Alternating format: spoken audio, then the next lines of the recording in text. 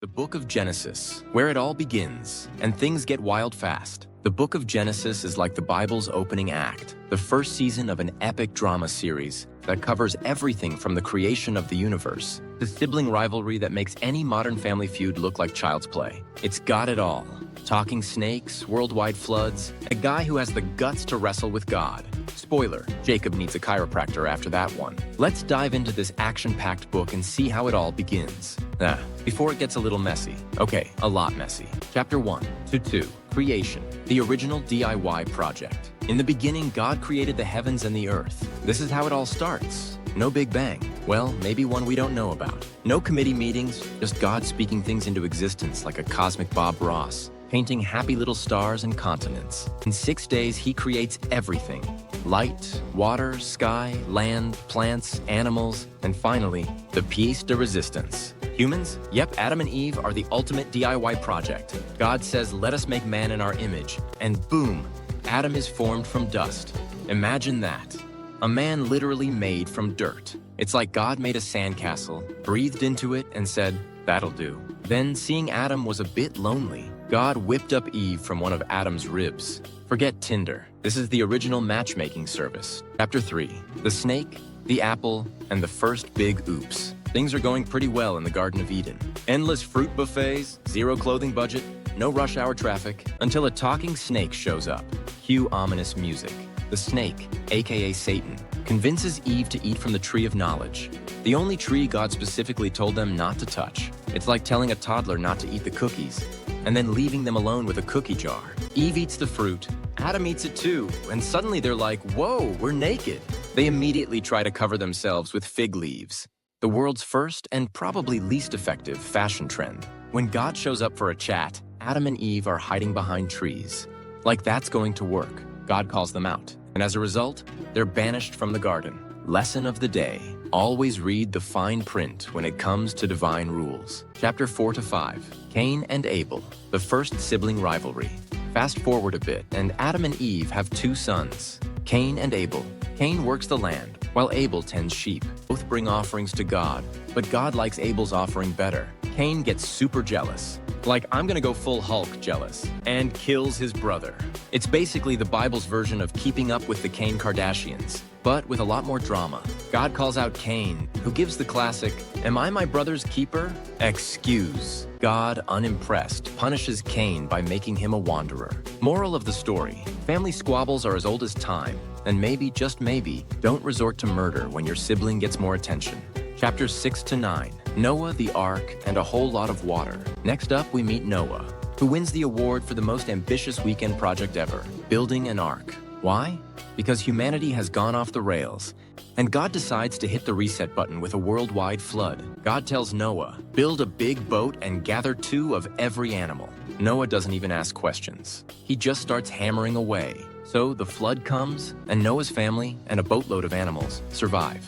After 40 days and 40 nights, the waters recede and Noah lands on Mount Ararat. To celebrate, Noah builds an altar, and God sends a rainbow as a promise not to flood the earth again. Pretty cool, right? Noah's family repopulates the earth, which, considering how small the guest list on the ark was, must have been one epic family reunion. Chapter 11, the Tower of Babel, when communication breaks down. Not long after, people start getting a little too full of themselves. They decide to build a tower to the sky, thinking they can reach heaven. It's like an ancient skyscraper project, but without the proper permits. God sees this and says, nope, not happening. He confuses their language, making them unable to understand each other. The construction project comes to a halt, and everyone scatters across the earth. This is the origin of different languages, and probably why learning Spanish in high school was so tough. Chapters 12 to 25, Abraham, father of many, and some wild adventures. Now we get to the story of Abraham, the guy God chooses to be the father of many nations. God promises Abraham that his descendants will be as numerous as the stars in the sky, even though Abraham and his wife Sarah are both super old. Like 100 years old, Sarah actually laughs when she hears God's plan, which is fair. Imagine being told you're going to have a kid at that age. It's laugh or cry material. Despite their age, Isaac is born. But before that, there's a bit of a subplot where Abraham and Sarah try to help God out by having Abraham have a child with Sarah's servant Hagar. Spoiler, it doesn't go well. But despite the ups and downs, Abraham's faith becomes legendary, and God keeps his promise. Chapters 27 to 36, Jacob and Esau. The ultimate family feud. Abraham's grandson Jacob is next up, and he's a bit of a trickster. He tricks his twin brother Esau out of his birthright for a bowl of soup. Yep, that's right, soup. Later, he disguises himself as Esau to get their father's blessing. Esau, understandably, is furious and starts plotting revenge. Jacob runs off and has his own adventures, including wrestling with God. That's right, an all-out, all-night wrestling match with the Almighty. And Jacob gets a hip injury as a souvenir. Eventually, he makes peace with Esau, and his 12 sons become the fathers of the 12 tribes of Israel. Jacob's family tree is starting to look like a reality show. There's drama, betrayal, and a lot of sibling tension. Chapters 37 to 50, Joseph. Dreams, drama, and deliverance. Last but not least, we get the story of Joseph, Jacob's favorite son, who gets a little too cozy with his position as dad's favorite. His brothers are less than thrilled with his Technicolor Dreamcoat and his habit of bragging about his dreams. So naturally, they throw him into a pit and sell him into slavery. Classic sibling move, right? Joseph ends up in Egypt, where he goes from prisoner to Pharaoh's right-hand man by interpreting dreams. Talk about a career upgrade.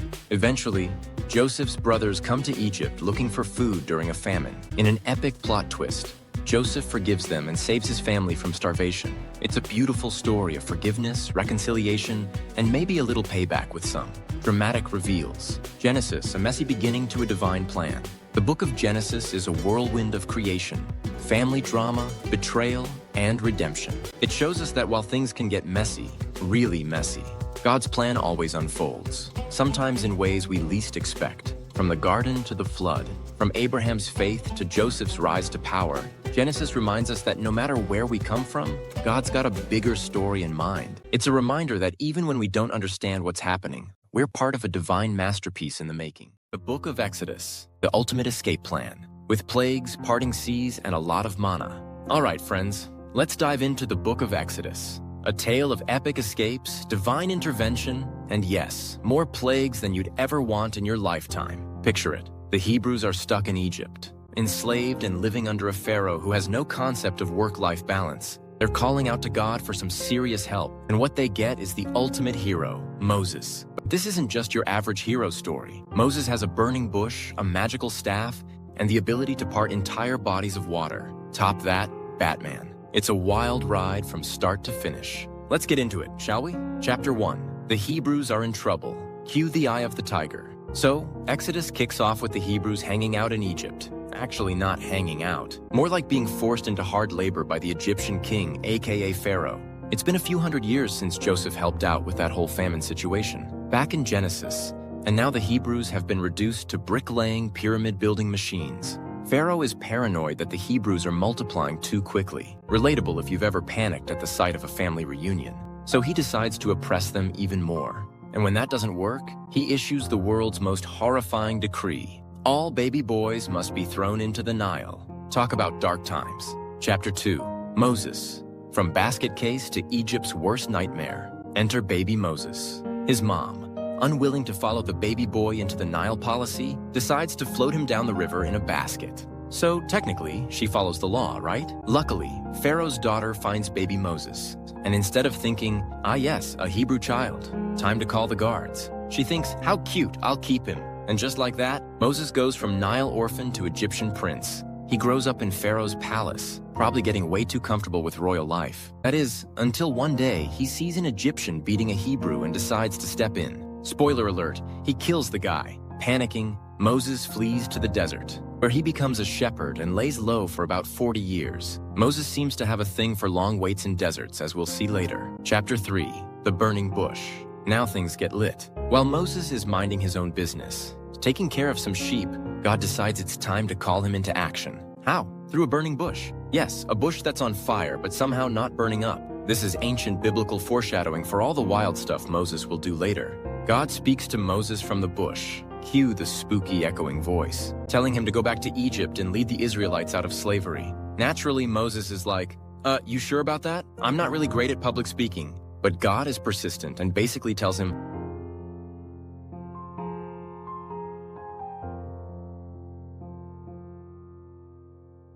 Chapter 4 to 12. Let my people go. Also enjoy these 10 plagues. Moses returns to Egypt, staff in hand, and marches into Pharaoh's palace with his brother Aaron as his sidekick. They deliver the iconic line, "Let my people go." And Pharaoh, in classic villain style, responds with, "Nah, I'm good." And so begins the 10 plagues, the biblical version of a really bad day stretched out over time. Here's the highlight reel.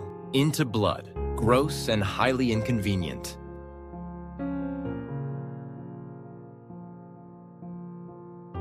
Gnats, itchy. Flies, also itchy and annoying. Livestock dies, farmers are not happy. Boils, painful and unpleasant. Hail, but like giant hail that destroys everything. Locusts, the world's worst infestation. Darkness, 3 days of pitch black. Imagine the power went out during your favorite Netflix binge. Death of the firstborn, the worst plague of them all. This is the one that finally breaks Pharaoh's spirit. After the 10th plague, Pharaoh finally says, "Fine, get out of here." And the Hebrews begin their journey to freedom. But hold on to your sandals. It's not smooth sailing just yet. Chapter 13 to 14, the Great Escape. With a parting sea, the Hebrews make their way out of Egypt, led by Moses, who is probably starting to feel like a superhero at this point. But then Pharaoh has second thoughts and decides to chase after them with his army. Cue the epic chase scene. Pharaoh's chariots are closing in, and the Hebrews are trapped between them and the Red Sea. Talk about a tough situation. But then Moses, using that trusty staff of his, parts the Red Sea. Yes, you read that right. He splits the sea in two, creating a dry path for the Hebrews to cross. The Egyptians tried to follow, but just as they're halfway through, the waters come crashing down on them, and Pharaoh's army is wiped out.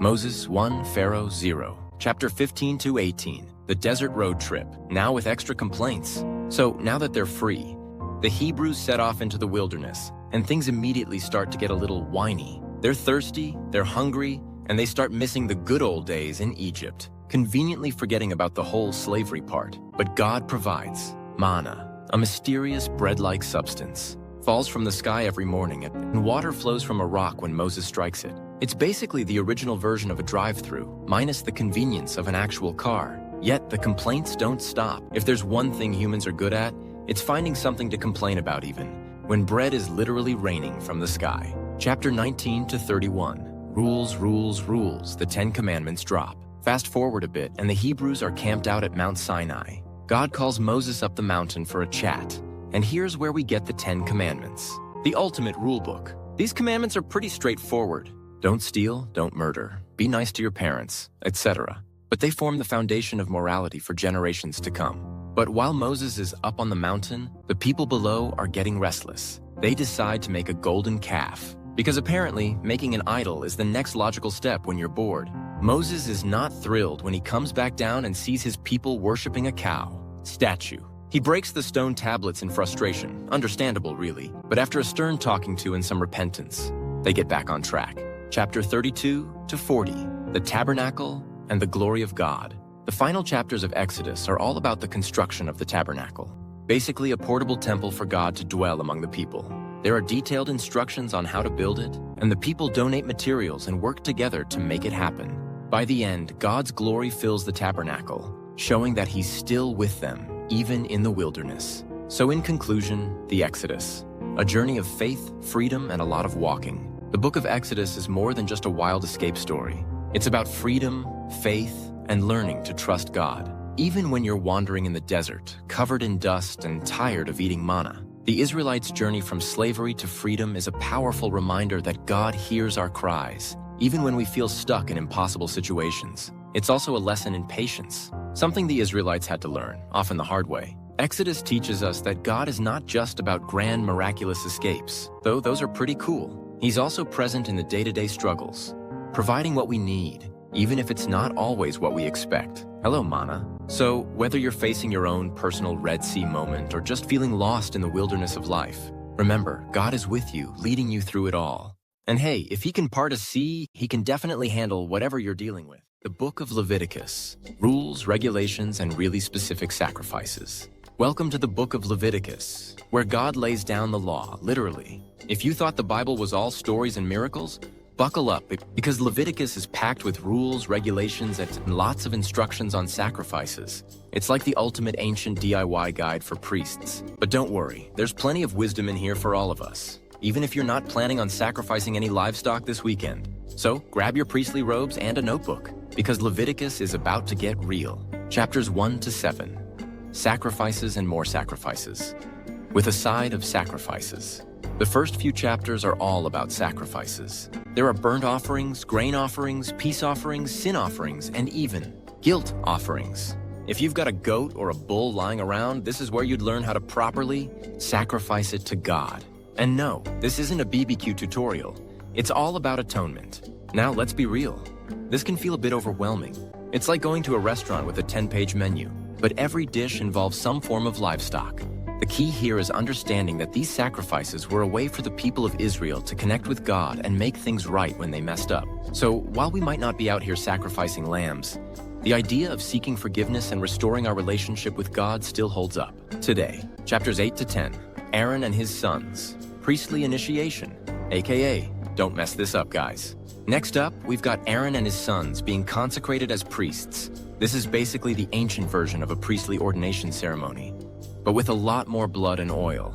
God gives Moses all the details on how to get these guys ready for their priestly duties. And let's just say it involves some very precise rituals. But things take a sudden turn in chapter 10 when Nadab and Abihu, Aaron's sons, decide to get creative with the whole sacrifice thing and offer unauthorized fire before the Lord. Spoiler alert, this does not go well for them. They're struck down immediately, which is a pretty intense way of saying, follow the rules, guys. The lesson here, God's holiness isn't something to mess around with. The priesthood was serious business, and God's instructions were given for a reason. So if you ever feel tempted to wing it during an important task, just remember Nadab and Abihu.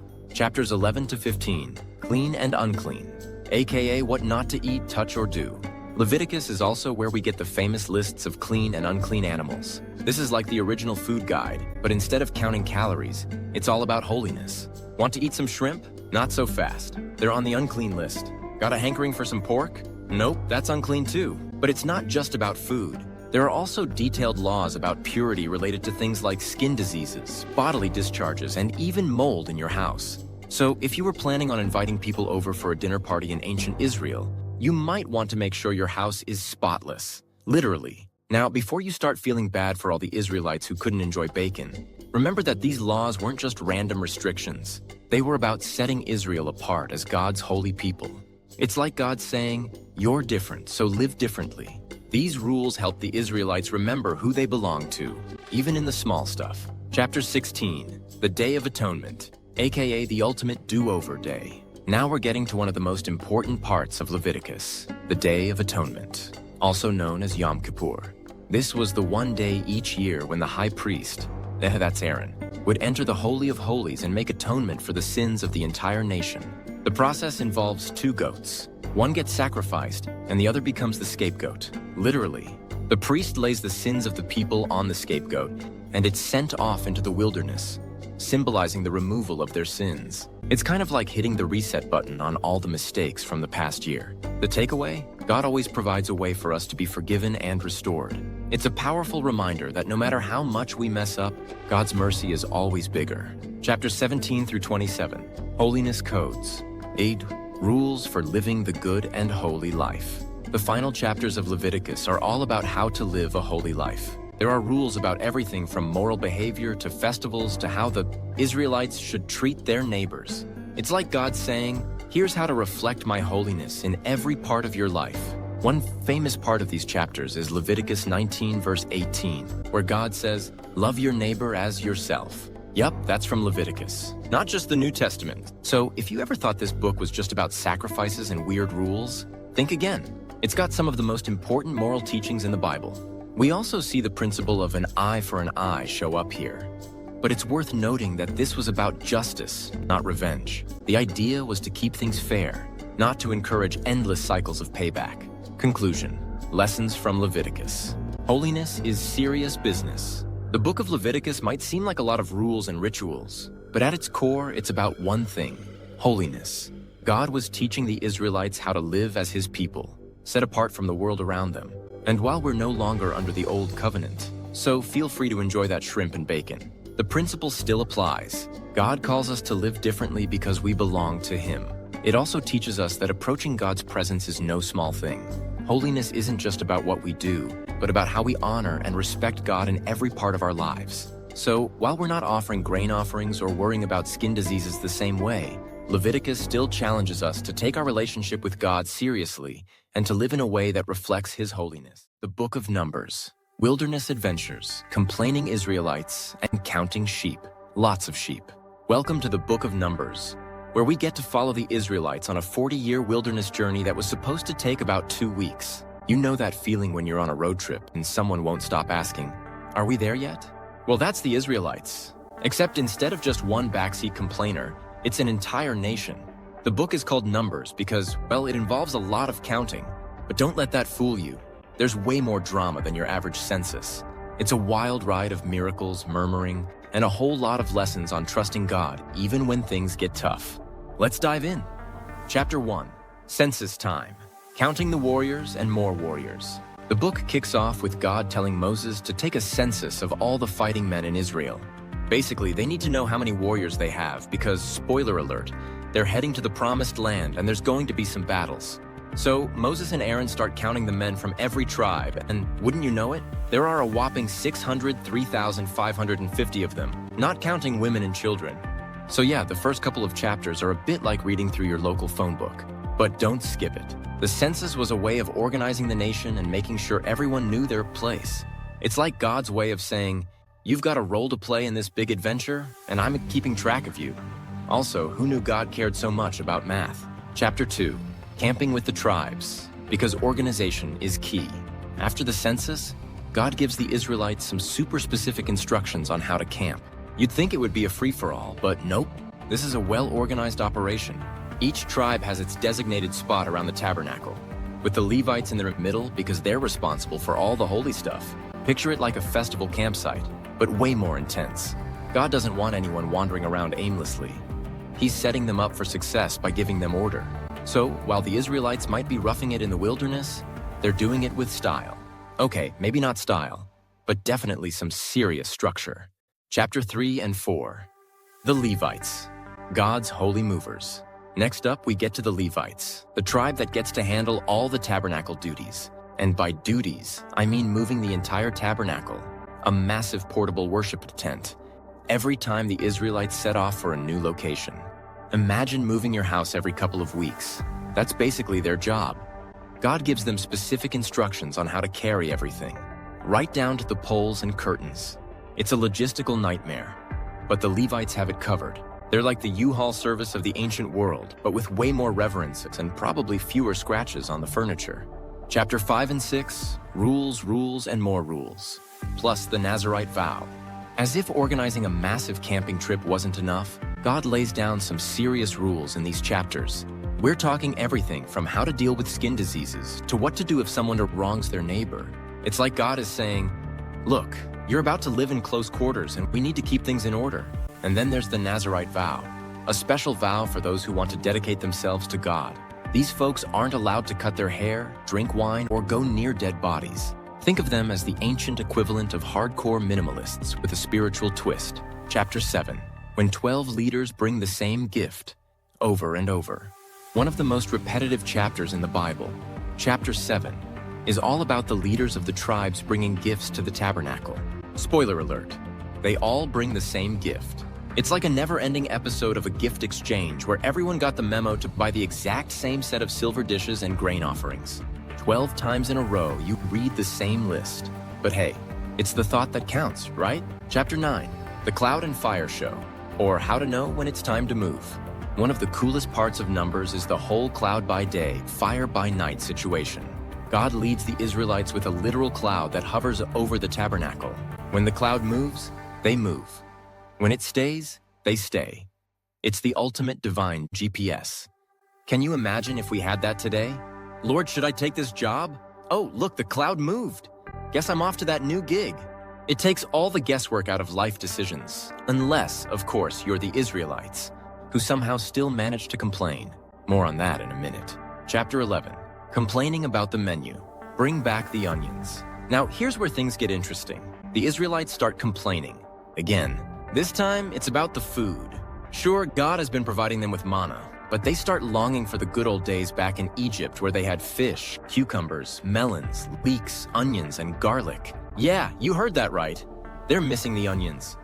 Cue Moses having a total meltdown.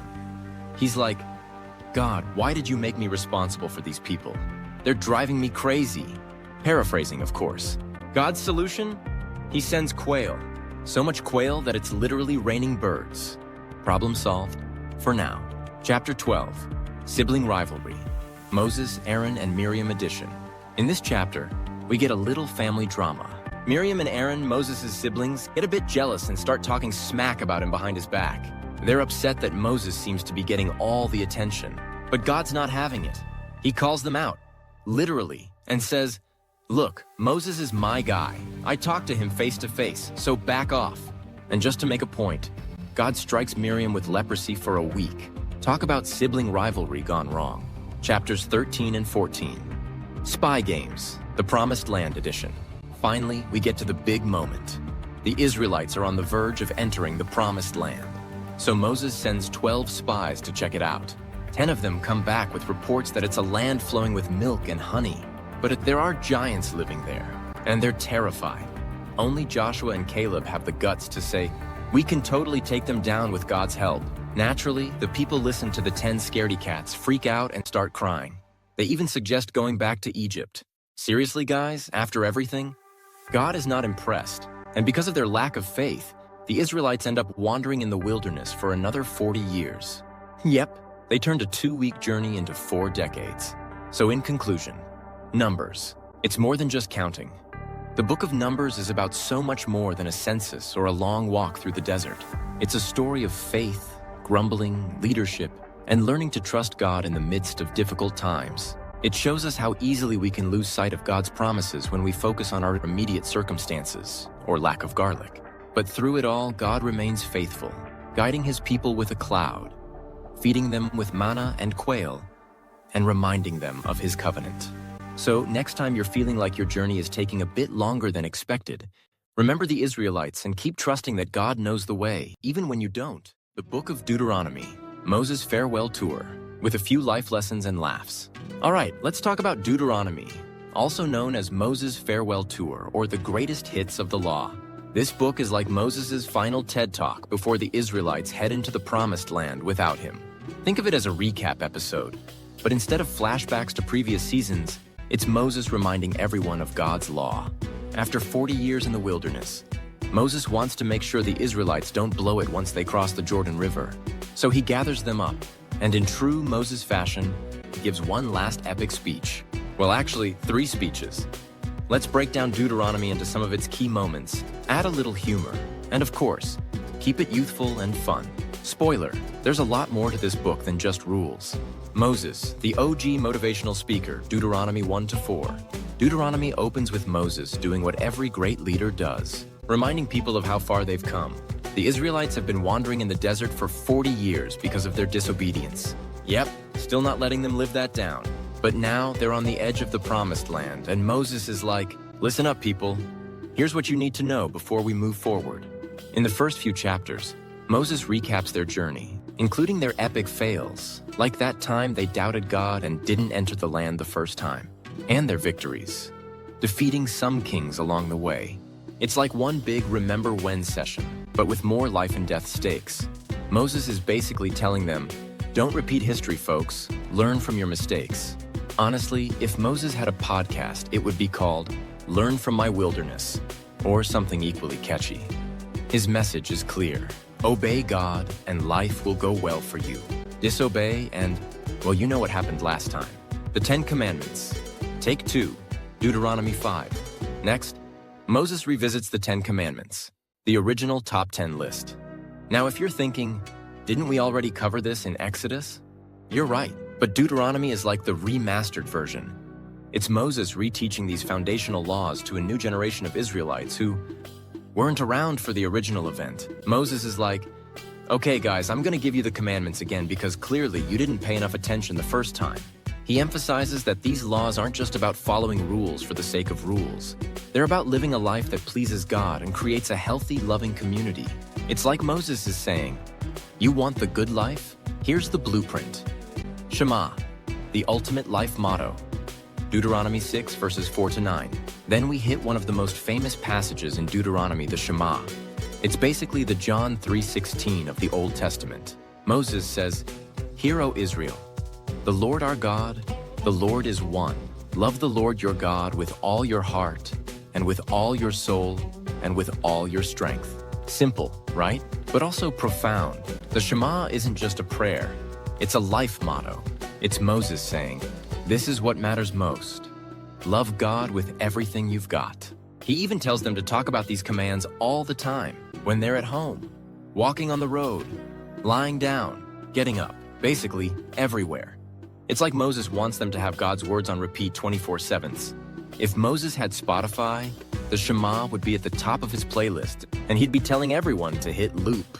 Blessings, curses, and a lot more rules. Deuteronomy 12 to 28. Here's where Deuteronomy gets a little rule-heavy. Moses goes over all sorts of laws, from how to worship to how to handle disputes to what to eat and what not to eat. At first glance, it might seem like a long list of do's and don'ts, but the heart of these laws is to show the Israelites how to live set apart as God's people. One of the big themes is obedience equals blessings and disobedience equals curses. It's like Moses is saying, look, following God isn't about making life harder.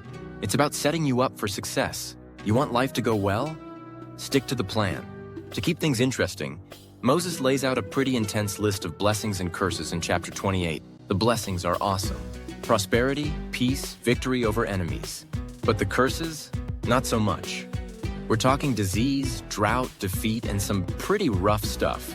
Basically, Moses is telling them, guys, it's not rocket science. Stick with God and things will go great. Turn away, and you're going to regret it. Choose life. Deuteronomy 30. One of the most powerful moments in Deuteronomy comes when Moses delivers his final challenge. This day I call the heavens and the earth as witnesses against you that I have set before you life and death, blessings and curses.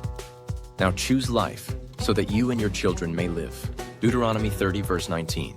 It's like Moses is saying, here's the deal. You've got a choice, life or death, blessings or curses. Choose wisely. He doesn't want them to just survive. He wants them to thrive in the land God promised them. Moses isn't just handing out rules. He's giving them the keys to a good life. This is Moses' mic drop moment. He's laid it all out, and now the choice is in their hands. Moses' last goodbye. Deuteronomy 31 to 34. As Deuteronomy winds down, Moses prepares to say goodbye at 120 years old. He knows he won't be entering the promised land with the people. Instead, Joshua will lead them in. Before he goes, Moses gives one last speech, writes a song because why not, and climbs Mount Nebo to see the promised land from a distance. Moses' farewell is both bittersweet and epic. He's spent decades leading these people, and now it's time to pass the baton. The last chapter of Deuteronomy describes Moses' death, but it also notes that since then no prophet has risen in Israel like Moses, whom the Lord knew face to face. Deuteronomy 34 verse 10. Talk about a legacy. So in conclusion, Deuteronomy and the power of choices. Deuteronomy might be filled with laws and commandments, but at its core, it's about choices. Moses lays out a path for the Israelites. Choose life, choose blessings, choose to follow God. It's a message that still rings true today. Whether it's in the big decisions or the small everyday moments, choosing to love God and follow His ways leads to a life of purpose and fulfillment. Moses' final speeches remind us that the choices we make matter, not just for us, but for those who come after us. The book of Joshua, walls, battles, and a whole lot of courage. If there's ever been a Bible book that feels like an action-packed movie, it's the book of Joshua. It's like watching a mashup of a superhero flick, a war epic, and a trust God no matter what tutorial. There's no slow build-up here. Joshua opens with God telling Joshua to be strong and courageous, then catapults straight into city takeovers, miraculous victories, and a famous moment involving a city's walls doing the equivalent of, well, collapsing like a stack of Jenga blocks. Joshua is stepping into some big sandals here. He's got to follow in Moses' footsteps, lead the Israelites into the promised land, and somehow keep these people from going off the rails. Again.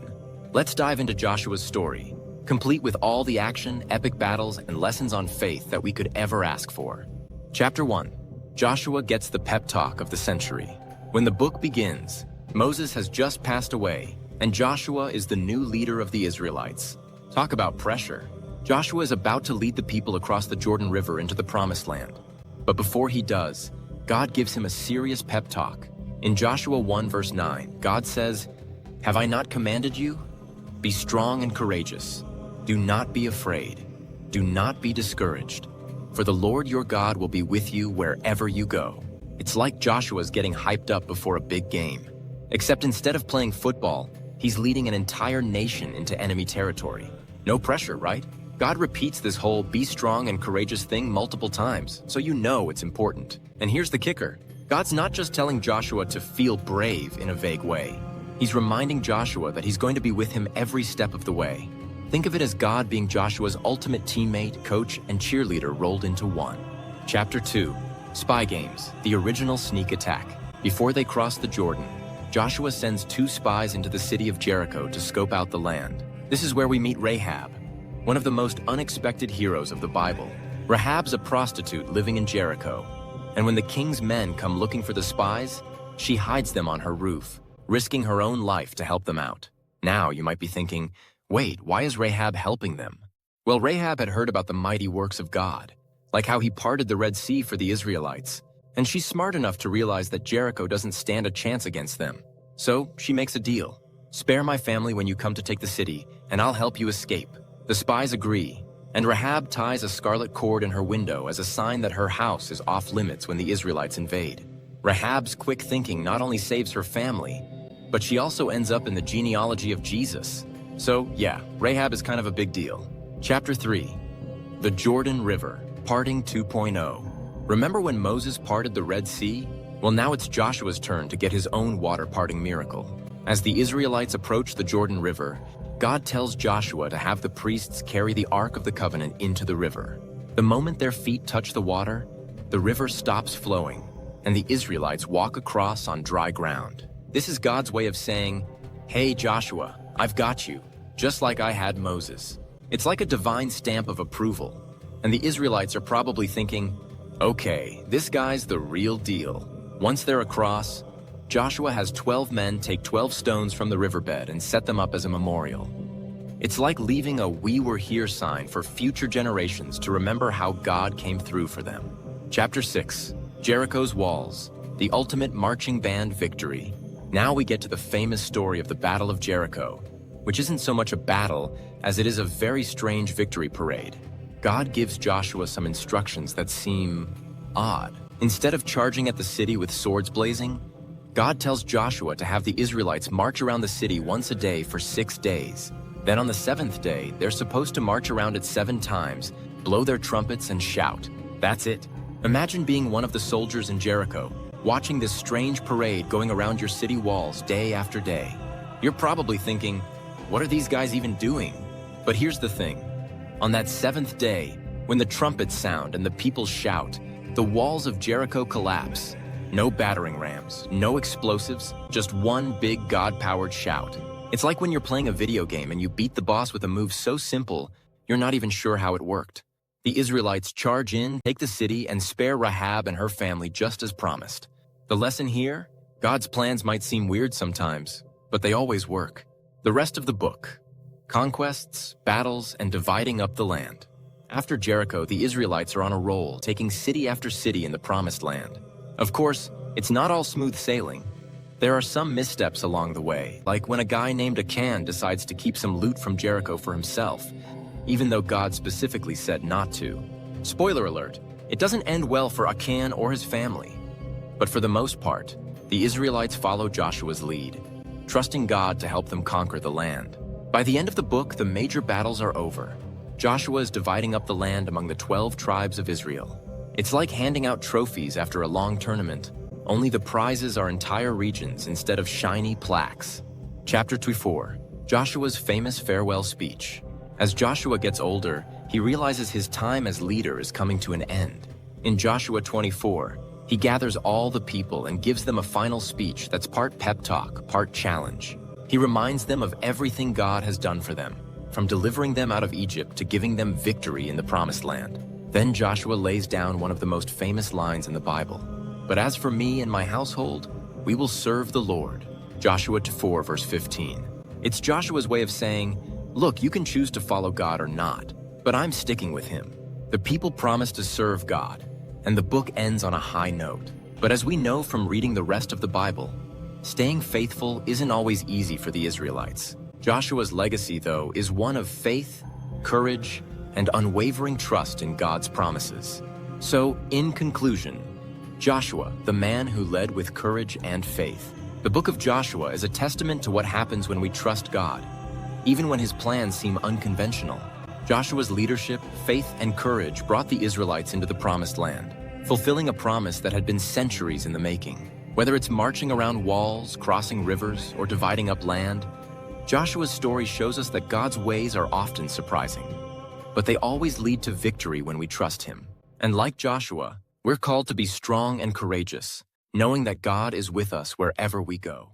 The book of Judges. Heroes, villains, and a whole lot of face-palming.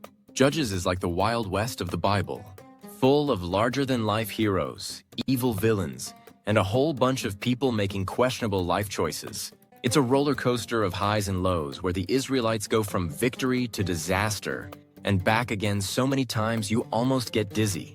Honestly, if this were a reality show, it'd be called God's Got Talent, but the contestants keep messing it up. Judges is set in that awkward period after Joshua's death, but before Israel gets its first king, which means there's no central leader. Instead, God raises up judges. Not like robe-wearing, gavel-banging judges, but more like warrior chieftains who rescue the Israelites from their enemies and attempt to restore some order. Each judge has their moment of glory. But the people keep falling back into old habits, namely worshiping other gods. It's like the biblical version of wash, rinse, repeat. Every time they mess up, God sends someone to save them, and then they mess up again.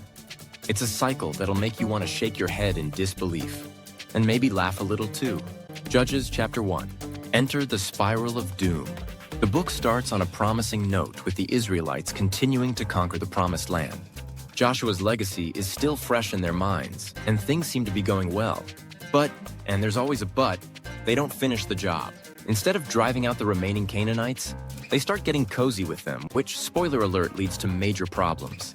Imagine being on a diet and saying, just one donut won't hurt. Then 5 minutes later, you've eaten the entire box. That's the Israelites in a nutshell. They start worshiping the Canaanite gods, and it's all downhill from there. Judges chapter 3. Ehud, the left-handed assassin. Now we get to the part where God starts raising up judges, and the first real star of the show is Ehud. This guy's story is straight-up action movie material. Ehud's left-handed, which is super rare and makes him a bit of an underdog, and he uses this to his advantage to pull off a James Bond-level assassination. Here's the deal. The Israelites are being oppressed by a king named Eglon, and Ehud's sent to deliver tribute to him. But Ehud's got a secret, a double-edged sword hidden under his clothes. He meets with Eglon, who, as the Bible notes, is a very fat man. No body shaming, just saying. Ehud tells Eglon he has a secret message for him, so Eglon sends everyone else away. Then, with his left hand, Ehud pulls out the sword and plunges it into Eglon's belly. And get this, the Bible says the fat closed over the blade. Oof! Ehud escapes, rallies the Israelites, and they defeat the Moabites. Talk about a mic drop moment. Ehud proves that even the unlikeliest heroes can be used by God. Judges chapter 4-5. Deborah and Jael. Girl power times 2. Next up, we've got Deborah, one of the most impressive figures in the entire Bible. Deborah, the only female judge. And she's also a prophetess and a military leader. When the Israelites are being oppressed by King Jabin and his army commander, Sisera, Deborah calls up a guy named Barak and tells him to go fight. Barak, being not quite as courageous as Deborah, says he'll only go if she goes with him. Deborah's like, fine, but a woman's going to get the glory for this victory. Sure enough, after Barak's forces rout Sisera's army, Sisera flees and hides in the tent of a woman named Jael. Sisera thinks he's safe, but Jael's not exactly on his side. While he's sleeping, she drives a tent peg through his head. Yeah, this is where you realize that if Hollywood ever made a movie about the Book of Judges, it'd definitely be rated R, Deborah, and Jael are absolute powerhouses, showing that God uses whoever he wants, regardless of gender, to accomplish his plans. Judges chapter 6 to 8. Gideon from coward to conqueror. The story of Gideon is one of my favorites, mostly because it's so relatable. Gideon starts off as a complete coward. When we first meet him, he's hiding in a wine press, threshing wheat so the Midianites won't steal it. God shows up and says, "The Lord is with you, mighty warrior." To which Gideon basically responds, "Who? Me?" Gideon has some serious doubts, and he even asks God for a series of signs to prove that he's really supposed to lead God's chosen people against the Midianites. God, in his patience, obliges. First, there's the fleece test, where Gideon asks for the fleece to be wet with dew and the ground dry, and then the next day asks for the opposite. It's like Gideon's trying to triple check that he's not about to make a huge mistake. Once Gideon's finally convinced, he gathers an army, but God tells him he has too many men. Wait, what? God doesn't want Israel thinking they won because of their own strength, so he whittles Gideon's army down to 300 soldiers. Yes, just like the movie. Armed with nothing but trumpets, jars, and torches, Gideon's army causes mass confusion in the Midianite camp, and the Israelites win the battle. Gideon's journey from doubter to deliverer reminds us that God can turn our weaknesses into strengths when we trust him. Judges chapter 13 to 16. Samson, super strength, super flawed. And now for the most famous judge of them all. Samson, the original strongman of the Bible. Samson's story is like a mix of superhero origin story and tragic drama. He's got superhuman strength, but he also has a major weakness: Delilah. From the beginning, Samson's life is marked by God's power. He's a Nazerite, which means he's dedicated to God from birth, and part of that dedication involves never cutting his hair. As long as his hair stays long, he's got insane strength. We're talking about a guy who kills a lion with his bare hands and wipes out 1,000 Philistines with the jawbone of a donkey. But Samson's downfall comes when he falls for Delilah, a woman who's working for the Philistines. She nags him until he finally reveals the secret of his strength: his hair. While Samson sleeps, Delilah has his hair cut, and just like that, his strength is gone. The Philistines capture him, gouge out his eyes, and put him in prison. In the end, though, Samson has one last moment of redemption. During a big Philistine celebration, they bring him out to mock him. But Samson prays to God for strength one last time. He pushes against the pillars of the temple, bringing the whole building down and killing more Philistines in his death than he did in his life. Samson's story is both a cautionary tale and a reminder that God can still use flawed people to accomplish his purposes. So in conclusion, the Judges. Messy heroes for a messy time. The book of Judges is one wild ride. It's full of flawed heroes, unexpected leaders, and some seriously strange situations. But through it all, we see one consistent theme: God is faithful, even when his people aren't. Time and time again, the Israelites turn away from God, and time again, he raises up a judge to rescue them.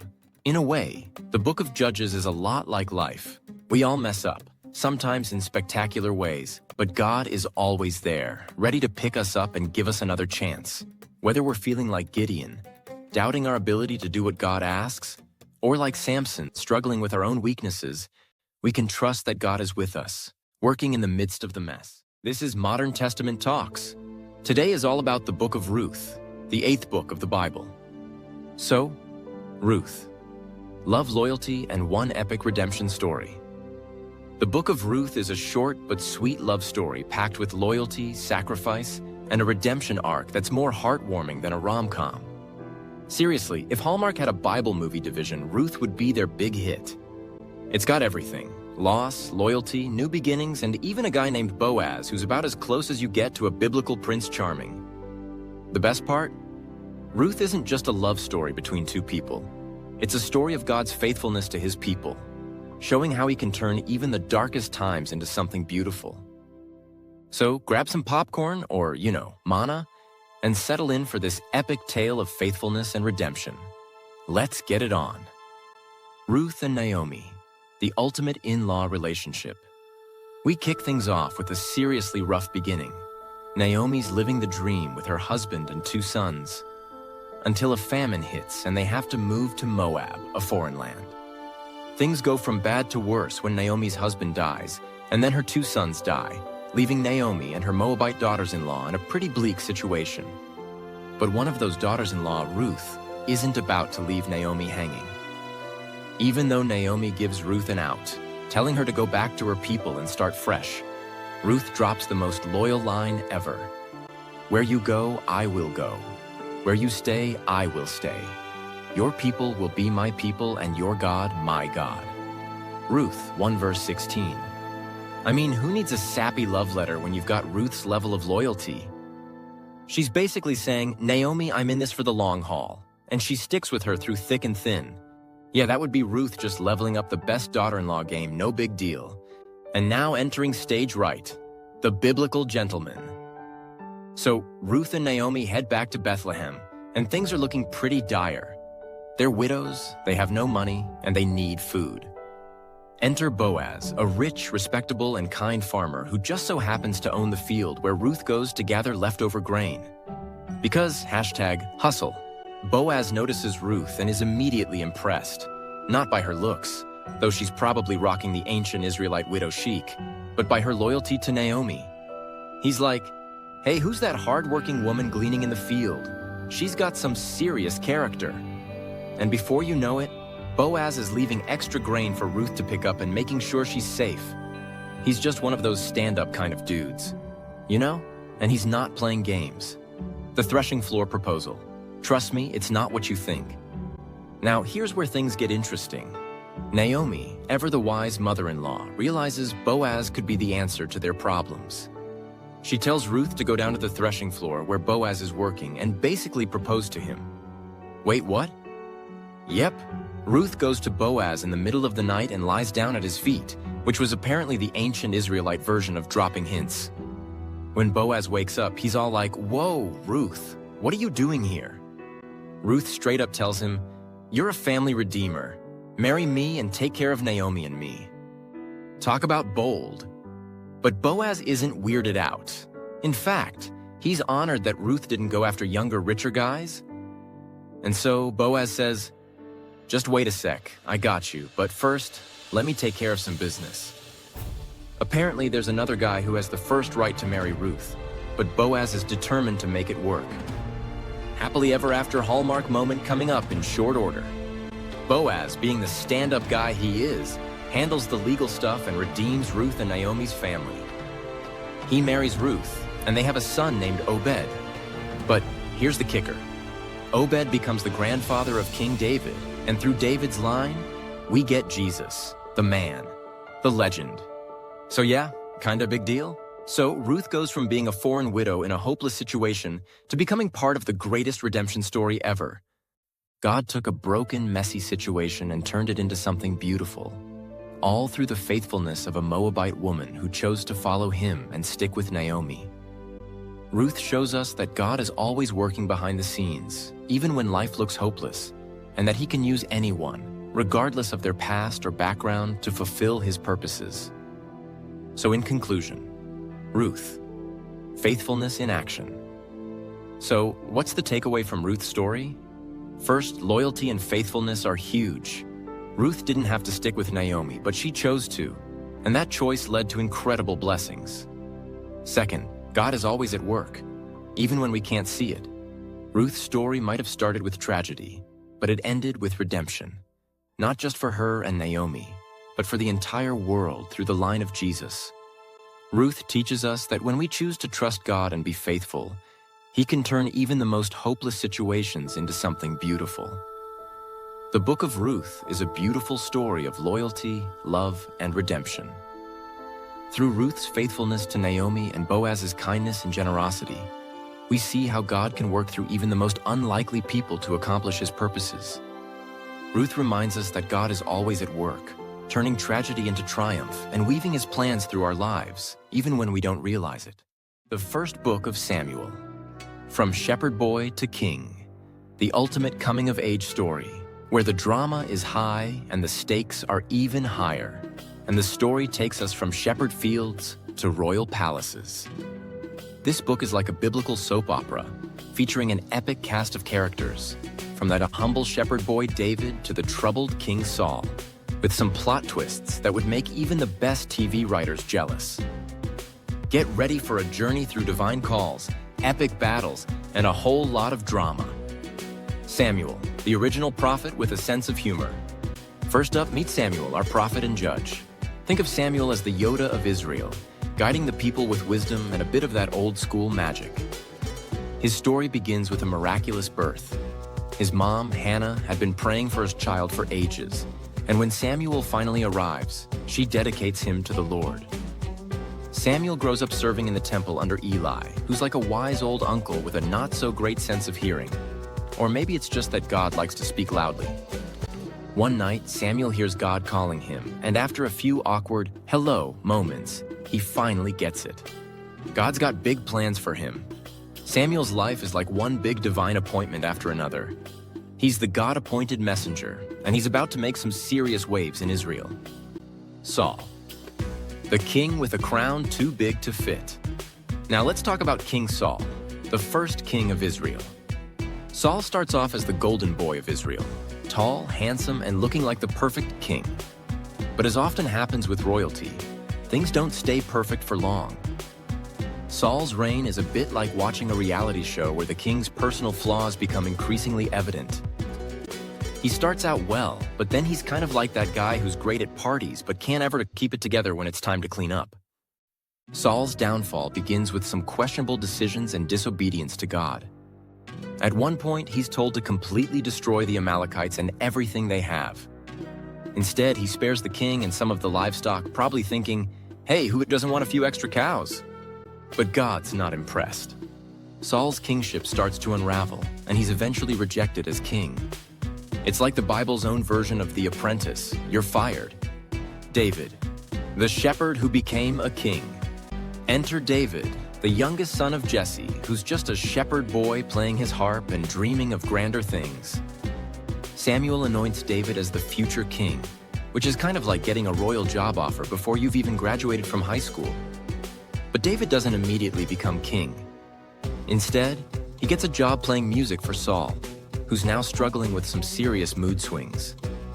David's music seems to have a calming effect on Saul, which is great, but it's a little awkward for David. One day he's playing the harp, the next he's dodging spears Saul throws at him. Talk about a mixed work environment. David's life really kicks off when he faces off with Goliath, the giant Philistine. Armed with just a sling and a few stones, David takes down Goliath, and it's like the ultimate underdog story. David becomes a hero, but that's just the beginning. His rise to power is filled with adventures, alliances, and a lot of running from Saul, who's like a jealous ex who just won't let go. The rise and fall of kings, the lessons from Samuel. The first book of Samuel is more than just a historical account. It's packed with lessons on leadership, obedience, and the human condition. Samuel's story teaches us about listening to God's call and the importance of faithfulness. Saul's reign reminds us that pride and disobedience can lead to downfall, while David's journey shows us that God can use even the most unlikely people to fulfill his plans. David's life is a roller coaster of highs and lows, victories and betrayals, but through it all, he remains a man after God's own heart. His story is a reminder that true leadership comes from a heart that seeks God, and that even when we mess up, there's always room for redemption and growth. So in conclusion, the take-homes from 1 Samuel. The first book of Samuel offers a treasure trove of lessons about leadership, faith, and obedience. From Samuel's divine calling to Saul's tragic fall and David's rise to greatness, the book shows us how important it is to stay true to God's guidance. It teaches us that while we may stumble and face challenges, God's plans are always unfolding, and He can use even the most unexpected people to accomplish His purposes.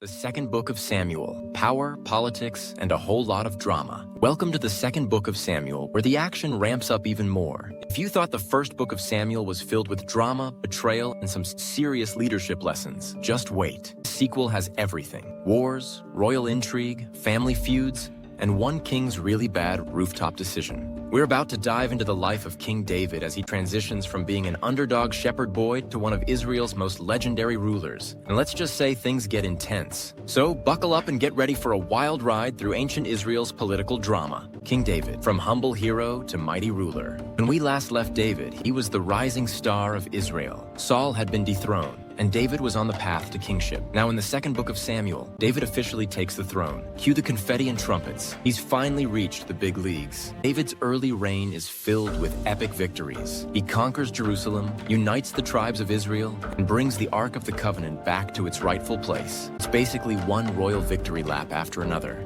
Israel is thriving under David's leadership, and everything seems to be going great. Of course, we're in the Bible, so you know something's going to go sideways soon. That time, David stayed home from war, and it was a bad idea.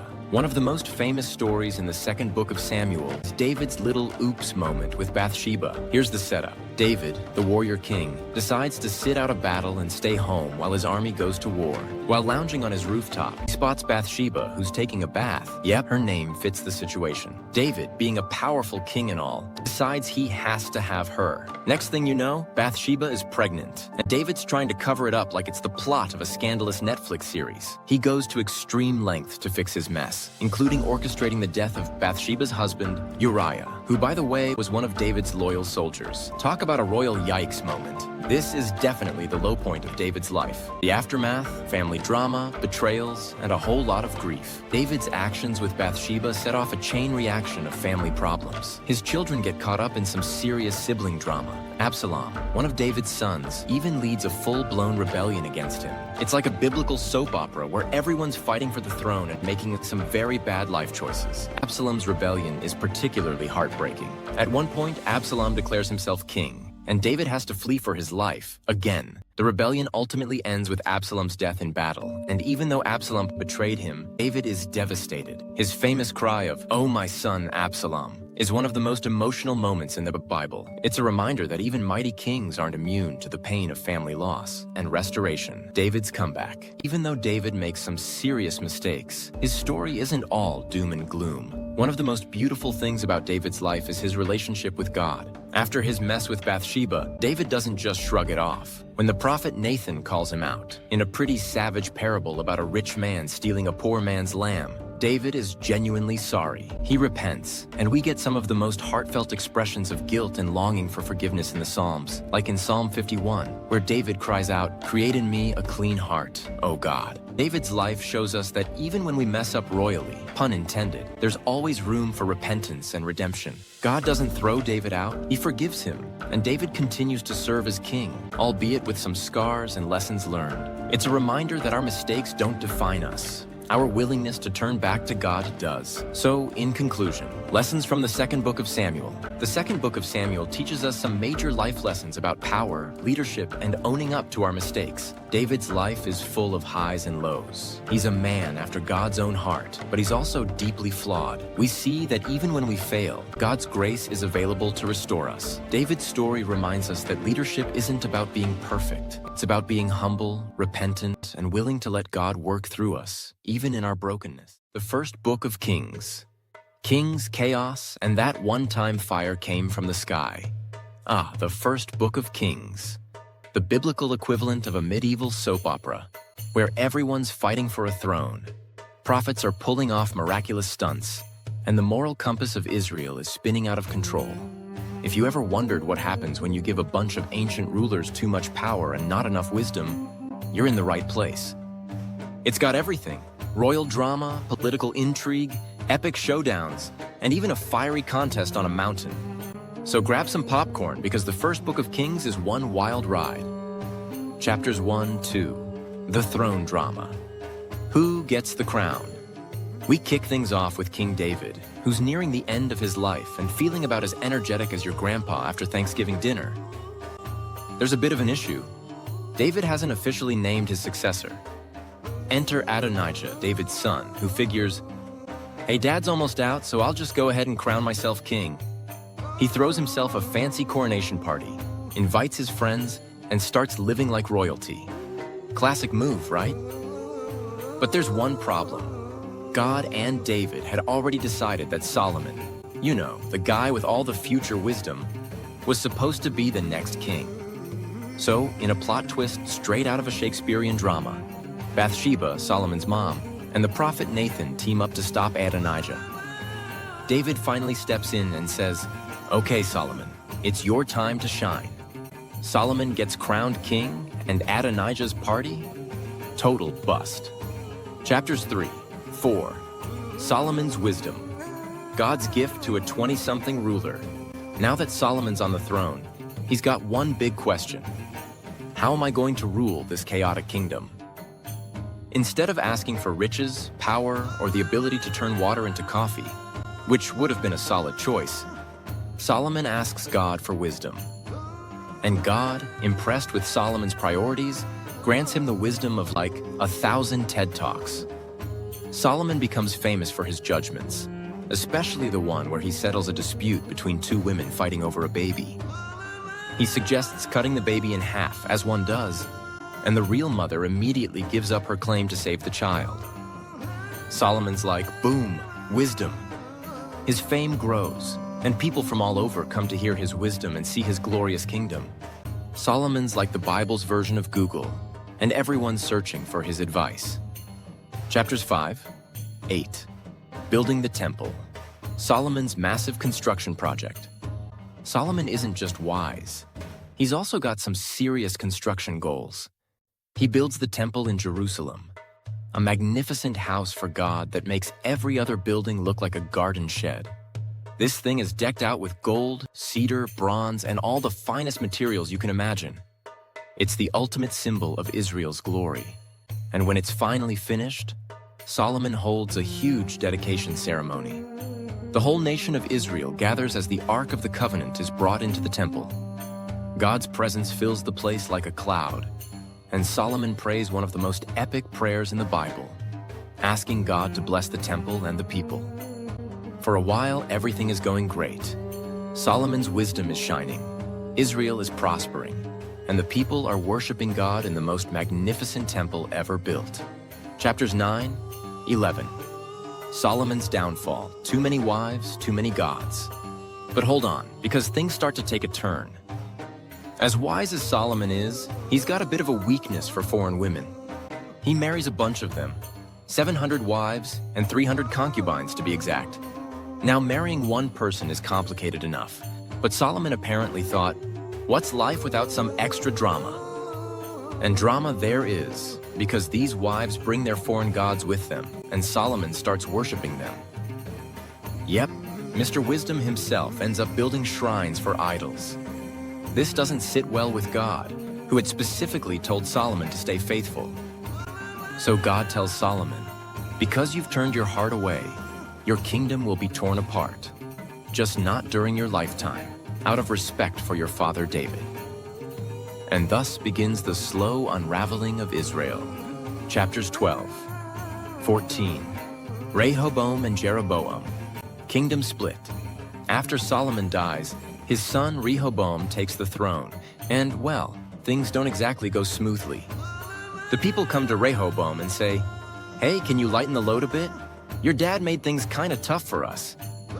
Instead of listening to his elders, Rehoboam takes advice from his bros, who tell him to make things even harder for the people. Great advice, right? Not. As you can imagine, this doesn't go over well. Jeroboam, a former servant of Solomon, leads a rebellion, and the kingdom splits into two. Israel in the north, with Jeroboam as king, and Judah in the south, with Rehoboam on the throne. It's like a messy family breakup, and things never really get back on track. Chapters 17, 19. Elijah, the prophet who called down fire. Now let's talk about Elijah, one of the most badass prophets in the Bible. During the reign of Ahab, one of Israel's worst kings, Elijah steps onto the scene and immediately makes waves. Ahab and his queen Jezebel are leading the people into idol worship. Big surprise there. And Elijah's not having any of it. In one of the most epic showdowns in the Bible, Elijah challenges the prophets of Baal to a contest. They go up on Mount Carmel, and Elijah says, let's see whose God is real, yours or mine. Whichever God sends fire from the sky to burn up the sacrifice is the true God. The prophets of Baal spend all day dancing, chanting, and cutting themselves, but nothing happens. Elijah, meanwhile, casually soaks his altar in water, just to make things interesting, and prays a simple prayer. Boom! Fire falls from heaven and consumes the sacrifice, the altar, the water, and everything around it. Talk about a mic drop moment. The people immediately fall on their faces and declare, "The Lord, He is God." It's one of the most dramatic moments in the Bible, and Elijah solidifies his reputation as a fearless prophet who stands up for God. So, in conclusion, lessons from 1 Kings: wisdom, power, and staying faithful. The first book of Kings is a lesson in contrasts. You've got Solomon, the wisest king who ever lived, but who still managed to make some epic blunders. You've got kings who led their people astray, and prophets like Elijah who called the people back to God in dramatic fashion. The main takeaway? Wisdom and power mean nothing if you don't stay faithful to God. Solomon's wisdom was legendary, but his unfaithfulness led to the division of the kingdom. The people needed leaders who would follow God wholeheartedly, and when they didn't get that, things fell apart fast. The first book of Kings reminds us that even when we have great gifts, it's our relationship with God that matters most. It's a cautionary tale about the dangers of idolatry, the importance of good leadership, and the incredible power of a faithful life. Whether you're a king or a prophet. The second book of Kings: more chaos, and some seriously epic miracles. Welcome to the second book of Kings, where the royal roller coaster of Israel and Judah reaches even more dizzying heights and devastating lows.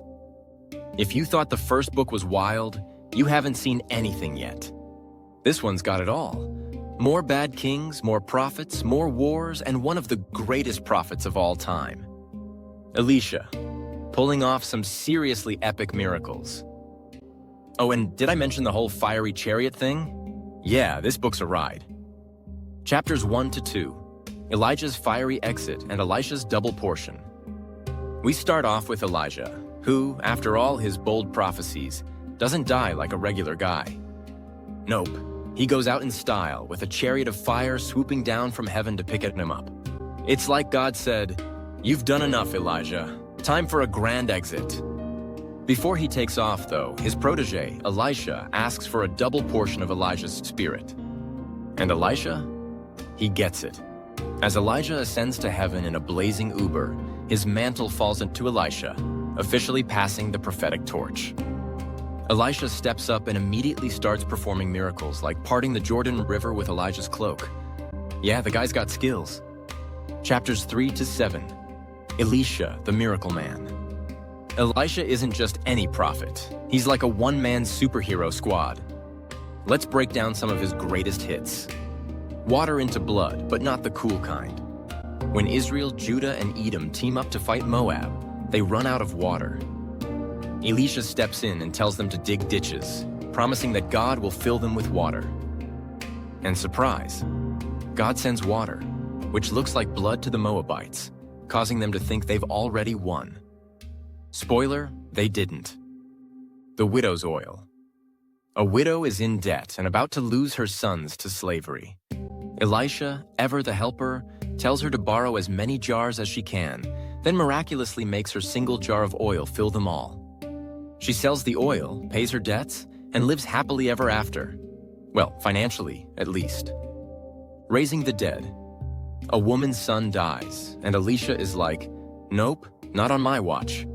He stretches himself over the boy, prays, and the kid comes back to life. Casual, curing Naaman's leprosy.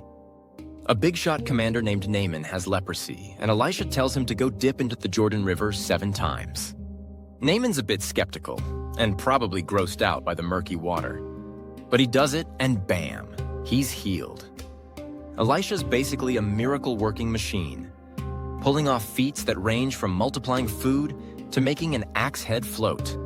Because sometimes, when you lose an axe in the river, you really need a prophet. Chapters 8 to 10. More bad kings, more problems. While Elisha's out there performing miracles, the kings of Israel and Judah are busy doing, well, mostly bad stuff. In fact, most of the kings in this book have one thing in common. They're terrible at being kings. They lead the people into idol worship, make bad political decisions, and generally ignore God. One standout is Jehu, who's anointed as king of Israel with one major task: wipe out Ahab's wicked dynasty. Yes, that's still going on. Jehu goes on a rampage, taking down Jezebel, who gets pushed out of a window. Talk about dramatic. And he makes sure that all of Ahab's family and allies are, dealt with. Jehu's brutal, but hey, he gets the job done. Chapters 17 to 25. The fall of Israel and Judah, the downward spiral. Here's where things get really dark. Despite the efforts of prophets like Elisha, and before him, Elijah, the people of Israel keep turning away from God. Idol worship is rampant, and they're ignoring God's warnings left and right. Finally, God's like, that's it, I'm done. And he allows the Assyrians to come in and to destroy Israel. The northern kingdom falls, and the people are taken into exile. It's a sad day for God's chosen nation. Judah hangs on a little longer, but it's not looking good there either. Every once in a while, there's a good king. Shout out to Ezekiel and Josiah. But the downward spiral continues. The people keep falling into idol worship, and eventually, God has had enough. The Babylonians, led by King Nebuchadnezzar, come in and sack Jerusalem. The temple is destroyed, and the people are taken into Babylonian exile. It's the ultimate "we told you so" moment from the prophets. The people had been warned over and over again, but they didn't listen. Now, both Israel and Judah are in ruins, and the Davidic kingdom seems like a distant memory. So in conclusion, lessons from 2 Kings. Faithfulness matters. The second book of Kings is a tough one. It's full of decline, destruction, and dashed hopes. But it's also full of God's faithfulness, even when his people aren't faithful to him. Through prophets like Elisha, God kept giving Israel and Judah opportunities to turn back to him. But when they refused, there were consequences. The ultimate message? Stay faithful to God, even when it's tough. Bad leadership, idol worship, and disobedience lead to disaster, but faithfulness to God leads to life and blessing. We also see that even in the midst of judgment, God doesn't abandon his people completely. He sends prophets, works miracles, and keeps his promise that a remnant will remain. God's faithfulness is always greater than human failure. Books of the Bible, the first book of Chronicles. The first book of Chronicles, genealogies, kings, and lessons in leadership, with a splash of humor. If you've ever opened the Bible to the first book of Chronicles, you probably thought, wow, this is one epic family tree. And you wouldn't be wrong. The first few chapters are all about genealogies, like an ancient version of Ancestry.com, but with fewer commercials. However, beneath the long list of hard-to-pronounce names, there's a deeper message: God's faithfulness to his people through the generations. So before you hit snooze on Chronicles, let's dive in and find the nuggets of wisdom and humor hiding in all those names. A walk through the family tree. 1 Chronicles 1 verse 9. The book kicks off with 9 chapters of genealogies, starting with Adam and working its way down through Noah, Abraham, and Israel. It's like reading the ultimate family reunion guest list, but instead of name tags, everyone's listed in the Bible for all eternity. Now, you might be wondering, why should I care about these names? Well, for one, it shows us that God knows everyone in his story, even the people we've never heard of. Looking at you, Ram, and Jether. Also, let's be real, these genealogies are the original Facebook friends list. Everyone is connected, and Chronicles wants us to know it. The message here is that God works through ordinary people, just like the ones listed, and their stories matter. Sure, we don't know much about Azel and his 6 sons, but they were part of the bigger picture, and so are we. Sometimes just showing up is half the battle, right? David takes the stage. 1 Chronicles 10 verse 29. After the genealogies, things really kick into gear. Enter David, the man, the myth, the legend. Chronicles retells David's rise to power and his role in uniting the tribes of Israel. But if you're expecting all the juicy drama from David's life, like the whole Bathsheba incident, you're out of luck. Chronicles is more like David's highlight reel. It skips the scandals and focuses on David's leadership, military victories, and his heart for God. And David? He's pretty much the GOAT. Greatest of all time when it comes to leading Israel.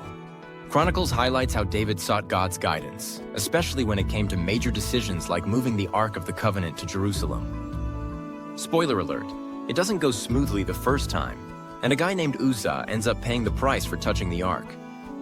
Moral of the story? Don't mess with sacred artifacts unless you've read the manual. But David learns from his mistakes, eventually, and Chronicles paints him as the ultimate king who loves God, leads with integrity, and prepares his son Solomon to build the temple. Speaking of which, David's dream, the temple. 1 Chronicles 17 verses 22 to 29. One of the big themes in Chronicles is David's obsession with building the temple. He's like that guy who really wants to build his dream house but keeps running into zoning issues. In this case, God tells David, "Sorry, you're not the one to build the temple because you've been involved in too many wars. But don't worry, your son Solomon will take over." David's response? Instead of pouting, he gets to work gathering all the materials Solomon will need. Talk about a supportive dad. David basically hands Solomon the ultimate DIY temple kit. Gold, silver, wood, blueprints, and detailed instructions. It's like if your dad gave you a Lego set and said, "Here you go, build something cool," but on a much grander scale. David's willingness to step aside and let Solomon shine is a lesson in humility and leadership. Sometimes, being a great leader means preparing the way for someone else to succeed. Mighty men and epic battles. 1 Chronicles verses 11 to 12 and verses 18 to 20. What's an epic Bible story without a few heroic warriors? Chronicles introduces us to David's mighty men, a group of elite soldiers who basically had the Avengers of ancient Israel vibes. These guys took down giants, fought off entire Philistine armies, and did things that would make even Chuck Norris raise an eyebrow. Take Benaiah, for example. This dude killed a lion in a pit on a snowy day because doing it in good weather would be too easy. Then there's Eleazar, who stood his ground in a field of barley while everyone else ran away. Imagine that. One guy holding his own while everyone else is like, "Yeah, good luck with that." Chronicles tells us that God gave David's army victory after victory, and the key was that David always sought God's guidance first. Note to self, praying before a big decision is probably a good idea. Lessons in leadership, David's census, 1 Chronicles 21. Of course, even David wasn't perfect. Chronicles tells the story of how David ordered a census of Israel's fighting men, which might seem harmless until you realize he was putting his trust in numbers rather than in God. It's like checking your bank account and thinking, "I'm all set," instead of trusting that God will provide. God wasn't pleased, and as a result, a plague swept through the land. But here's where David shines as a leader. When he realizes his mistake, he doesn't try to shift the blame. He takes full responsibility and pleads with God to spare the people. David's willingness to repent and seek God's mercy is a reminder that being a leader isn't about being perfect. It's about being humble enough to admit when you're wrong. Solomon's big moment, 1 Chronicles 28:29. As the book wraps up, David gathers all of Israel together for one final moment of glory. He gives Solomon a pep talk about building the temple, basically saying, "Don't mess this up, kid. God's got big plans for you." David hands over the blueprints, the gold, the silver, and probably even a pack of spiritual post-it notes. But the real highlight is when David leads the people in a massive offering for the temple. The people give so generously that it's almost like they're trying to outdo each other. It's like when your church passes the offering plate and everyone is secretly trying to one-up the person next to them. And that David's prayer after the offering is one of the most beautiful moments in the book. He acknowledges that everything comes from God and all they're doing is giving back what was already his. It's a powerful reminder that generosity starts with recognizing God as the source of all we have. So, in conclusion, Chronicles and the Power of Legacy. The first book of Chronicles is all about legacy. Not just David's legacy, but the legacy of faith passed down through generations. From genealogies to temple blueprints, the book reminds us that God's plan spans across time and through ordinary, imperfect people. Whether you're a shepherd turned king like David, or just someone trying to figure out their place in the world, Chronicles teaches us that faithfulness is what matters most. It's not about being perfect.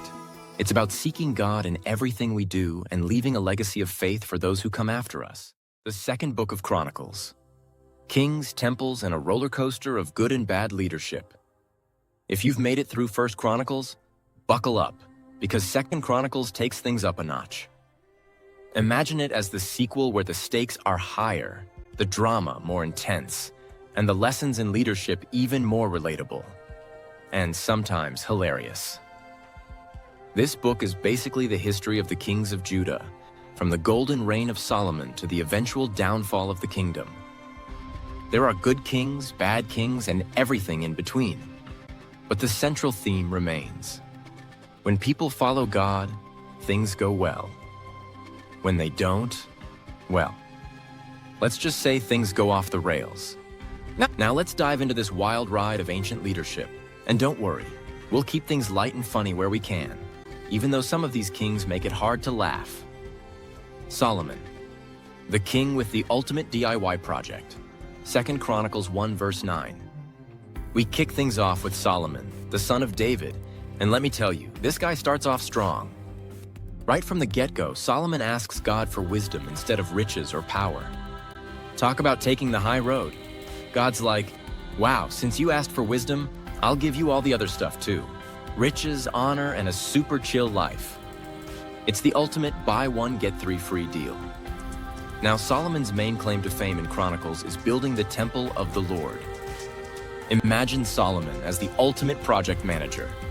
He's got blueprints, materials, and workers lined up. No expense is spared. The temple is decked out in so much gold it could give the Oscars a run for their money. Solomon's temple dedication ceremony? Think of it as the Coachella of ancient Israel. Sacrifices, prayers, music, and probably a few smoke machines. From the sacrifices, obviously. It was a big deal. But even Solomon's reign isn't without its hiccups. As wise as he is, Solomon eventually falls into the trap of marrying foreign women who lead him away from God. You'd think after all the wisdom God gave him, he'd know better. But even the wisest among us have their weak spots. Rehoboam, the king who took bad advice, 2 Chronicles 10 verse 12. Next up, we've got Solomon's son, Rehoboam. Now, if Solomon was a 10-tenths leader, at least in his early days, Rehoboam is, well, let's just say he's like that person who reads the manual backward and wonders why things aren't working out. His big moment of failure comes when the people ask him to lighten the heavy taxes and labor Solomon had imposed. Sounds reasonable, right? But Rehoboam, instead of listening to the wise, older advisors, he goes with his bros who tell him, "Nah man, show them who's boss, make things even tougher." And Rehoboam's like, "Great idea." Spoiler alert, it was not a great idea. The kingdom splits in two, with 10 tribes forming the northern kingdom, Israel, and leaving Rehoboam with only Judah and Benjamin. Lesson learned? Don't take bad advice from your high school buddies when you're running a kingdom.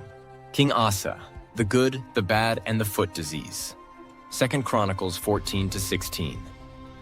Now King Asa is one of the good kings, mostly. He starts off great, tearing down idols, re-establishing proper worship, and seeking God's help when faced with battles. In fact, Asa's prayer during one of these battles is a great example of humility. Lord, there is no one like you to help the powerless against the mighty. Help us, Lord our God, for we rely on you. 2 Chronicles 14 verse 11. But Asa's story takes a weird turn toward the end. When another army threatens him, instead of trusting God like he did before, Asa tries to bribe another king for help. Not the best move. And then when he gets a disease in his feet, because apparently that was a thing, he refuses to seek God's help. So yeah, Asa goes from foot soldier hero to a guy who just didn't want to admit he needed help. Pride, man, it'll get you in the end. Jehoshaphat, the king with the best battle plan ever. 2 Chronicles 17, verse 20. Jehoshaphat is next, and honestly, he's one of the coolest kings in this book. Why? Because when a massive army comes against him, he doesn't freak out. Instead, he calls for a nationwide prayer meeting. His battle plan? Send the worship team out first. That's right, Jehoshaphat is like, forget the swords and shields, let's lead with the choir. And guess what? It works. As the worshipers sing and praise God, the enemy armies get confused and start attacking each other. By the time Jehoshaphat's army arrives, the battle's already won. Now, I'm not saying you should try this strategy on your next group project or football game, but there's a lesson here about trusting God in the most unexpected ways. And plus, it would be fun to see someone walk into a job interview with a full gospel choir backing them up. King Joash. Good start, terrible finish. 2 Chronicles verse 24. King Joash has one of the most disappointing arcs in Chronicles. He starts out as a boy king under the guidance of Jehoiada the priest, and for a while, everything's going great. Joash restores the temple, makes religious reforms, and it seems like Judah is back on track. But as soon as Jehoiada dies, Joash starts taking advice from the wrong crowd. He allows idols back into the land, and things go downhill fast. The final straw? When the prophet Zechariah, Jehoiada's son no less, calls him out for abandoning God, Joash has him stoned to death. Yikes, Joash's reign ends with a major plot twist. He's assassinated by his own officials. Talk about a dramatic fall from grace. Hezekiah, king of the spiritual comeback. 2 Chronicles 29, verse 32. We've seen good kings, bad kings, and everything in between, but Hezekiah? This guy's all about revival. He comes to the throne and immediately starts cleaning house, destroying idols, reopening the temple, and restoring worship. Hezekiah even celebrates a Passover festival so epic that it lasts twice as long as it was supposed to. Imagine throwing such a great party that everyone's like, let's keep this going for another week. Hezekiah's story is also a reminder that even the best leaders face challenges. At one point, the Assyrian king Sennacherib invades Judah, and things look grim. But instead of panicking, Hezekiah prays and trusts God to handle it. And God delivers, sending an angel to wipe out the Assyrian army. Moral of the story? Even when life throws its worst at you, God's got your back. Manasseh, the worst, but then a redemption arc? 2 Chronicles 33 says, if there's one king who wins the award for worst king ever, it's Manasseh. This guy does everything wrong. Idol worship, child sacrifice, witchcraft, you name it, he did it. Chronicles doesn't mince words. Manasseh led Judah into more evil than the nations God had driven out before them. That's next level bad. But here's where 2 Chronicles throws us a curveball. After Manasseh gets captured by the Assyrians, because obviously things went south, he has a change of heart. He humbles himself before God, repents, and God actually forgives him. Manasseh returns to Judah and tries to clean up the mess he made. It's one of the most unexpected redemption arcs in the Bible, proving that no one is too far gone for God's grace. So in conclusion, Chronicles and the ups and downs of leadership. 2 Chronicles is a roller coaster of good and bad leadership, but the message is clear. When leaders follow God, their kingdoms flourish. When they don't, it all falls apart. The book challenges us to think about the kind of leadership we follow and the kind of leaders we want to be. It's not about perfection, but about humility, seeking God, and knowing that true success comes when we rely on Him. From the wisdom of Solomon to the prayers of Jehoshaphat and the repentance of Manasseh, we're reminded that God is faithful, even when we're not. The book of Ezra, rebuilding the temple, and trying to keep everyone on task. Ah, the book of Ezra, the OG home renovation show, but with more ancient scrolls, divine intervention, and a few minor empire-wide decrees. It's all about the return of the exiles from Babylon to Jerusalem and the rebuilding of the temple, with Ezra, the scribe, acting as the project manager and spiritual consultant. It's like a biblical version of a fixer-upper, except instead of worrying about countertops and paint colors, they're trying to avoid being arrested by the local authorities. Let's break it down. Chapter 1. 2. From Babylon to Jerusalem. A long walk home. The book kicks off with Cyrus, the king of Persia, who probably had a fancy crown and some great beard action, suddenly deciding that the Jews who've been chilling in exile for about 70 years can now go back to Jerusalem and rebuild their temple. How does he come to this decision? God stirs his heart, which is basically the ancient version of a divine nudge. Hey, maybe it's time to let them go. So 50,000 Israelites pack their bags, round up the kids, grab their livestock, and begin the trek back to Jerusalem. It's not exactly a luxury road trip. We're talking dusty roads, long days, and plenty of blisters. But the excitement of rebuilding the temple keeps them going. Who needs Netflix when you've got the promise of a divine building project? Chapter 3. Laying the foundation, with cheers and tears. Once they arrive in Jerusalem, the first order of business is laying the foundation of the new temple. The people are pumped. They build an altar and start offering sacrifices, and then they start laying stones for the new temple. You'd think it would be all high fives and happy dances, right? Well, not quite. Turns out, the older generation who remembered the glory days of Solomon's temple are standing around crying because the new foundation just doesn't compare. Meanwhile, the younger folks are shouting for joy because, hey, they're finally getting in a temple. The noise is so loud that you can't tell the weeping from the cheering. It's an emotional roller coaster. Chapter 4. Trouble in Temple Town. The original building permit problem. And, of course, this wouldn't be a good story without some drama. Just as the Israelites are getting into their groove with the temple rebuilding, the local enemies, probably the type who don't like noisy construction sites, come along and say, hey, mind if we help? But they don't actually want to help. They're more like those nosy neighbors who offer to supervise and then sabotage everything.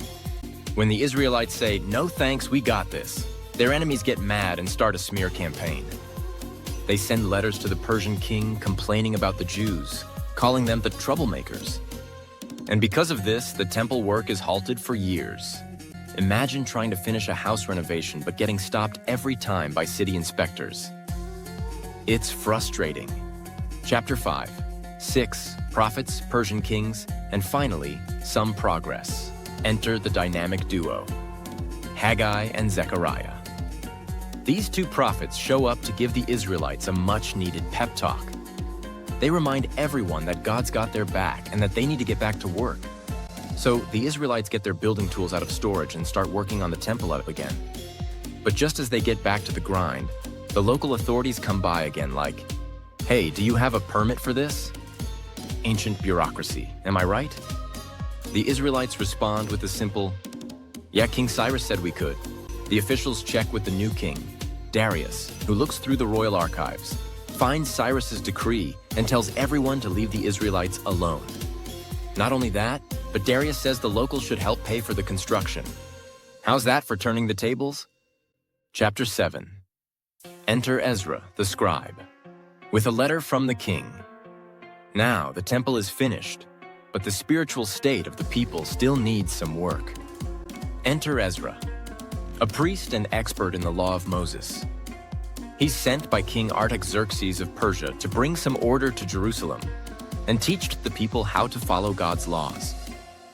Ezra rolls into town with priests, Levites, and some serious scrolls. He's like the ultimate spiritual librarian mixed with a motivational speaker. The king gives Ezra a letter that basically says, Ezra, you have full authority to set up judges and magistrates, teach the law, and even punish people who don't follow it. Oh, and also take as much gold and silver as you need for the temple. So Ezra rolls up his sleeves and gets to work, but not without first leading a massive prayer meeting. You know, just to get everyone in the right frame of mind. Chapter 8. The journey back. Ezra's travel tips. Ezra gathers a group of exiles and leads them on a second wave of returnees back to Jerusalem. But before they set out, he realizes they don't have enough Levites, which is like planning a road trip and then realizing you forgot to bring snacks. Levites are essential for running the temple, so Ezra sends out a quick recruitment email. Probably not, but that's the vibe. And soon they're back on track. Before the journey, Ezra leads the people in fasting and prayer, asking for God's protection because they're traveling without an escort. Ezra's like, look, I just told the king that God would protect us, so we can't exactly ask him for a bunch of armed guards now. The group makes it to Jerusalem safely, thanks to God's protection, and probably some excellent navigation skills. Chapter 9. 10. Ezra faces the people's mistakes. Cue the dramatic conflict. Just when things seem to be going well, Ezra discovers a big problem. Many of the Israelites, including priests and Levites, have been intermarrying with the people from the surrounding nations, something God had specifically told them not to do. Cue Ezra's dramatic meltdown. He tears his clothes, pulls out his hair, ouch, and prays a long, heartfelt prayer confessing the people's sins. It's like an ancient version of, guys, we just got back on track and now this? Ezra's public prayer leads to a massive repentance movement. The people come together, admit their mistakes, and commit to making things right. It's not an easy process, but it's a turning point in their spiritual journey. So in conclusion, Ezra, a story of rebuilding, renewal, and restoring faith. The book of Ezra isn't just about bricks and mortar. It's about restoring faith and rebuilding lives. Ezra shows us that while the physical temple was important, the spiritual renewal of the people was even more crucial. God doesn't just want us to build structures. He wants us to build lives centered around His Word. Ezra's commitment to God's law and his willingness to lead the people back to spiritual health is a powerful reminder that faith is about more than just going through the motions. It's about being real with our mistakes, turning back to God, and working together to follow His path. And hey, if Ezra can keep his cool while managing an entire nation's spiritual comeback, we can probably handle whatever challenges we're facing. The book of Nehemiah. Rebuilding walls, rescuing spirits, and dodging haters. Let's dive into the book of Nehemiah, where one guy with a heart for his people decides to take on the massive project of rebuilding the walls of Jerusalem. Think of Nehemiah as your ancient version of a community leader who's got a killer vision and refuses to take no for an answer. Basically, a real go-getter. His story is packed with action, strategy, teamwork, and a healthy dose of haters trying to throw him off course. Sound relatable? Totally. Chapter 1. Nehemiah, cupbearer to the king, makes the ultimate prayer request. Nehemiah's story starts off with some serious bad news. Word gets to Nehemiah that Jerusalem is in ruins and the people are struggling big time. Now, Nehemiah is living the dream as the king's cupbearer. Fancy job, but mostly involves risking your life by tasting the king's wine for poison. Still, when he hears about his people's struggle, he's wrecked. So what does he do? He prays. Not just any prayer. This is the kind of prayer that's raw, emotional, and filled with heart. He admits the sins of his people, pleads for mercy, and asks for a chance to make things right. Chapter 2. The king says yes, but the haters are warming up in the bullpen. After days of praying and probably biting his nails down to nubs, Nehemiah asks the king for permission to go rebuild Jerusalem. And, miracle of miracles, the king says yes. Not only that, but he gives Nehemiah supplies and protection for the journey. Score. Nehemiah is off to rebuild the walls and restore the city. But don't think this is going to be easy. Enter Sanballat, Tobiah, and their gang of haters. These guys aren't thrilled about Nehemiah's plans and start mocking him from day one. It's like that scene in every movie where the underdog is about to do something awesome, and the villains are like, yeah, good luck with that, buddy. Chapter 3. Let's get building. Cue the montage music. Now onto the construction. If Nehemiah's life were a movie, this is where we'd cue the upbeat montage music. Chapter 3 is basically a who's who of people working on the wall. Priests, goldsmiths, rulers, even perfume makers. Yes, apparently ancient perfumers doubled as construction workers. Who knew? Everyone has their assigned section, and despite the fact that this is literally a giant wall we're talking about, Nehemiah has the crew cranking out bricks like nobody's business. This guy is a master project manager. Nothing is going to slow him down. Chapter 4. Haters gonna hate, but Nehemiah's got backup. As if rebuilding a city wall wasn't tough enough, the haters step up their game. Sanballat, Tobiah, and crew move from taunting to threatening an attack, but Nehemiah's ready for it. He arms half his workers with weapons while the other half build. Can we just pause and appreciate the epic multitasking here? Hammer in one hand, sword in the other. It's like an ancient action movie scene. And when things get really tense, Nehemiah reminds the people, don't be afraid of them. Remember the Lord, who is great and awesome, and fight for your families, your sons and your daughters, your wives and your homes. Nehemiah 4, verse 14. Boom! Instant pep talk. Nehemiah's got that, we got this because God's got this energy about the situation. Chapter 5, internal drama. Even God's people get hangry. Just when you think it's all external enemies, there's some serious internal drama. The people start complaining about debt and famine, and some of the wealthier Israelites are exploiting their fellow Jews. Nehemiah, always the stand-up guy, calls them out on it. He's like, hey, we can't treat each other like this. We're all in this together. Nehemiah demands that the rich return the land and money they've taken from the poorer folks. Amazingly, they listen, and the community starts working together again. Nehemiah knows that to rebuild the walls, they also have to rebuild trust among the people. Chapter 6.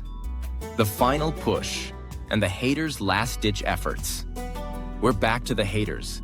Sanballat and Tobiah try to lure Nehemiah into a trap by inviting him to a meeting. Yeah, Nehemiah's not falling for that one. They even start spreading rumors that Nehemiah's planning to set himself up as king. Classic villain move. But Nehemiah's having none of it. He knows that his calling is bigger than their petty schemes, so he keeps building. His secret weapon? Another round of prayer. Nehemiah's like, God, I need strength to finish this thing. And wouldn't you know it? The wall gets done in just 52 days. That's right. In under 2 months, Nehemiah and his crew completely rebuild the wall that was lying in ruins for over a century. Chapter 7 to 13. The people, the party, and the promises. Once the wall is up, it's time for rebuilding the community. Nehemiah doesn't just want a physical wall around Jerusalem. He wants the people to be spiritually strong too. So there's a big public reading of the law, led by Ezra the priest, and the people renew their covenant with God. There's even a huge celebration where they march around the wall singing and playing instruments. It's like the ultimate block party. But Nehemiah's work isn't done. He returns to his day job as the king's cupbearer, but comes back later to check on Jerusalem. He finds that the people have started to slack off. Some have broken the Sabbath, and others are intermarrying with foreign nations. Nehemiah, ever the straight shooter, corrects them and makes sure they're following God's law again. Nehemiah's humor? A little tough love. Anyone? So Nehemiah might not be cracking jokes, but there's definitely some tough love humor going on. In chapter 13, when Nehemiah finds out some of the Israelites are still ignoring the Sabbath, he literally has the gates shut so no one can come in and out on the Sabbath. And when the traders still try to sell their goods outside the wall, Nehemiah threatens to lay hands on them, not in a let's pray together way, but more of a you better watch yourself way. Nehemiah 13, verse 21. Classic tough guy move. So in conclusion, Nehemiah, the original fixer-upper. The book of Nehemiah is an incredible story of leadership, determination, and faith. Nehemiah faced external threats, internal drama, and his own limitations, but he never stopped trusting God. Through prayer, strategic planning, and sheer persistence, he accomplished what seemed impossible. He didn't just rebuild a wall, he helped rebuild a people. Nehemiah's story reminds us that when God gives us a vision, it won't always be easy, and there will be plenty of haters along the way. But with prayer, faith, and a lot of hard work, we can accomplish amazing things. The Book of Esther, a royal drama, a beauty pageant, and how to save a nation. Okay, folks, buckle up, because the Book of Esther is basically the ultimate biblical drama. Think of it as a mix between a royal soap opera and a superhero origin story, but with fewer capes and more crowns. It's got everything. A king with questionable decision-making skills, an evil villain who could give Disney baddies a run for their money, and an unlikely heroine who saves her people using courage, smarts, and impeccable timing. So, grab your popcorn, or, some unleavened bread or something, and let's dive into this wild and inspiring story, Esther style. Chapter 1. The King Throws a Party. That goes too far. We start the book with King Xerxes, or Ahasuerus if you want to sound fancy, throwing a party. And by party, I mean a 180-day-long rager to show off his wealth, power, and, presumably, his ability to throw the world's longest open bar. After half a year of partying, the king decides to show off one more thing: his queen, Vashti. But she's not having it. When Xerxes calls her to come strut her stuff in front of a bunch of drunk men, Vashti responds with what we can only imagine was the ancient Persian equivalent of, "Nah, I'm good." And just like that, Vashti is out. Xerxes, the sensitive soul that he is, decides that because his wife didn't follow orders, she's gotta go. You can already tell this guy's gonna be a handful, right? So Queen Vashti is deposed, and Xerxes is suddenly single again. Chapter 2. Enter Esther stage right, and cue the beauty contest. Now that Xerxes is single and ready to mingle, his advisors suggest holding a king-sized beauty pageant to find a new queen. This is where Esther comes into the picture. Esther is a young Jewish woman living in Persia with her cousin Mordecai. She's smart, brave, and, as it happens, drop-dead gorgeous. Esther doesn't enter the contest voluntarily. She's kind of drafted into it. But she quickly becomes a favorite. And, surprise, surprise, she wins the crown. That's right, the orphaned Jewish girl becomes Queen of Persia. If this were a rom-com, this would be the part where the montage of Esther trying on the tiaras and adjusting to palace life kicks in. But here's the catch. Esther keeps her Jewish identity a secret because, well, things aren't exactly safe for her people in Persia. Chapter 3. Enter Haman, the evil villain. Boo, hiss. Every good story needs a villain, and in Chapter 3, we meet Haman, the guy you're definitely supposed to boo whenever he shows up. Haman's basically Xerxes' right-hand man, and he's got an ego that would put modern-day influencers to shame. He expects everyone to bow down to him. But when Mordecai, Esther's cousin, refuses, Haman loses it. Instead of just being mad at Mordecai, Haman decides to take it out on all the Jews. Yeah, a bit of an overreaction. Haman convinces Xerxes to issue a decree that will allow the destruction of the Jewish people throughout the empire. And Xerxes, showing off his incredible judgment skills once again, goes along with it without asking too many questions. So, things are looking pretty grim for Esther's people. Chapter 4. Mordecai's epic pep talk. When Mordecai finds out about Haman's evil plan, he's understandably freaked out. He sends word to Esther urging her to go to the king and beg for mercy. But here's the thing. You couldn't just waltz into the king's throne room without an invitation, even if you were the queen. If you tried, you could be put to death. Yikes. Esther's like, are you sure about this? And Mordecai drops one of the most famous lines in the Bible. Who knows but that you have come to your royal position for such a time as this? Esther 4, verse 14. Basically, he's telling her, look, Esther, maybe you became queen for this exact moment. You're in the palace for a reason, so it's time to step up. No pressure, right? Esther takes a deep breath, probably grabs some prayer time and says, if I perish, I perish. Esther 4, verse 16. In other words, she's going for it, no matter the risk. This is her hero moment. Chapter 5. Esther's sneaky dinner party. Now, Esther doesn't just barge into the throne room yelling, "Save the Jews." Nope, she's strategic. She dresses up, looking her absolute queenly best, and approaches the king. Fortunately, Xerxes is in a good mood and extends his golden scepter, meaning Esther's life is spared. Phew. But instead of spilling the beans right away, Esther invites Xerxes and Haman to a fancy dinner. She knows that the way to a king's heart is through his stomach. Classic move. After the first dinner, she invites them to another dinner the next night, keeping everyone in suspense. Haman leaves the first feast feeling pretty good about himself, but his mood sours when he sees Mordecai still refusing to bow down. So what does Haman do? He builds a 75-foot gallows to hang Mordecai on. Talk about being petty. Chapter 6. Sleepless nights and the plot thickens.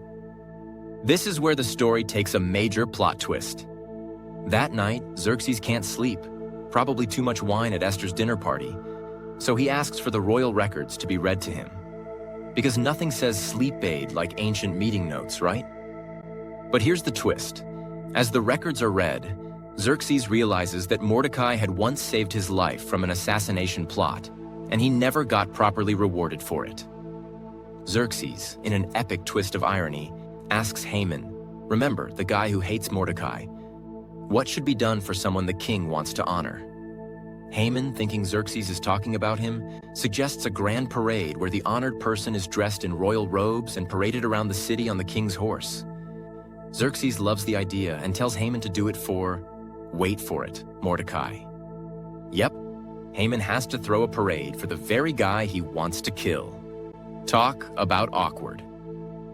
Chapter 7. Esther drops the bombshell.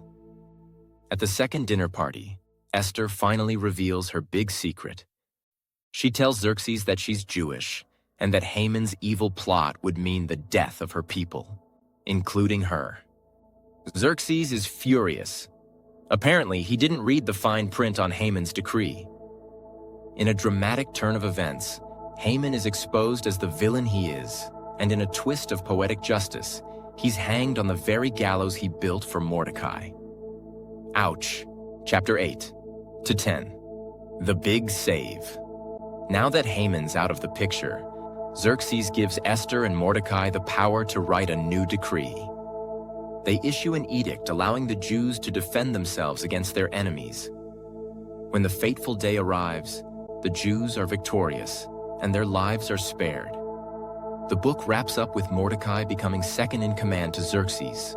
Talk about a promotion. And the Jewish people instituting the Feast of Purim to celebrate their deliverance. Esther, the unlikely queen, becomes the heroine of the story, and her courage saves an entire nation. Not bad for a girl who started out as an orphan. So, in conclusion, Esther and the power of courage. The book of Esther is more than just a dramatic royal tale. It's a story of bravery, faith, and the power of stepping up when the moment calls for it. Esther's journey from an ordinary girl to a queen who saved her people reminds us that God places us where we are for a reason. Sometimes, like Esther, we may find ourselves in difficult or even dangerous situations. But God can use us in those moments to make a difference. Esther's story teaches us that no matter who we are, we have the potential to change the world around us, if we're willing to take the risk and trust in God's plan. The Book of Job, the ultimate why me story with a happy-ish ending. The Book of Job is the ultimate Bible story for anyone who's ever asked, why is this happening to me?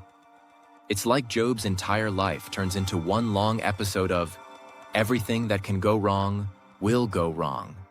And to make matters worse, it's all happening while he's being watched by a bunch of angels. And Satan, of course. If you've ever had a terrible, no good, very bad day or year, then Job is your guy. The best part? Even in the middle of losing everything, Job holds on to his faith in God, though not without a few intense debates with his friends and some complaints along the way.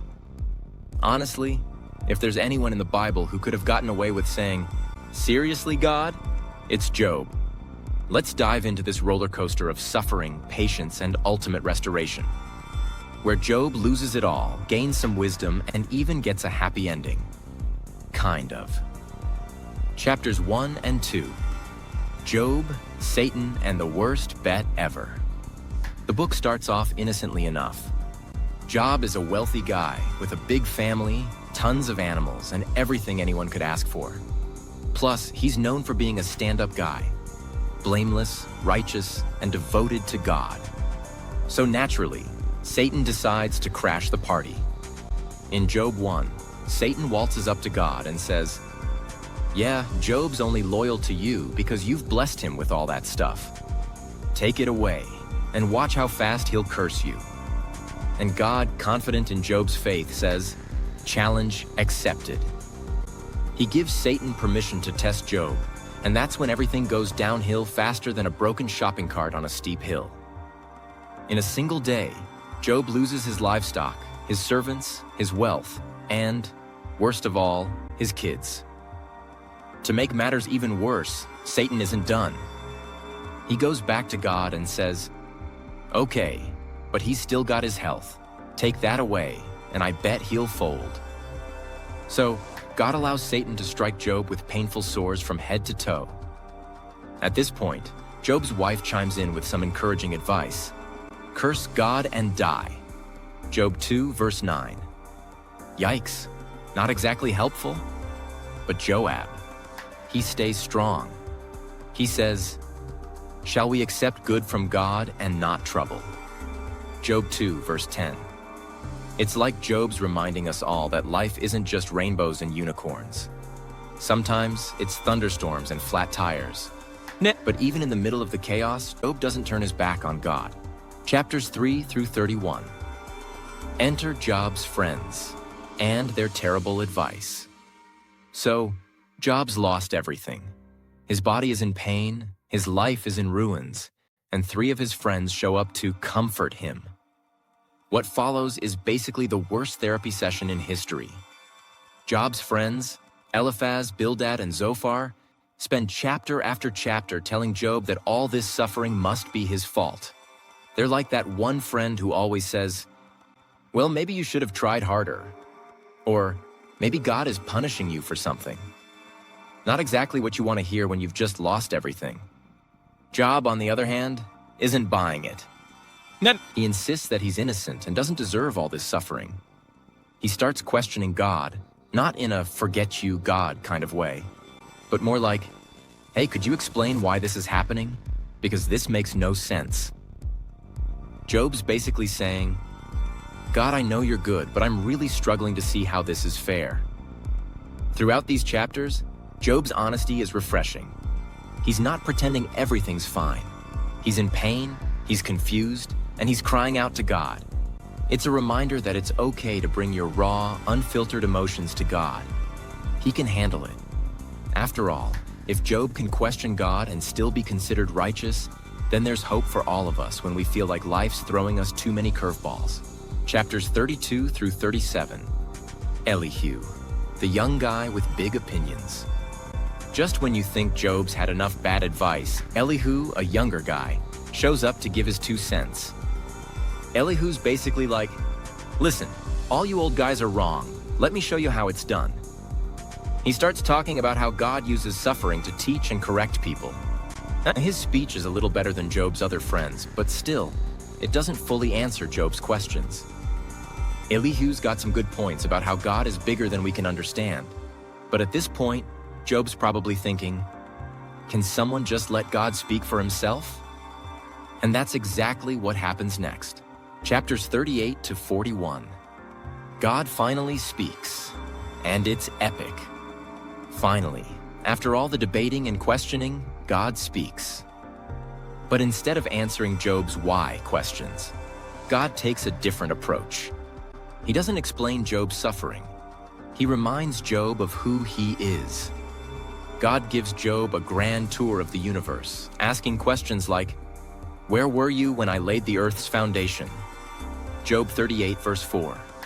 And, "Can you bring forth the constellations in their seasons?"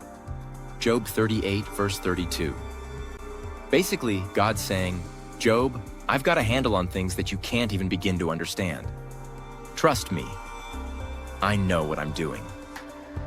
This part of the book is humbling and awe-inspiring. God doesn't give Job all the answers, but he reminds Job, and all of us, that he's in control, even when life doesn't make sense. Sometimes it's not about understanding why things happen. It's about trusting that God knows what He's doing, even when we don't. Chapter 42. Job's happy-ish ending, restoration and new beginnings. After God's speech, Job's response is pure humility. He says, "Surely I spoke of things I did not understand, things too wonderful for me to know." Job 42 verse 3. Job repents, not for sinning, because he didn't, but for questioning God's wisdom. And here's the best part. God restores Job's fortunes. In fact, Job gets twice as much as he had before. He gets new livestock, new wealth, and even new children. It's like God saying, "I haven't forgotten you, Job. I see your pain, and I'm going to bless you beyond what you've lost." But the key takeaway isn't just that Job gets everything back. It's that Job's faith stayed intact through the storm. Even when life didn't make sense, Job trusted God, and that's what mattered in the end.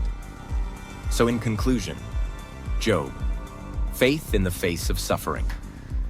The book of Job is a powerful reminder that life isn't always fair, but God is always faithful. Job's story teaches us that it's okay to question, it's okay to cry, and it's okay to wonder why things are happening. But through it all, we need to hold on to the fact that God is bigger than our circumstances. Even when we don't understand why we're suffering, we can trust that God is in control and that He has a plan for our lives. Job's faith wasn't about having all the answers. It was about trusting God no matter what. The Book of Psalms, God's greatest hits album. Welcome to the Book of Psalms, a 150-song playlist straight from the heart of Israel. If you think of it like a mixtape, Psalms would be the ultimate collection of bangers that cover every mood. Happy, sad, angry, confused, grateful. You name it, it's in here. It's like the Spotify of ancient worship, with David, the OG singer-songwriter, leading the charts. Whether you're feeling blessed or stressed, the Psalms have something to say, with a vibe that'll make you want to hit repeat over and over again. So, grab your headphones, or scroll back to David's era and grab a harp, and let's dive into the ultimate worship playlist. David, king of the charts and Israel. David's kind of like the Beyoncé of Psalms. He wrote most of the big hits, and his music was all about expressing his raw emotions as to God. One minute, David's on top of the world, praising God for His goodness. The next, he's like, "Lord, are you even listening?" Take Psalm 23, for example. It's a classic hit that everyone knows, where David's basically saying, "God is my shepherd, I've got all I need." But skip over to Psalm 22, and it's a whole different mood. My God, why have you forsaken me?" Talk about a roller coaster of feels. Yet even in his darkest moments, David always came back to trusting God. That's what made him a real spiritual rock star. The range of emotions, a psalm for every mood. The Psalms are so relatable because they cover pretty much every emotion known to man. Having a great day? Check out Psalm 100. Shout for joy to the Lord, all the earth. Feeling like your enemies are out to get you? Psalm 3 is your anthem. Lord, how many are my foes? But you, Lord, are a shield around me.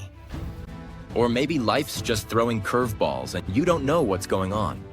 No worries. Psalm 13 has your back. How long, Lord? Will you forget me forever? No matter how you're feeling, Psalms has a song for it. It's like having a built-in emotional support playlist in the Bible. The Psalms are there to remind you that it's okay to feel deeply, and God's big enough to handle it all. God's majesty on full display. Another thing the Psalms do is show off just how incredible God is. There are tons of Psalms that focus on God's power and creation. Psalm 19 is like a shout-out to the heavens and earth for how well they declare God's glory.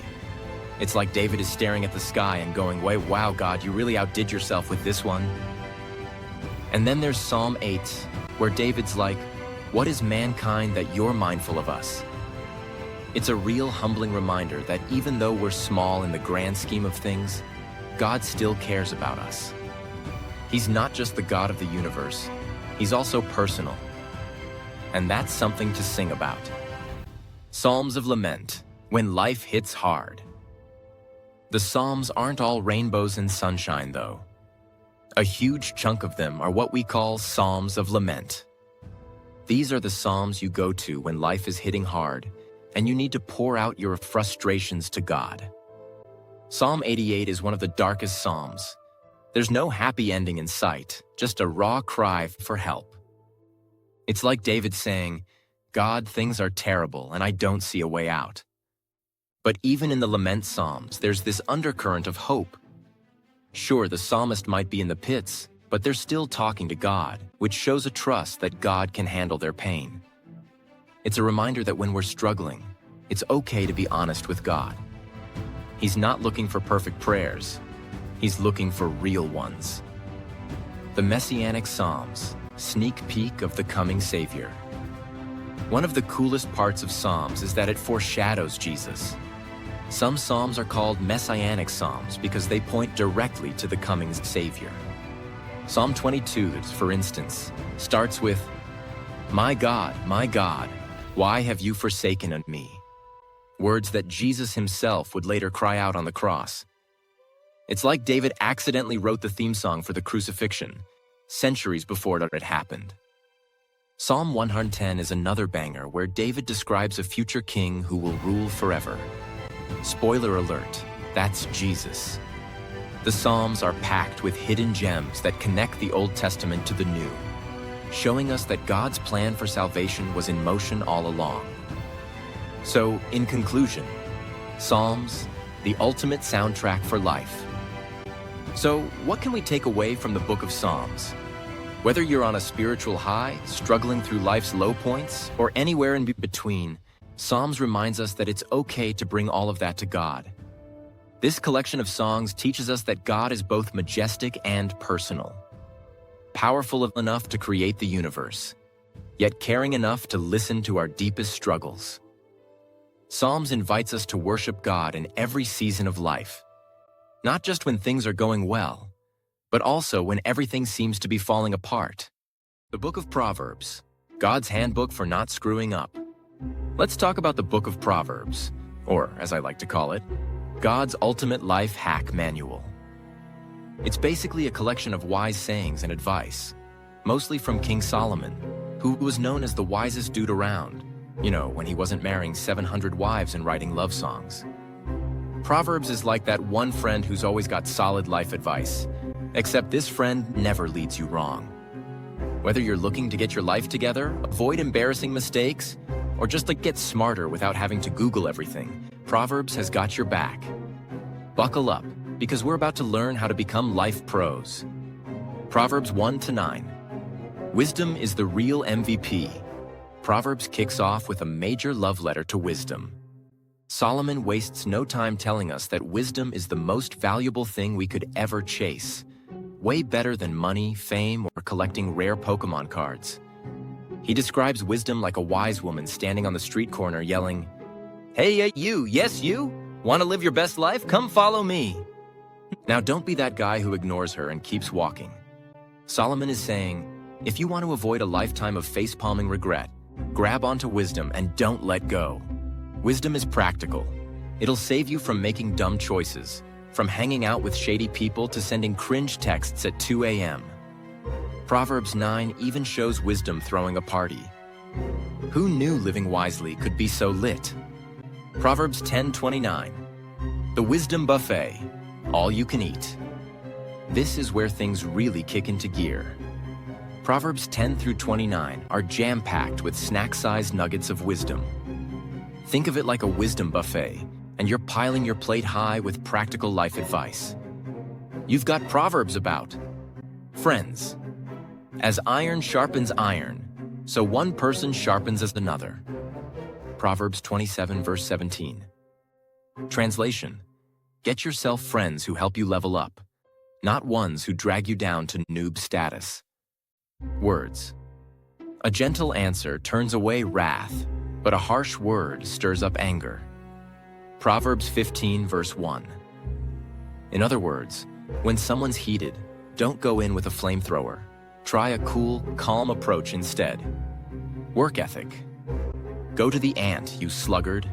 Consider its ways and be wise. Proverbs 6, verse 6. Solomon's saying, hey, if an ant can get stuff done, what's your excuse? Handling money. The borrower is slave to the lender. Proverbs 22, verse 7. It's basically the OG version of don't max out your credit cards. Proverbs is telling us to live within our means and not get trapped in debt. This section feels like Solomon just sat down and started dropping life hacks like, oh, you need relationship advice? I got you. Money problems? Say less. Want to win at life in general? Here's the blueprint. And now meet the anti-Solomon. Proverbs 30. When the sidekick takes the mic. Proverbs 30 is by a guy named Agur. Who? And it's like the bonus track on the album you didn't know you needed. Agur starts off by admitting he doesn't know much, which is hilarious because he's about to hit us with some wild wisdom bombs. He talks about the mysterious wonders of life, like the way an eagle flies or how a snake slithers on a rock. Agur reminds us that sometimes, the more you know, the more you realize how much you don't know. Hashtag deep. Proverbs 31. The OG Superwoman. Finally, we end with Proverbs 31.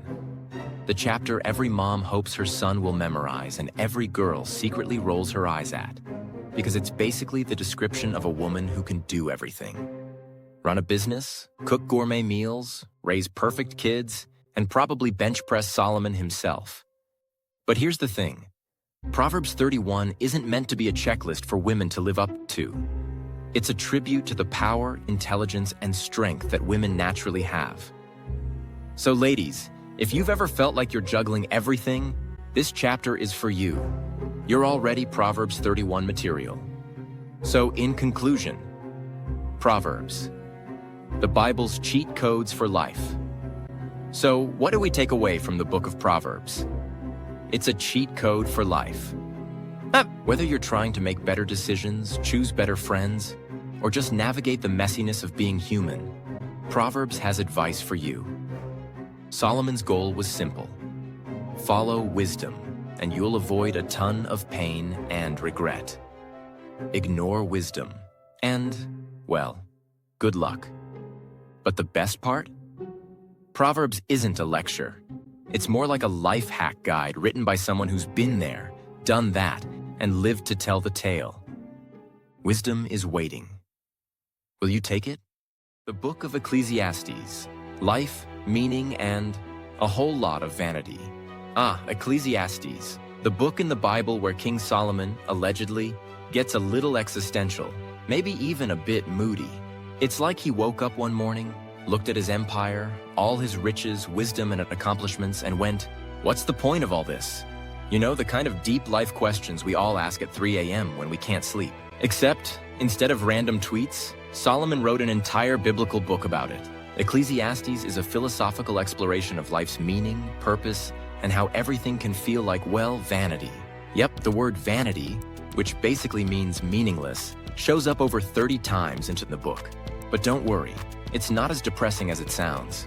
In fact, Ecclesiastes is surprisingly relatable, humorous, in a dry, wisdom-filled way, and packed with practical life lessons. So, let's dive in and see how Solomon's ancient wisdom still speaks to us today, and have a little fun along the way. Chapter 1.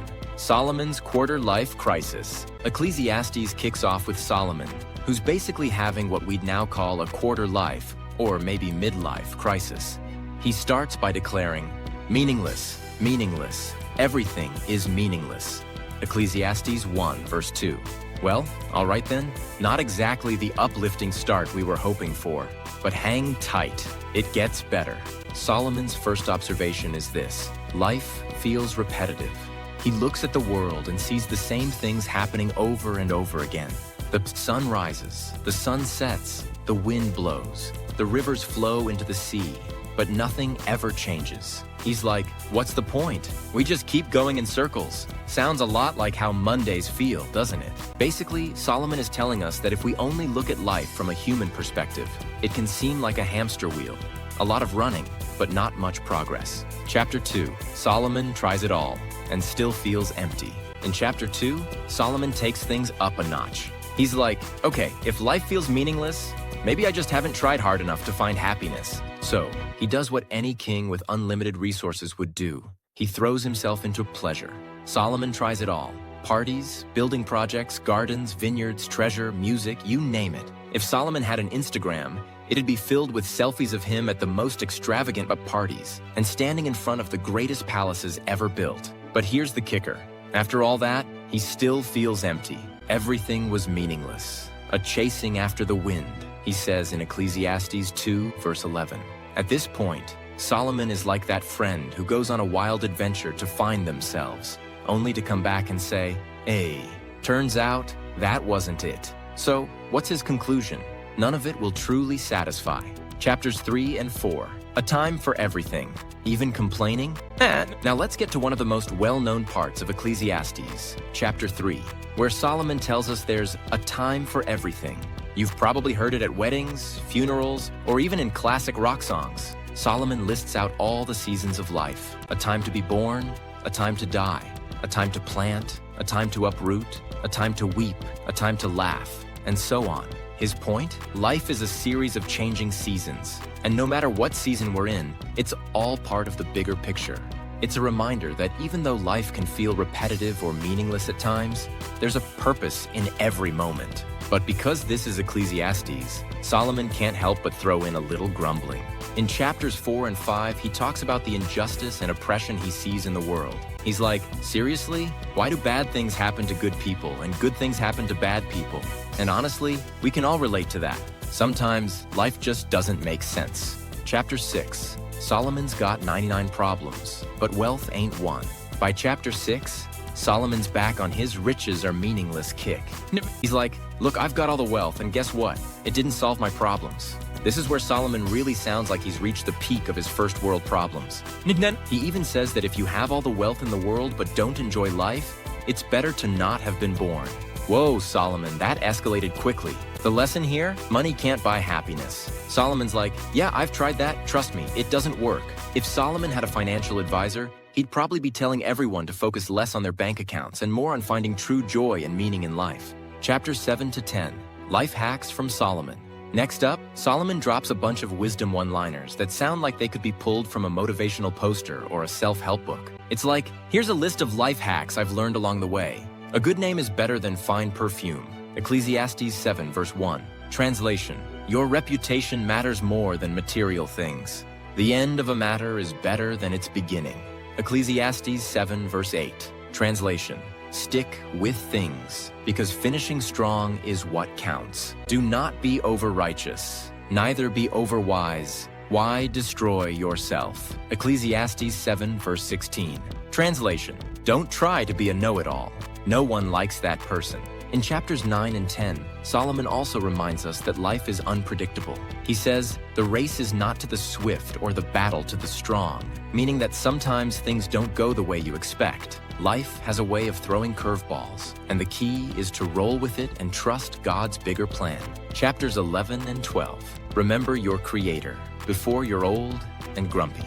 As Ecclesiastes comes to a close, Solomon offers some advice that hits hard, especially for younger folks. He says, remember your Creator in the days of your youth. Ecclesiastes 12, verse 1. Basically, don't wait until you're old and jaded to start thinking about God. Life is short, and you don't want to spend your best years chasing things that won't last. He also gives a poetic and slightly grim description of old age, where everything starts to break down. Your vision fades, your hands shake, your legs give out. Thanks for the uplifting visual, Solomon. His point? Life is fleeting, so focus on what really matters while you still can. So in conclusion, Ecclesiastes' big takeaway. So what's the final message of Ecclesiastes? Is it really all just meaningless? Well, not quite. After all his searching and existential crises, Solomon ends with this: fear God and keep his commandments, for this is the duty of all mankind. Ecclesiastes 12, verse 13. In other words, after trying everything under the sun, Solomon realizes that the only thing that truly matters is living a life centered on God. Everything else is temporary, but God's purpose for us is eternal. Ecclesiastes reminds us that while life can feel confusing, repetitive, and even meaningless at times, true meaning comes from knowing and serving God. Solomon's message is a wake-up call to stop chasing after things that won't last and to focus on what really matters. The Song of Solomon: love, poetry, and some serious romance. Welcome to the Song of Solomon, or as it's sometimes called, the Song of Songs, the book of the Bible that's basically one long romantic poem. Yep, you heard that right. We're diving into the part of Scripture that's all about love, passion, and, dare we say it, a little spice. If you thought the Bible was all laws, prophets, and battles, think again. This book is a love letter, both literally and figuratively, filled with beautiful metaphors and poetic expressions that'll make even the most romantic person blush. The Love Story, a biblical romance novel, but classy. At its core, the Song of Solomon is a dialogue between two lovers, a beloved, a woman, and her lover, a man, with some bonus input from their friends. This isn't your average love story, though. It's packed with imagery, from gardens and gazelles to spices and vineyards. Think of it as a biblical version of Shakespeare, where every line is dripping with romantic symbolism. You've got lines like, "Your eyes are doves, and your hair is like a flock of goats." Sure, these metaphors might sound a little odd today, but in ancient times, they were basically the height of flirtation. The book follows the couple as they praise each other, long for each other, and celebrate their love. There's a lot of nature imagery, flowers, fruits, and animals, which makes the whole thing feel like a love letter to both each other and the beauty of creation. Love is in the air and the vineyards. One of the coolest things about the Song of Solomon is how it shows us that love, real, God-honoring love, isn't something to shy away from. These two are clearly head over heels for each other, and the text doesn't hold back in showing the intensity of their feelings. Whether they're comparing each other to lilies or talking about the fragrance of myrrh, this couple is in deep. And the best part? The whole thing is a celebration of the beauty of marriage and commitment. While the book has sometimes been interpreted as an allegory for God's love for his people, which is totally valid, it's also pretty clear that it's about romantic love between a man and a woman. So if you've ever thought the Bible doesn't have room for passion, think again. That time you compared your crush to a gazelle. Now let's talk about some of the book's more creative compliments.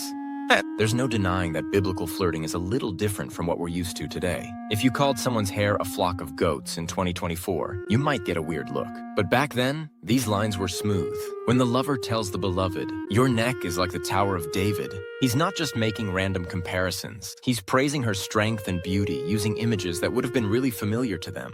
It's kind of like the ancient version of comparing someone's smile to the sun or their eyes to stars. So the next time someone tries to impress you with a cheesy pickup line, just remember, it's been happening for centuries. God's design for love, the bigger picture. But here's the thing. While the Song of Solomon is definitely about romantic love, it also gives us a glimpse into something much deeper. It shows us the joy and delight that God intended for marriage. This isn't some dry, distant relationship. This is passionate, full-bodied love that reflects the intimacy and connection that God designed for couples. It's a reminder that love, whether it's the love between a husband and wife, or God's love for his people, is something to be cherished and celebrated. The book's imagery of gardens, vineyards, and fruits also has a deeper meaning. Just like a vineyard needs tending to grow healthy grapes, relationships, whether romantic or spiritual, require care, attention, and patience. The Song of Solomon reminds us to nurture our relationships, to keep them strong and flourishing, just like a well-cared-for garden. So in conclusion, lessons from the Song of Solomon. The Song of Solomon is a beautiful celebration of love, intimacy, and the joy of relationships. Whether you read it as an allegory for God's love for his people,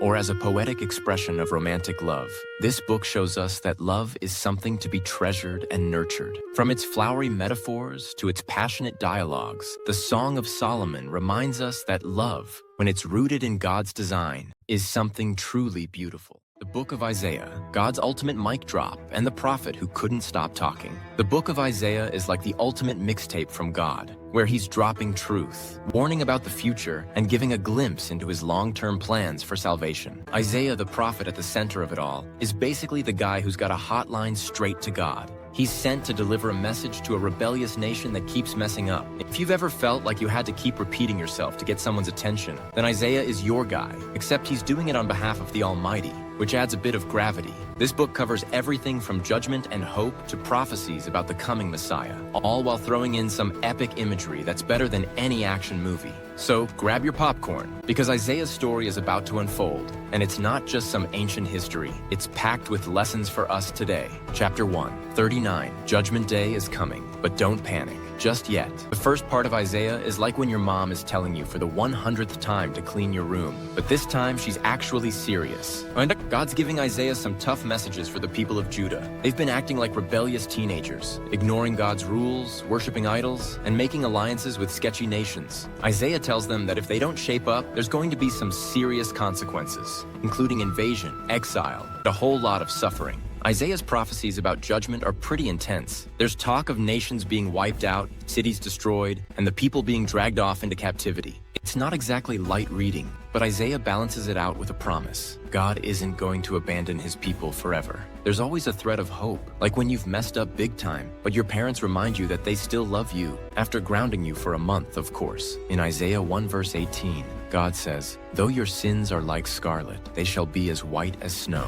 So even though God is angry, he's also offering forgiveness. It's like he's saying, you've made a mess, but if you're willing to come back to me, I'll clean it up. Chapter 40. TO55, comfort my people, God's got a plan. And spoiler, it's awesome. After the heavy judgment messages, Isaiah 40 opens with one of the most comforting verses in the Bible. Comfort, comfort my people, says your God. It's like God saying, okay, you've been through the tough stuff. Now let me remind you how much I love you. These chapters are filled with promises of restoration and hope. God reassures his people that he hasn't forgotten them, and that their time of suffering won't last forever. If the first part of Isaiah was the storm, this is the rainbow. Isaiah also starts dropping some major Messiah hints. In Isaiah 53, we get one of the most famous prophecies about Jesus. He was pierced for our transgressions. He was crushed for our iniquities. It's like Isaiah's giving us a sneak peek into God's ultimate plan for salvation, and it's way more exciting than any movie spoiler. The people might be going through tough times now, but there's a Savior coming who will take on their sins and bring them back into God's arms. Now back to your regular scheduled programming. Chapter 56 to 66. New heavens, new earth, God's grand finale. The last part of Isaiah is all about the future, and let me tell you, it's looking pretty epic. God reveals his plans for a new heaven and a new earth, where everything is made right. No more pain, no more suffering, no more bad decisions that lead to exile. It's like God is hitting the reset button, but this time everything's going to be perfect. Isaiah also talks about how God's salvation isn't just for Israel, it's for everyone. In Isaiah 56:7, God says, "My house will be called a house of prayer for all nations." Basically, he's opening the doors to anyone who wants to come in, no matter where they're from or what they've done. It's like the ultimate party invitation. God's making sure no one gets left out. Isaiah ends with a vision of justice and restoration, where God's people will live in peace and joy. And it's the kind of ending that makes you want to stand up and cheer, knowing that despite all the mess and rebellion, God's love wins in the end. So in conclusion, Isaiah, judgment, hope, and the ultimate comeback. The book of Isaiah is like a roller coaster ride of judgment, hope, and future promises. It starts with a wake-up call to God's people, letting them know that their actions have consequences. But even in the darkest moments, there's always a glimmer of hope, because God's love is relentless. He's not going to let his people go, and he's got a plan to bring them back, through exile, through suffering, and ultimately through Jesus, the Messiah. Isaiah's message isn't just for the people of his time, it's for all of us. We mess up, we stray from God, and sometimes we even face the consequences of our actions. But just like God promised to restore Israel, he promises to restore us. The message of Isaiah is that no matter how far we've fallen, God's love and salvation are bigger than our failures. The book of Jeremiah, the weeping prophet and God's never-ending call to please. Just listen. The book of Jeremiah is like reading the diary of the ultimate underdog prophet. Jeremiah is tasked with delivering some of the hardest messages to the people of Judah, and he does it with more tears than a heartbroken rom-com character. Nicknamed the Weeping Prophet, Jeremiah's life wasn't exactly rainbows and sunshine. Imagine being sent to warn your entire nation that they're headed for disaster, and no one listens to you. It's like being the guy with a "the end is near" sign, but you're actually right, and no one's buying it. Despite all the rejection and suffering, Jeremiah's message is one of hope in the midst of judgment. He teaches us that even when it feels like the whole world's falling apart, God's got a plan, and He's not giving up on His people. So buckle up and let's dive into this emotional roller coaster of a book. Chapter 1.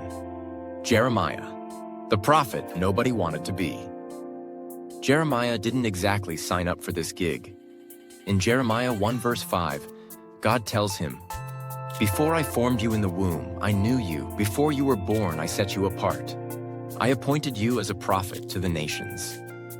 It's like Jeremiah had no choice but to step into his destiny, whether he liked it or not. Spoiler, he didn't. Jeremiah responds like any of us would if God handed us a life of hardship and rejection. "Ah, sovereign Lord, I do not know how to speak. I am too young." Jeremiah 1 verse 6. Basically, Jeremiah is trying to get out of it, pulling the classic, "I'm too young for this" card. But God's not having it. He reassures Jeremiah, saying, "Do not be afraid of them, for I am with you and will rescue you." Jeremiah 1 verse 8. This is a lesson we can all relate to. When God calls us to do something hard, it's tempting to throw up excuses, but God's not interested in how qualified we feel. He's already got the plan, and He promises to be with us through it all, even if it involves some serious weeping along the way. Chapters 2 to 29, rebellious people and a prophet who just can't quit. For the next 27 chapters, Jeremiah delivers God's warnings to the people of Judah, and it's like watching a car crash in slow motion. No matter how much he tells them to turn back to God, they keep doing their own thing, worshiping idols, and making really bad life choices. It's like Jeremiah is that friend who's constantly saying, "Dude, maybe you should stop texting your ex," and Judah's like, "Nah, I got this." God's messages through Jeremiah aren't exactly gentle. He accuses the people of spiritual adultery, Jeremiah 3 verse 20, compares them to a broken cistern that can't hold water, Jeremiah 2 verse 13, and warns them that they're heading straight for destruction if they don't repent. Despite the harsh warnings, Jeremiah's heart is breaking for his people. In Jeremiah 9 verse 1, he says, "Oh, that my head were a spring of water and my eyes a fountain of tears. I would weep day and night for the slain of my people." Jeremiah's not just delivering a message. He's living the heartbreak of seeing his nation fall apart. Chapters 30, 33. Hope in the middle of the mess. God's plan for restoration. Just when things seem completely hopeless, Jeremiah drops some serious hope bombs. In Jeremiah 29 verse 11, one of the most famous verses in the Bible, God says, "For I know the plans I have for you, plans to prosper you and not to harm you, plans to give you hope and a future." This verse is like the light at the end of a very dark tunnel. God tells the people that even though they're going into exile in Babylon, it's not the end of the story. Nah, He's got a plan to bring them back and restore everything they've lost. It's like God saying, "Yes, you've messed up big time, but I'm still not done with you." In Jeremiah 31, God promises a new covenant, one where He will write His law on their hearts and forgive their sins. It's the ultimate comeback story, showing that no matter how far we've fallen, God's mercy is always bigger than our mistakes. These chapters remind us that even when life feels like a dumpster fire, God's working behind the scenes to bring restoration. It might take some time. Hello, 70 years of exile. But His plans for us are good, and He's not giving up. Chapters 34, 52. Judgment, exile, and the sad goodbye. The rest of the book is like watching the inevitable happen. Judah keeps ignoring Jeremiah's warnings, and finally, the hammer comes down. Babylon invades, Jerusalem is destroyed, and the people are taken into exile. It's the tragic end to years of rebellion, and Jeremiah's worst fears come true. But even in the midst of all this, God never leaves his people without hope. Jeremiah continues to remind them that exile isn't the final chapter. God will bring them back, and his promises of restoration are still on the table. It's like God is saying, yeah, you're grounded, but it's not forever. We're going to work this out. Jeremiah's life isn't exactly a fairy tale. He faces rejection, imprisonment, and heartbreak. But through it all, he stays faithful to God's call. His story teaches us that even when we're standing alone, even when everything around us is falling apart, God's still in control, and he's always working toward redemption. So in conclusion, Jeremiah, a prophet of tears and hope. The book of Jeremiah is a masterclass in perseverance, faith, and the relentless love of God. Jeremiah's life wasn't easy, and his message wasn't popular, but he stayed faithful to what God called him to do. Even in the face of judgment and destruction, Jeremiah never gave up hope, because he knew that God's love for his people would never fail. Jeremiah reminds us that even when we're at our lowest, when we've made mistakes, ignored God's warnings, and faced the consequences, God is still offering us a way back. His plans for us are always for good, and his mercy is greater than any mess we make. If Jeremiah could keep going in the face of rejection and heartbreak, then we can trust God to guide us through whatever challenges we face. The Book of Lamentations, the Bible's answer to a deep, dark emo album. If you ever thought the Bible was all sunshine and miracles, think again. This book is full of heartbreak, grief, and some serious mourning. Imagine Jerusalem, the once great city, now in ruins, and the people of God utterly devastated. It's like the ultimate breakup letter, but instead of getting dumped, the people of Judah have been exiled, and their city is lying in ashes. So yeah, it's heavy, but hang on, because even in the depths of sorrow, there's still hope, and some pretty profound lessons. Chapter 1, the sadness of it all. We kick things off with the poet, traditionally thought to be Jeremiah, walking through the wreckage of Jerusalem, like someone wandering the mall the day after Christmas. Everything is empty, and the once bustling city is a ghost town. The city is described as a lonely widow, weeping bitterly in the night. If this were a music video, there'd be a lot of rain, sad violins, and slow-motion shots of people staring out windows. The people of Jerusalem have been exiled, their homes destroyed, and the temple, the center of their entire faith, has been leveled. The poet is basically saying, we had it all and we lost it. We didn't listen and now we're paying for it.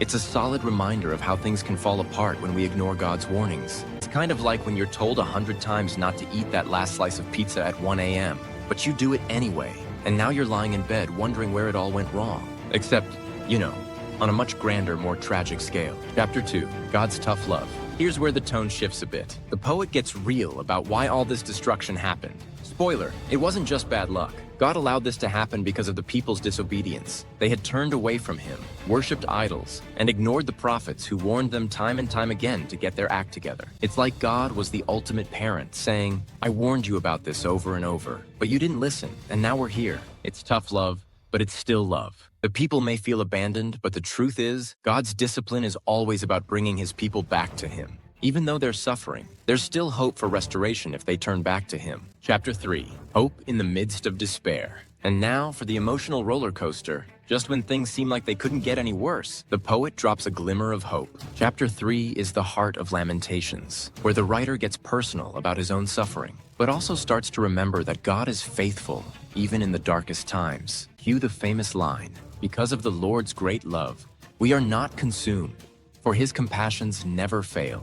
They are new every morning. Great is your faithfulness. Lamentations 3, verses 22 to 23. It's like the ultimate, I've hit rock bottom, but wait, there's still hope moment. Yes, things are terrible, but God's love is still there, and his mercy is renewed every morning. This isn't just about wallowing in misery. It's about finding faith in the midst of the mess. It's that moment in every sad movie where the character gets a second wind and decides to fight back. Or in this case, trust that God isn't done with them yet. Chapters 4, 5. Looking back and looking ahead. The final 2 chapters are a combination of looking back at the destruction and looking forward to restoration. Chapter 4 is a painful recounting of how things used to be. The wealth, the glory, the security of Jerusalem, and how quickly it all crumbled. It's like scrolling through old Instagram photos of your best vacation and then looking at your current laundry pile. not fun. Chapter 5, though, ends with a prayer for restoration.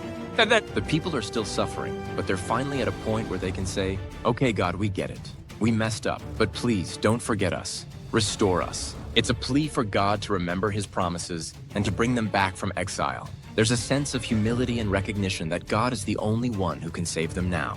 So in conclusion, lessons from Lamentations. It's okay to not be okay. The book of Lamentations teaches us that it's okay to feel deep sorrow, to grieve when life falls apart. But it also shows us that grief doesn't have to be the end of the story. Even in the darkest times, there's always hope because God is faithful and his mercies are new every morning. The Israelites may have been brought to their knees, but the whole point of Lamentations is that God hasn't abandoned them. Sometimes, we need to go through the tough stuff to get back to where we need to be with God. So if you're going through a tough time, take comfort in knowing that God's love never fails. Even when things seem bleak, there's hope around the corner. The book of Ezekiel, a wild ride through visions, wheels, and valley of bones. The book of Ezekiel is like the Marvel movie of the Bible, packed with crazy visions, jaw-dropping moments, and some plot twists that would make even the most die-hard superhero fans sit up and say, "Wait, what just happened?" If you've ever opened Ezekiel and thought, "Why is there a bunch of eyes on wheels? And why is this guy cooking his food over poop?"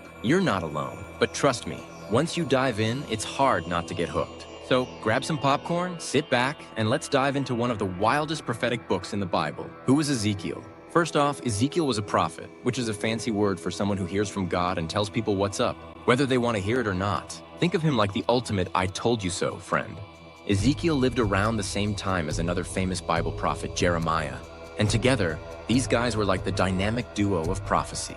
Ezekiel was a priest living in Babylon because the Israelites had been exiled, and God picked him to deliver some pretty intense messages to his people. But Ezekiel wasn't your run-of-the-mill prophet, standing on a soapbox yelling at people to repent. No, Ezekiel was more like the guy who shows up at a costume party dressed as a literal burning bush. He had style, he had flair, and his visions, oh boy, they were next level.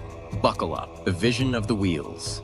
Ezekiel 1. Ezekiel kicks things off with what might be the most confusing vision in the entire Bible. A stormy wind, 4 creatures with 4 faces each. Yup, you heard that right. And wheels covered in eyes. It's like if Picasso had a fever dream and decided to turn it into an art exhibit. The wheels could move in any direction without turning, which, in ancient times, was basically like inventing self-driving cars. And there was fire and lightning everywhere. But what's the point of all this craziness? Well, it's a vision of God's presence. The wheels represent God's ability to move and work anywhere, anytime. Kind of like how you can order Taco Bell at 2 a.m. through DoorDash. It's a reminder that God is always in control, even when things seem a little extra. Ezekiel's quirky performance art. Ezekiel 4 and 5. Now let's get to the part where Ezekiel's prophetic methods get interesting. Imagine waking up one morning and God tells you, "Hey Ezekiel, here's the plan. I need you to build a tiny model of Jerusalem, then lay down on your left side for 390 days. Oh, and by the way, you'll be eating food cooked over poop." Yes, this actually happened. And no, I'm not making it up. Ezekiel's performance art was God's way of showing the Israelites what would happen to them if they didn't get their act together. The 390 days represented the number of years Israel had been disobedient. And the food on poop situation? That symbolized the nasty conditions they'd experience in exile. Now, Ezekiel was understandably not thrilled about cooking his meals this way. And who would be? So he begged God to at least switch the poop for something less gross. God agreed and let him use cow dung instead. This is where I imagine Ezekiel sighing with relief, saying, "Thanks God, you really know how to cut a guy a break." The Valley of Dry Bones, Ezekiel 37. Just when you thought things couldn't get more intense, Ezekiel hits us with the Valley of Dry Bones, one of the most epic scenes in the Bible. Picture this. Ezekiel is led by God to a valley full of bones. Think of it like walking through the world's creepiest Halloween store, but worse. God then asks Ezekiel, "Can these bones live?" Ezekiel, probably trying not to sound sarcastic, answers, "Only you know, God." God tells Ezekiel to prophesy to the bones. And as Ezekiel speaks, the bones start rattling and coming together. Ligaments, flesh, and skin all form until the bones become a massive army. It's like The Walking Dead, but way less gross and a lot more miraculous. God brings the bones to life as a symbol of how he's going to bring Israel back from exile and restore them to life. The lesson here? No situation is too hopeless for God. If he can bring an army of skeletons to life, he can handle your bad day, that failed test, or whatever drama you're dealing with. Seriously. The Temple Vision, Ezekiel 40 to 48. In the last chapters of Ezekiel, we're taken on a tour of a future temple that's beyond massive. Ezekiel goes into excruciating detail about the measurements, which honestly feels like reading the instruction manual for an IKEA bookshelf that you know you're never going to finish assembling. But don't fall asleep just yet. This temple vision is a big deal. Why? Because it's about restoration. After all the doom and gloom, God gives Ezekiel a vision of hope, a time when God's presence will dwell among his people again, and everything will be as it should be. It's like the ultimate redemption arc, reminding us that God's story always ends in victory, even if the middle chapters look pretty bleak. Ezekiel's strange actions and important messages. Let's be real, Ezekiel's methods were unique. From cooking food over poop to shaving his head with a sword, Ezekiel was all about show, don't tell. But his strange actions had deep meanings. His messages weren't just for shock value. They were God's way of getting the attention of people who had gotten way too comfortable with ignoring him. Ezekiel's story teaches us that sometimes God asks us to do things that might seem a little wild, uncomfortable, or straight up weird. Maybe it's stepping out of your comfort zone to help someone in need. Maybe it's standing up for what's right when everyone else is going the wrong way. Or maybe it's something as simple but terrifying as sharing your faith with a friend. Whatever it is, Ezekiel's life reminds us that God's plans, even the strange ones, are always worth it. So in conclusion, Ezekiel's wild, eye-opening adventure. The book of Ezekiel is an intense roller coaster ride filled with mind-boggling visions, strange but meaningful acts, and powerful messages of hope and restoration. Sure, there are a few moments where you'll scratch your head and wonder if Ezekiel was the original creator of abstract art, but underneath all the wheels with eyes and valley of bones is a profound message. God is always in control. He can bring life from death, and he is faithful to restore what's broken.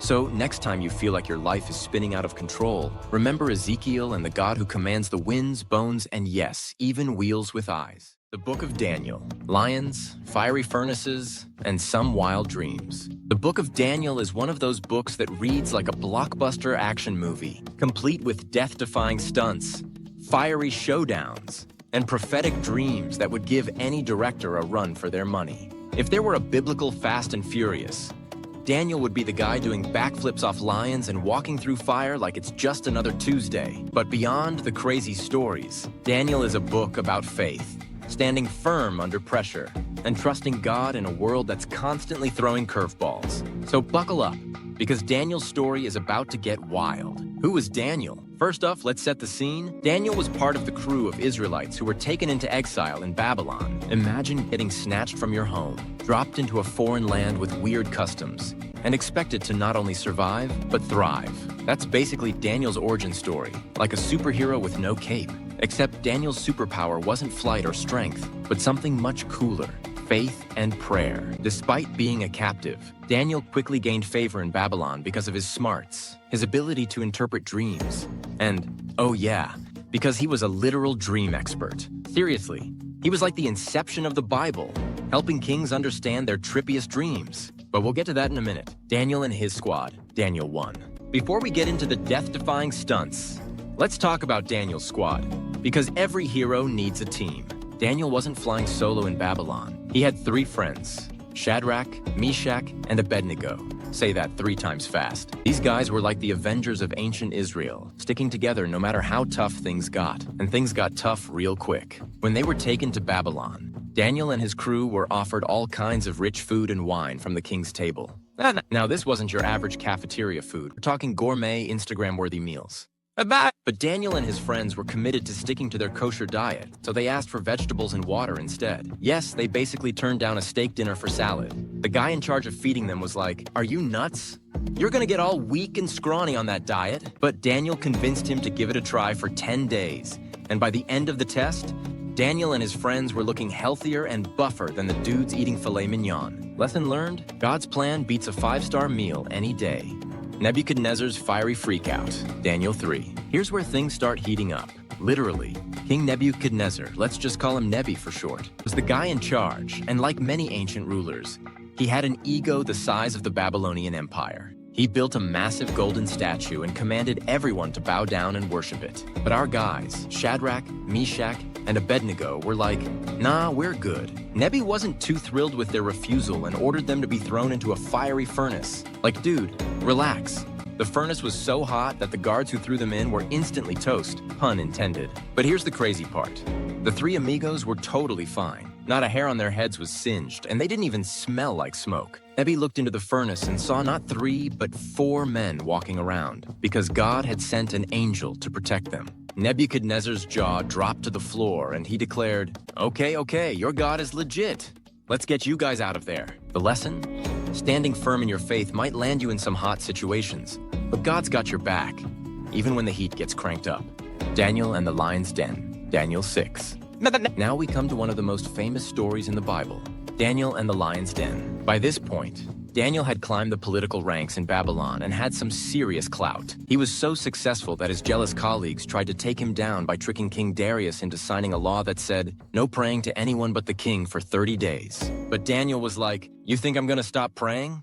Do you even know me? So Daniel continued to pray 3 times a day, as usual. When his haters caught him in the act, they snitched to the king, who had no choice but to throw Daniel into the lion's den. Cue the dramatic music. But instead of being mauled by lions, Daniel chilled out all night with them like he was on a safari tour. Why? Because God sent an angel to shut the lions' mouths. The next morning, Darius rushed to the den, expecting the worst, but found Daniel completely unharmed. And in a twist of poetic justice, the guys who had schemed against Daniel, let's just say they didn't fare too well when they were tossed into the lion's den themselves. Lesson? When you put your faith in God, even lions can't touch you.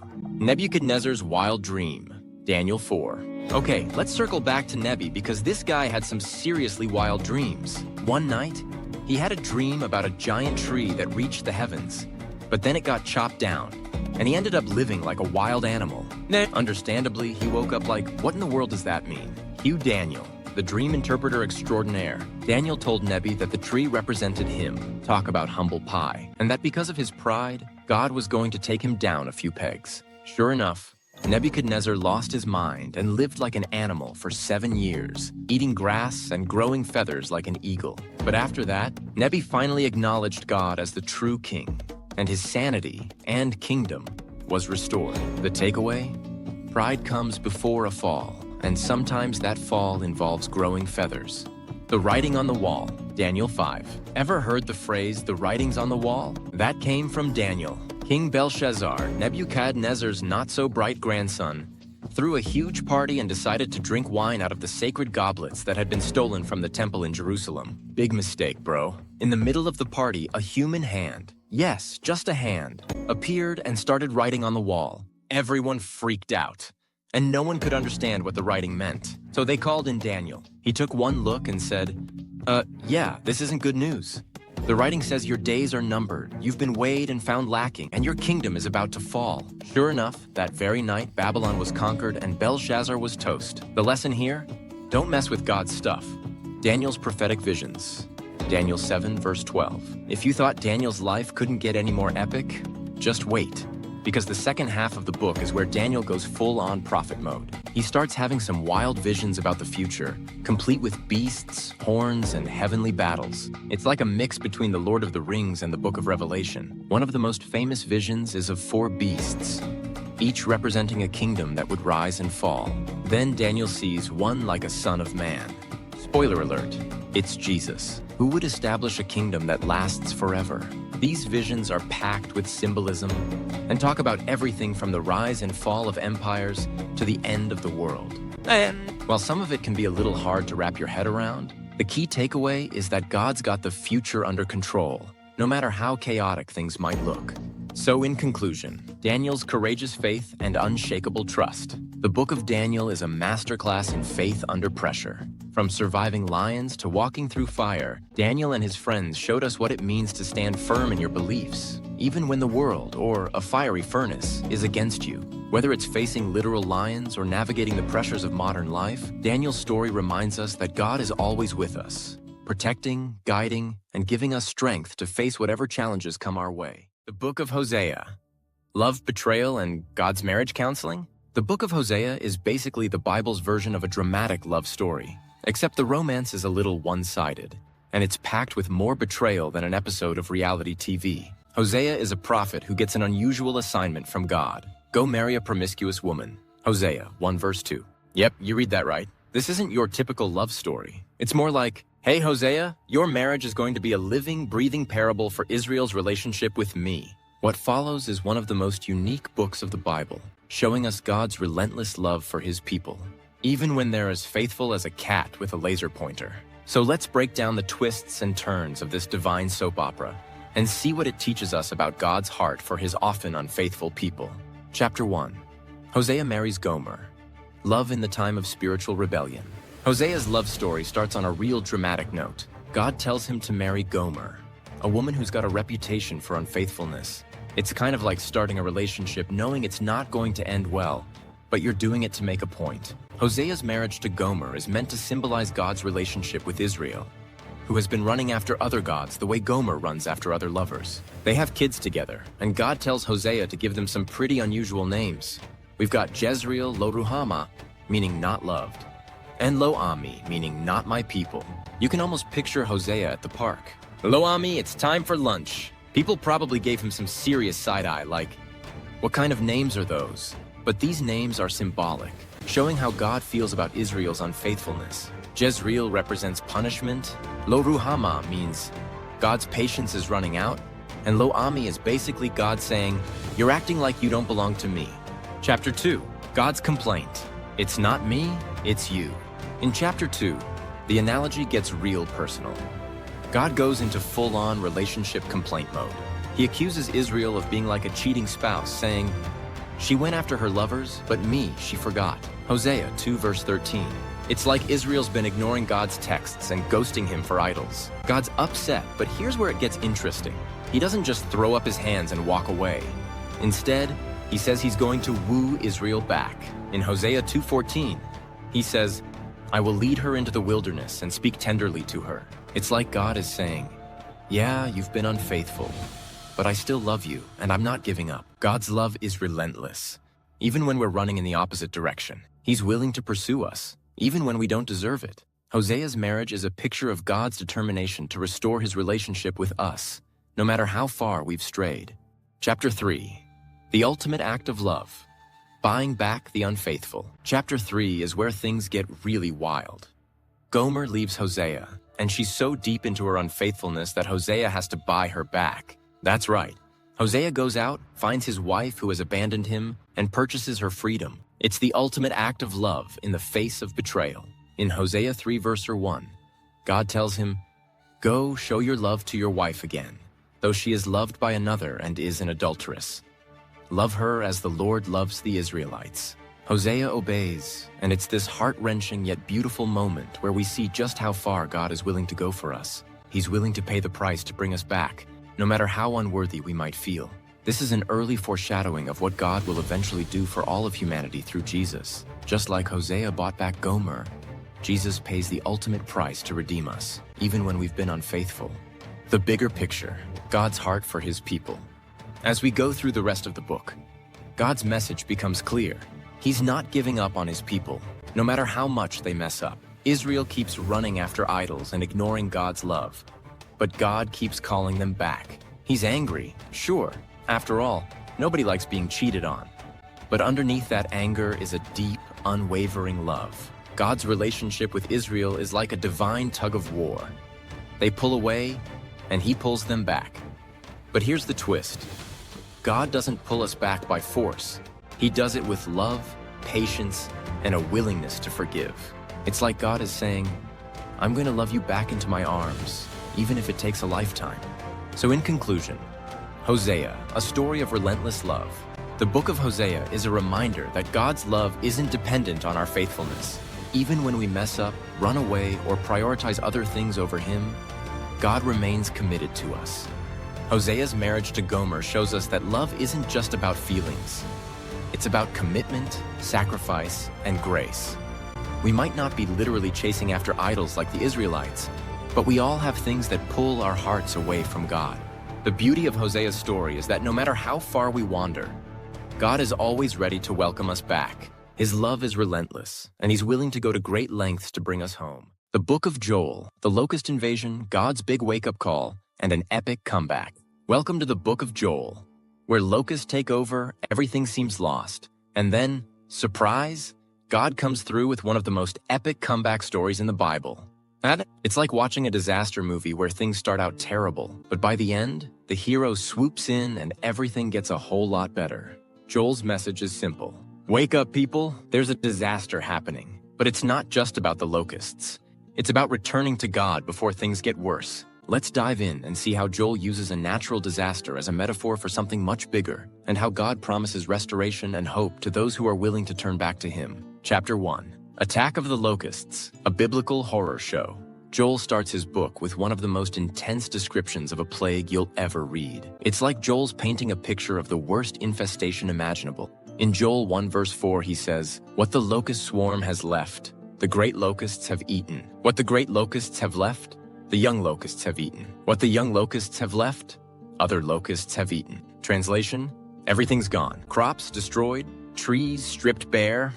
It's like that one time you forgot to water your plants, except, on a national level. But Joel's not just giving a report on bad weather or an insect infestation. He's using the locusts as a metaphor for the judgment of God. The people of Judah have turned away from God, and now they're facing the consequences.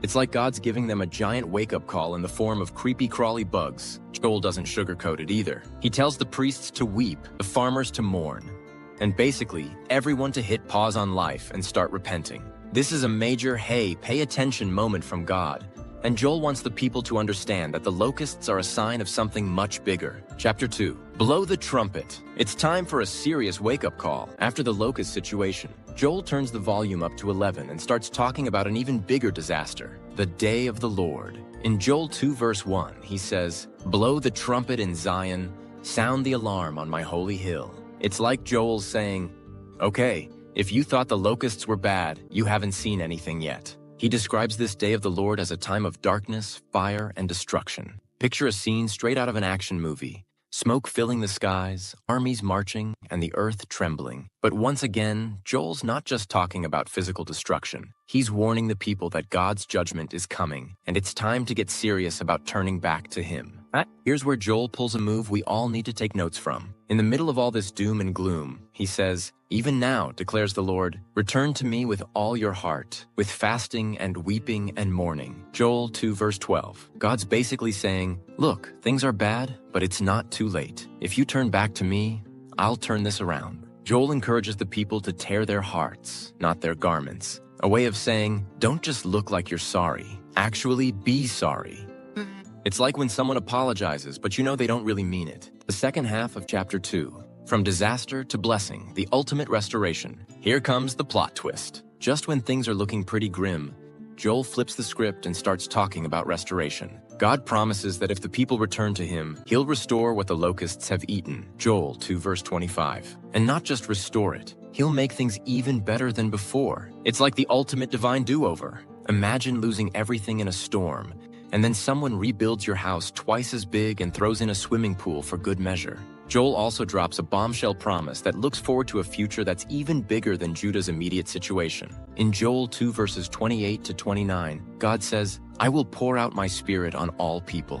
Your sons and daughters will prophesy. Your old men will dream dreams. Your young men will see visions." This is one of the coolest parts of the book because it points to Pentecost, when the Holy Spirit comes and empowers believers. It's like Joel's saying, not only is God going to fix things now, but there's an even bigger blessing coming in the future. Chapter 3.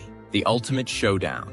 God's Judgment and Final Victory. In the final chapter, Joel zooms out to the big picture and talks about God's ultimate judgment on the nations. He describes a scene where God brings the nations into the Valley of Jehoshaphat, a fancy name for the Valley of Decision, where He will judge them for how they've treated His people. It's like the final showdown in a superhero movie, where the bad guys get what's coming to them. But here's the thing, even though there's judgment, there's also hope. Joel says that God's people will find refuge in Him, and Jerusalem will be restored. It's like God saying, I'm going to set everything right, and in the end, my people will be safe. It's the ultimate happy ending. After all the destruction, God's people get to live in peace and blessing. So, in conclusion, Joel, from locusts to restoration. The book of Joel is a short but powerful reminder that sometimes God has to use tough love to get our attention. The locusts were a wake-up call, but they weren't the end of the story. Joel's message is all about turning back to God before it's too late. And when we do, He's more than ready to pour out His blessings on us. Joel shows us that God's judgment isn't about being harsh.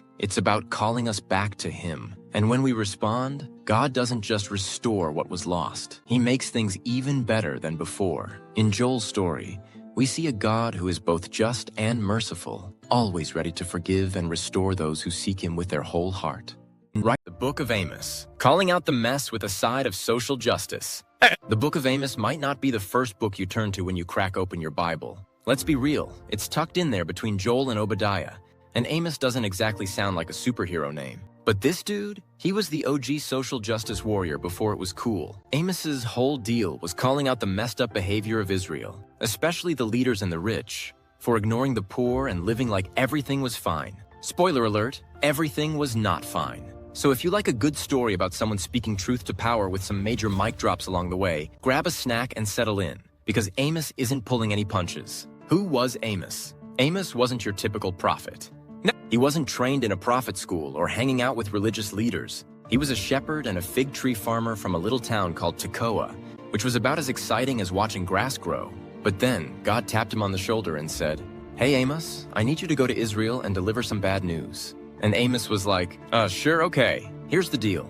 Israel was living large at the time. The economy was booming, the military was strong, and everyone was feeling pretty good about themselves. It was like Israel was having the ultimate, "Look at us, we're doing great," Instagram feed. But underneath the perfect filters, things were a mess. The rich were getting richer, the poor were getting ignored, and justice was being served about as well as a soggy slice of pizza. So Amos steps in, a regular guy with some rough hands and a sharp tongue, and starts calling them out on it. The lion roars. Amos 1 and 2. Amos kicks things off with some pretty epic imagery. The Lord roars from Zion. Amos 1 verse 2. That's right. God isn't whispering here. He's roaring like a lion. And when a lion roars, you better listen. Amos begins by calling out the surrounding nations for their various crimes. You can almost see the Israelites nodding along like, yeah, that's right. Those guys are the worst. But then Amos flips the script and turns the spotlight on Israel. Boom, plot twist. He's like, oh, by the way, you guys are just as bad, if not worse.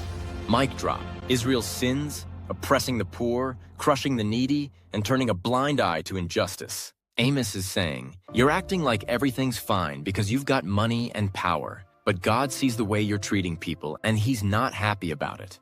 Social justice, biblical style, Amos 5. If Amos were around today, he'd be leading the charge with a megaphone in one hand and a protest sign in the other. He's all about justice, and Amos 5 is where he really lays it down. This is where we get the famous line, "Let justice roll on like a river, righteousness like a never-failing stream." Amos 5 verse 24. Basically, he's saying, you can't just go to church, sing some songs, and think you're good with God if you're treating people like garbage the rest of the week. Amos wasn't impressed by fancy religious ceremonies or big donations to the temple. He wanted to see real change, where people treated each other with fairness and kindness. Think of it like this.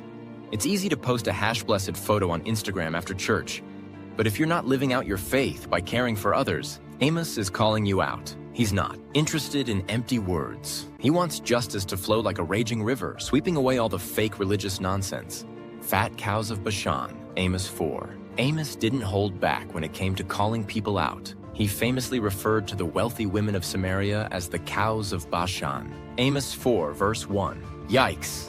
That might sound harsh, but Amos wasn't throwing shade for no reason. These women were living in luxury, feasting and partying, all while the poor and needy suffered. They were mooing their way through life, completely disconnected from the struggles around them. Amos was like, hey, you might be sitting pretty now, but judgment's coming. Now, before we go thinking Amos was some kind of ancient trash talker, he was making a point. When you're too focused on your own comfort and wealth, you lose sight of what really matters. God cares about how we treat others, and these fat cows were ignoring the cries of the oppressed. Moral of the story? Don't be a cow of Bashan. Care about the people around you, especially those who are struggling. The plumb line and locusts. Amos 7. Amos wasn't just about fiery speeches. He also had some pretty vivid visions. One of the most famous is the vision of the plumb line. Amos 7 verses 7 to 9. Now, if you're not up on your ancient building tools, a plumb line is basically a string with a weight on the end that builders use to make sure things are straight. God shows Amos a plumb line and says, I'm measuring Israel, and guess what? You guys are way off balance. In other words, Israel wasn't living up to God's standards. They were crooked, and just like a wall that's out of line will eventually collapse, Israel was headed for destruction if they didn't straighten up. Amos also saw visions of locusts and fire, both symbols of God's coming judgment. It wasn't looking good for Israel. The day of the Lord, Amos 5 verses 18 to 20. Here's where things get even more serious. Amos talks about the day of the Lord, which was supposed to be this epic moment when God would come and make everything right. The Israelites were looking forward to it, thinking it would be a day of victory and celebration. But Amos is like, yeah, about that. It's not going to go the way you think. He compares it to running from a lion only to bump into a bear, and then finally getting home and resting your hand on the wall, only to get bitten by a snake. Basically, no escape. Amos warns that the day of the Lord is actually going to be a day of darkness and judgment for Israel, because they've ignored justice and righteousness. Ouch! It's a wake-up call to get their act together before it's too late. Amos and the basket of summer fruit. Amos 8. In one of the final visions, God shows Amos a basket of ripe fruit. Seems harmless, right? Wrong. The fruit was a symbol that Israel's time was up. The fruit was ripe, and so was God's judgment. Basically, the clock was ticking, and Israel's window of opportunity to turn things around was closing fast. Amos delivers this message with a heavy heart. He doesn't want to see destruction, but he knows it's coming unless the people change their ways. And here's the kicker. Even after all these warnings, many of the Israelites just keep on doing their thing, ignoring Amos like he's just some guy yelling on the street corner. Spoiler alert, ignoring Amos didn't work out well for them. The promise of restoration. Amos 9 verse 11 to 15. Now, before we end on a total downer, Amos wraps up his message with a glimmer of hope. Yes, judgment is coming, but that's not the end of the story. God promises to restore Israel one day. He talks about rebuilding the fallen house of David, bringing back the exiles, and making the land fruitful again. It's like after the storm, there's a rainbow. Cue the inspirational music. God's message through Amos is that while he takes sin seriously, he's also full of mercy and grace. Even when we mess up, and let's be honest, we all do, God doesn't leave us without hope. He's always ready to rebuild and restore when we turn back to him. So while Amos' message is heavy on the judgment, it ends with a reminder that God's ultimate plan is to redeem his people.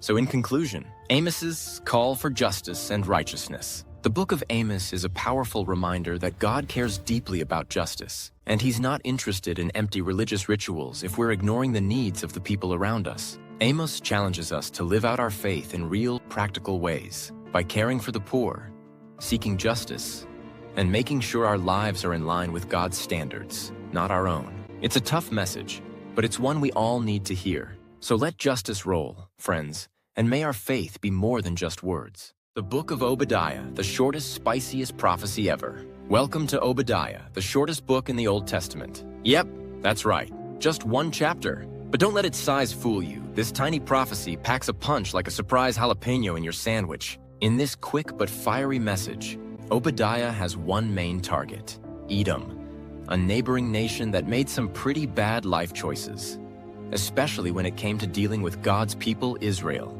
Think of it as a holy roast session, where Obadiah calls out Edom for being the worst kind of frenemy, and God says enough is enough. Ready? Let's dive into the drama. Edom, that shady neighbor you never wanted. If you've ever had a neighbor who seems nice, but then secretly celebrates when your lawnmower breaks down, you'll get the gist of Edom's relationship with Israel. Edom was descended from Esau, Jacob's brother, and you'd think family would stick together. But nope, Edom was the sibling who always rooted for your failure, especially when you're already having a bad day. Israel had it rough, enemies attacking from every side, and instead of helping, Edom just stood there, smugly munching popcorn while everything fell apart. Worse yet, they even looted the place when Israel was down. Not cool, Edom, not cool. God's response: oh, it's on now. Cue Obadiah stepping in with God's message. You're going down, Edom. God saw what Edom did when Israel was in trouble, and he's not letting it slide. Obadiah predicts total destruction for Edom. God says your arrogance, your betrayal, it's all coming back on you. Imagine someone standing on top of a mountain shouting, "I'm untouchable." That was Edom, literally. They lived in the rocky cliffs and thought they were safe. But God basically says, you think those rocks are going to protect you? Think again. Spoiler alert, they weren't. Divine justice. It's not about revenge. It's about consequences. God isn't out for petty revenge here. The book of Obadiah is a lesson in divine justice. Edom's downfall is a direct result of their arrogance, betrayal, and refusal to help a brother in need. It's like the biblical version of what goes around comes around, but with a little more prophetic flair. Obadiah reminds us that God is always watching, and while it might seem like people get away with shady behavior for a while, justice is inevitable. Edom thought they were untouchable, but they weren't accounting for God's long-term plans. Lesson? Don't be a backstabbing neighbor. God's got his eye on you. The big theme: pride goes before the fall. The main theme in Obadiah? Pride is a slippery slope. Edom thought they had it all figured out, but their pride blinded them to their own vulnerability. Obadiah makes it clear that no one is beyond accountability, not even nations sitting high up in the cliffs. For us today, it's a reminder that pride can make us think we're invincible, but it's often the very thing that leads to our downfall. Whether it's boasting about our achievements or looking down on others who are struggling, we're warned to stay humble and remember that everything we have is a gift from God. A glimpse of hope, restoration for Israel. The good news? While Edom's future looks bleak, Obadiah ends with a message of restoration for Israel. God's people may have been knocked down, but they're not out. He promises that Israel will be restored, and their enemies will face justice. It's a reminder that no matter how bad things get, God is always working behind the scenes, planning restoration and hope for those who remain faithful. Even in a tiny book like Obadiah, we see the big picture of God's justice and mercy at work. So in conclusion, Obadiah, short, sweet, and straight to the point. So what can we learn from this bite-sized book? First, don't be an Edom. Pride, arrogance, and betraying your neighbor might seem like shortcuts to success, but they're actually paths to destruction. Second, when you see others in trouble, help them out. Don't stand by and wait for their downfall. And finally, remember that God's justice is inevitable, but his mercy is always present for those who turn to him. The book of Obadiah may be small, but it delivers a mighty message. Humility wins, and God's justice is sure. So next time you're feeling a little too comfortable in your metaphorical cliffside condo, remember Edom, and maybe take the stairs down to humility. Now you made it to the end. Welcome to Modern Testament Talks.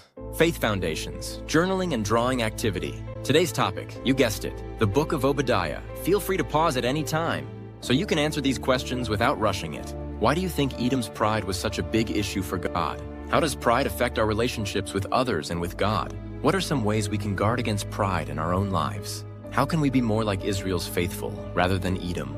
Obadiah talks about justice coming to those who betray and harm others. How does this idea of justice shape your understanding of God's character? Reflect on a time when you may have struggled with pride or arrogance, and how it impacted your decisions. How can you work toward more humility in your relationships with others and with God?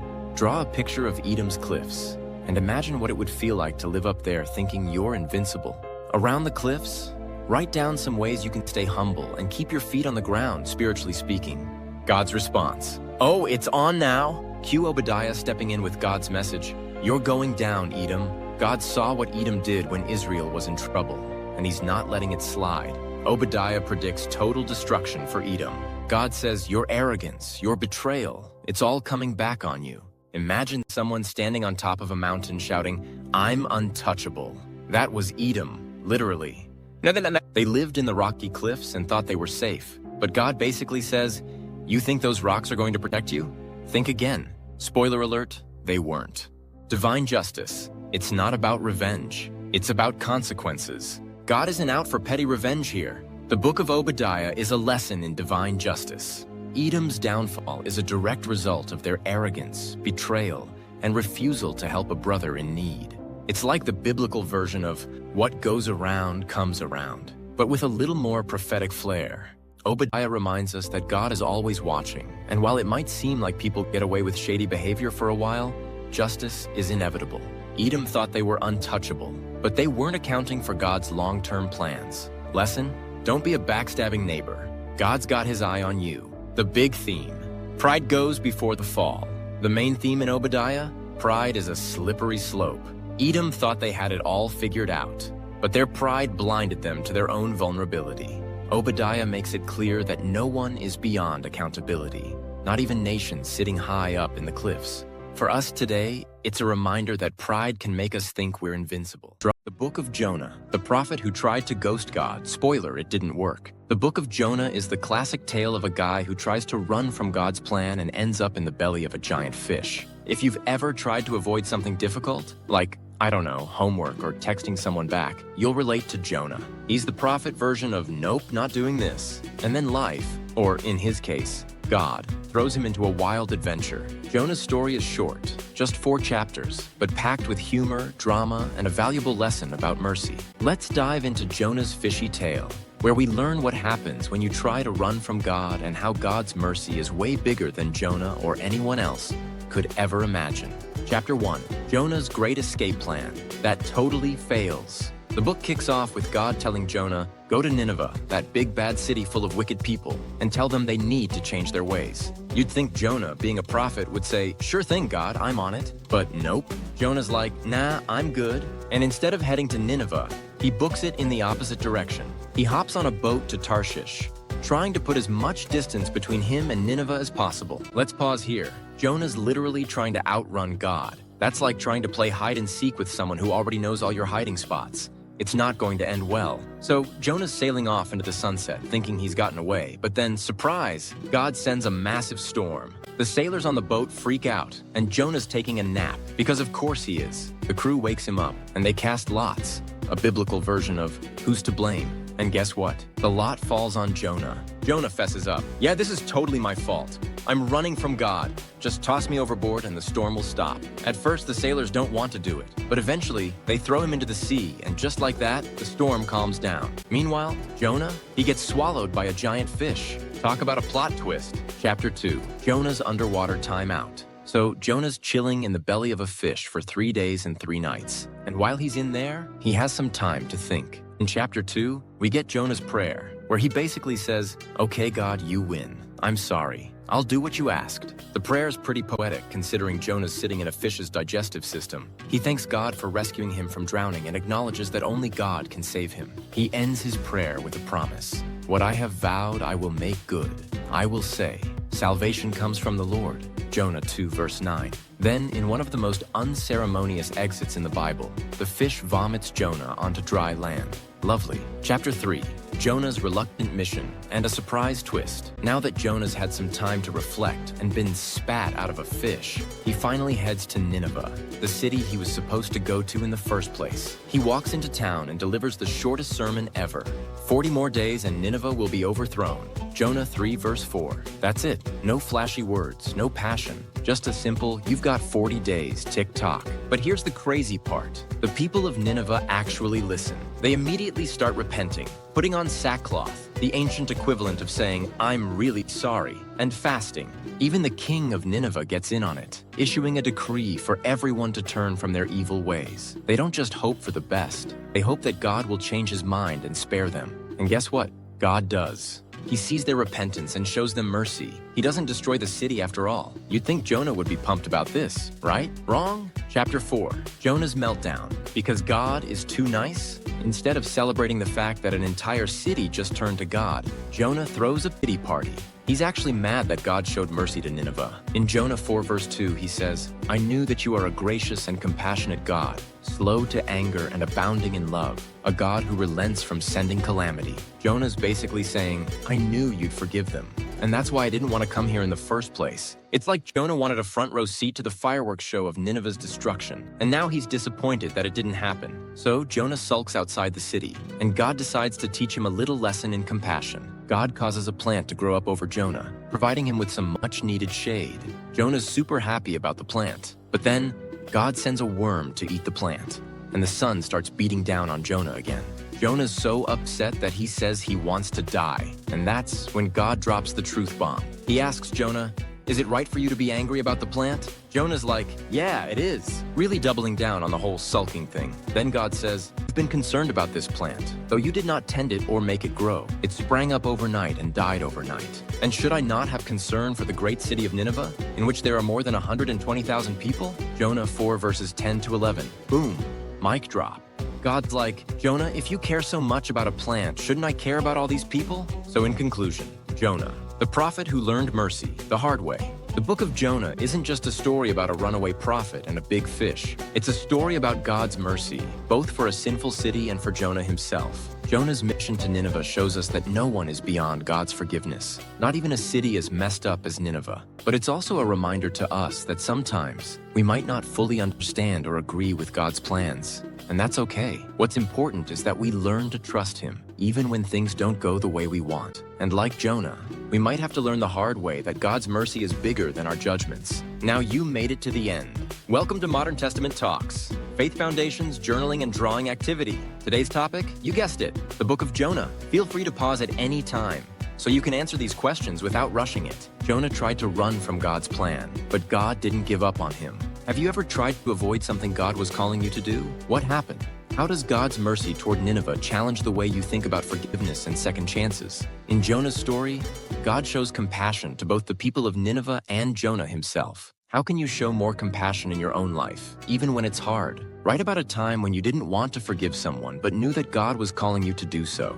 How did you eventually handle the situation? How did it feel afterward, knowing you followed God's lead? Draw Jonah's journey, starting with the storm, the giant fish, and ending with him sitting outside Nineveh under the plant. How would you depict Jonah's emotions at each point in the story, especially his surprise and frustration at God's mercy? Jonah's story reminds us that running from God's plans never works out. But even when we fail, God's mercy is always waiting for us. And for everyone else too. Chapter 2, Jonah's underwater timeout. So Jonah's chilling in the belly of a fish for 3 days and 3 nights. And while he's in there, he has some time to think. In chapter 2, we get Jonah's prayer, where he basically says, "Okay, God, you win.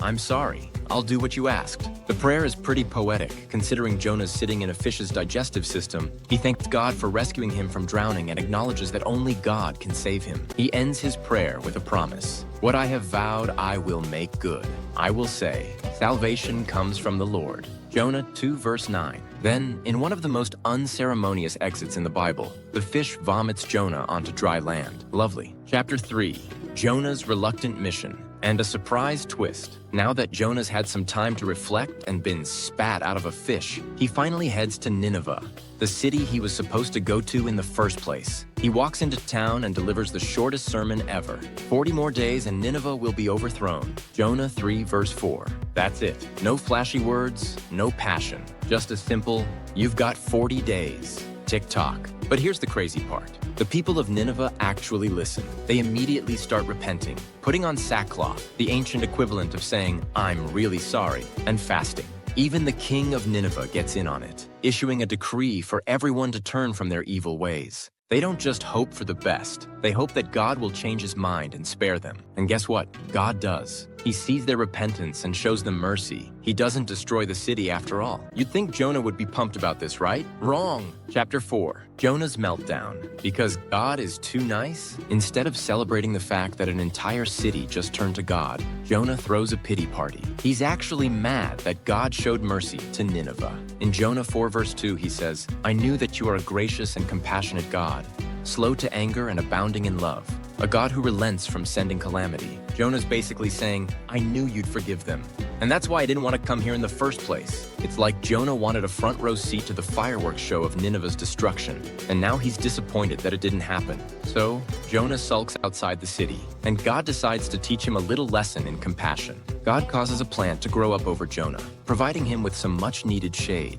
Jonah's super happy about the plant, but then God sends a worm to eat the plant, and the sun starts beating down on Jonah again. Jonah's so upset that he says he wants to die, and that's when God drops the truth bomb. He asks Jonah, "Is it right for you to be angry about the plant?" Jonah's like, "Yeah, it is," really doubling down on the whole sulking thing. Then God says, "You've been concerned about this plant, though you did not tend it or make it grow. It sprang up overnight and died overnight. And should I not have concern for the great city of Nineveh, in which there are more than 120,000 people?" Jonah 4 verses 10 to 11. Boom. Mic drop. God's like, "Jonah, if you care so much about a plant, shouldn't I care about all these people?" So in conclusion, Jonah, the prophet who learned mercy the hard way. The book of Jonah isn't just a story about a runaway prophet and a big fish. It's a story about God's mercy. The book of Micah, justice, mercy, and walking humbly, with a side of sarcasm. Welcome to the book of Micah, a 7-chapter gem nestled in the Minor Prophets, where the prophet Micah gets real about injustice, false leaders, and the importance of walking humbly with God. Micah might be small, but don't let that fool you. It's packed with bold truths, hopeful promises, and just a sprinkle of divine sarcasm to keep things interesting. If you've ever wanted to hear God's take on bad politicians, fake prophets, and people being generally awful to each other, this book's for you. Spoiler alert, God's not having it, but he's still full of mercy and promises of restoration. Chapter 1. Hey, Judah and Israel, we need to talk? Micah starts off with some straight-up fire from God, calling out both Judah and Israel for their sins. It's like God saying, okay, I've seen enough, and it's time to have a little chat. The problem? Idolatry, injustice, and corruption are rampant, and God's not thrilled about it. Micah paints a picture of God coming down from his holy mountain like a storm, trampling the high places. It's not exactly a warm and fuzzy start. Think of it as that we need to talk text that no one wants to get. But hey, when you're worshiping idols and treating people terribly, you kind of expect a divine intervention, right? Micah's point is clear. Sin has consequences, and ignoring God's commands is going to lead to some serious destruction. But don't worry, there's still hope on the horizon. Just not quite yet. Chapter 2. Woe to the bad guys and their land grab schemes. In Chapter 2, Micah turns up the heat on the wealthy landowners who are scheming to steal land from the poor. These guys are literally lying awake at night thinking up ways to take what doesn't belong to them. And God? Yeah, he's not cool with it. Micah says, woe to those who plan iniquity, to those who plot evil on their beds. God sees their shady dealings, and he's about to turn the tables. He basically tells them, you want to steal land? Well, guess what? You're going to lose it all. Cue the mic drop. But then we get a little sarcasm. Micah imagines what the false prophets might say to defend the evildoers. Do not prophesy? Disgrace will not overtake us? These so-called prophets were like today's shady influencers, sugarcoating everything to make the bad guys feel good about themselves. But Micah's not buying it. God's truth doesn't work that way. Chapter 3, Micah's roast of the leaders and prophets. If you thought Micah was done, think again. Chapter 3 is all about calling out the leaders and false prophets who are leading the people astray. The leaders are described as tearing the skin off the people and chopping them up like meat for the pan. Yikes! Clearly, they're not exactly looking out for the common good. As for the false prophets, Micah's got a pretty harsh critique for them too. These guys are preaching peace when they've got food in their mouths. But if someone doesn't pay up, they're quick to prophesy doom. It's like a bad Yelp review. Pay them and everything's fine. But miss a tip and suddenly the end is near. God's message through Micah? Justice matters. Integrity matters. And if you're a leader, you better take that seriously, because God does. Chapter 4. Hope on the horizon? Finally, some good news. Just when you think Micah's all doom and gloom, Chapter 4 drops a glimmer of hope. Micah starts talking about the last days when the mountain of the Lord's temple will be established, and people from all nations will come streaming in to learn about God. This is the Micah equivalent of, things are bad now, but there's a better future ahead. God promises to bring peace and restoration, where people will beat their swords into plowshares and their spears into pruning hooks. Translation, war will be a thing of the past, and people will live in peace. Finally, a breath of fresh air. Chapter 5, the promise of a ruler from Bethlehem. Remember the Christmas story? Well, Micah's the guy who foretold it. In Chapter 5, he drops a prophecy about a ruler coming from Bethlehem, the smallest of Judah's clans. This ruler will shepherd God's people and bring peace. Hint, this is a Jesus prophecy. Micah's saying that even though things are a mess right now, God's got a plan. A savior is coming, and he's going to fix everything that's broken. It's like God saying, hang in there, I've got a surprise in store for you, and it's going to blow your mind. Chapter 6, God's courtroom drama, featuring a Micah classic. Chapter 6 is one of the most famous sections of Micah, and for good reason. It's basically set up like a courtroom scene where God is laying out his case against Israel. And what's his beef? The people have forgotten all the amazing things he's done for them, and they're acting like they can just make it up with a few sacrifices. But here's the twist. God doesn't want their sacrifices. What he really wants is simple: to act justly, to love mercy, and to walk humbly with your God. Boom, there it is. That's the heart of Micah's message right there. It's not about religious rituals or checking off a list of good deeds. It's about justice, mercy, and humility. If you're looking for a life motto, you just found it. Chapter 7. Hope, even when it's dark. The final chapter of Micah wraps up on a hopeful note. Yes, things are dark. Yes, the people have messed up. But Micah ends with a reminder that God is full of mercy. He says, who is a God like you, pardoning iniquity and passing over the transgression of the remnant of his heritage? Micah knows that no matter how bad things get, God's character doesn't change. He's still a God of forgiveness and compassion, and he will restore his people in the end. So in conclusion, lessons from Micah: justice, mercy, and humility. The book of Micah may be a short, punchy book, but it's packed with timeless truths. Micah reminds us that God cares deeply about justice and integrity, and he won't stand by while people are oppressed or mistreated. But at the same time, he's a God of mercy, always ready to forgive and restore. Micah challenges us to act justly, love mercy, and walk humbly with God, not just in our religious life, but in every part of our lives. It's a call to live differently in a world that often prioritizes power and wealth over kindness and truth. So the next time you're tempted to take shortcuts or overlook justice, remember Micah's words. God's watching, and he's got bigger plans. Now you made it to the end. Welcome to Modern Testament Talks. Faith foundations, journaling, and drawing activity. Today's topic, you guessed it, the book of Micah. Feel free to pause at any time so you can answer these questions without rushing it. Why do you think Micah focuses so much on the themes of justice, mercy, and humility? How do these reflect God's character? How can Micah's message about false leaders and prophets apply to us today? Where do you see injustice? And what can you do about it? Micah foretells the coming of a ruler from Bethlehem, Jesus. How does this promise of hope shape the way we view God's long-term plans for humanity? Think about a time when you saw injustice happening, whether in your community, your school, or even the world at large. How did it make you feel? Write about ways you can act justly in your daily life, even in small ways. What would it look like to walk humbly with God in those situations? Draw a picture of a set of scales representing justice. On one side, write the word justice, and on the other side, write mercy. Around the scales, draw images or words that represent what it means to walk humbly with God, like kindness, love, and forgiveness. The book of Micah reminds us that justice and mercy matter deeply to God, and so should they matter to us. It challenges us to live with integrity, to be compassionate, and to walk humbly with God, trusting in his plan for restoration and hope. The book of Nahum, the sequel to Jonah, featuring Nineveh's not-so-happy ending. The book of Nahum, where we find out what happened to Nineveh, the city Jonah warned a while back. Remember how Jonah came in with a message of doom, and the Ninevites were like, "Whoa, better repent," and everything ended on a happy note? Well, in Nahum, things don't go quite as well. Spoiler alert, Nineveh doesn't get a second chance. They've slipped back into their old nasty ways. God's had enough. This time, the prophecy isn't about a chance to repent. It's about their total destruction. Chapter 1, God versus Nineveh. Round 2. This time, it's personal. Nahum opens up with a divine smackdown. God is described as jealous, avenging, and wrathful. He's slow to anger, sure, but when he's done with your shenanigans, watch out. God's ready to bring the thunder. Literally, Nahum paints a vivid picture of God in control of nature, with whirlwinds, earthquakes, and mountains melting like butter. It's like the ancient version of a disaster movie. And while it may sound terrifying, okay, it is, Nahum throws in a comforting nugget for those who aren't on Nineveh's naughty list.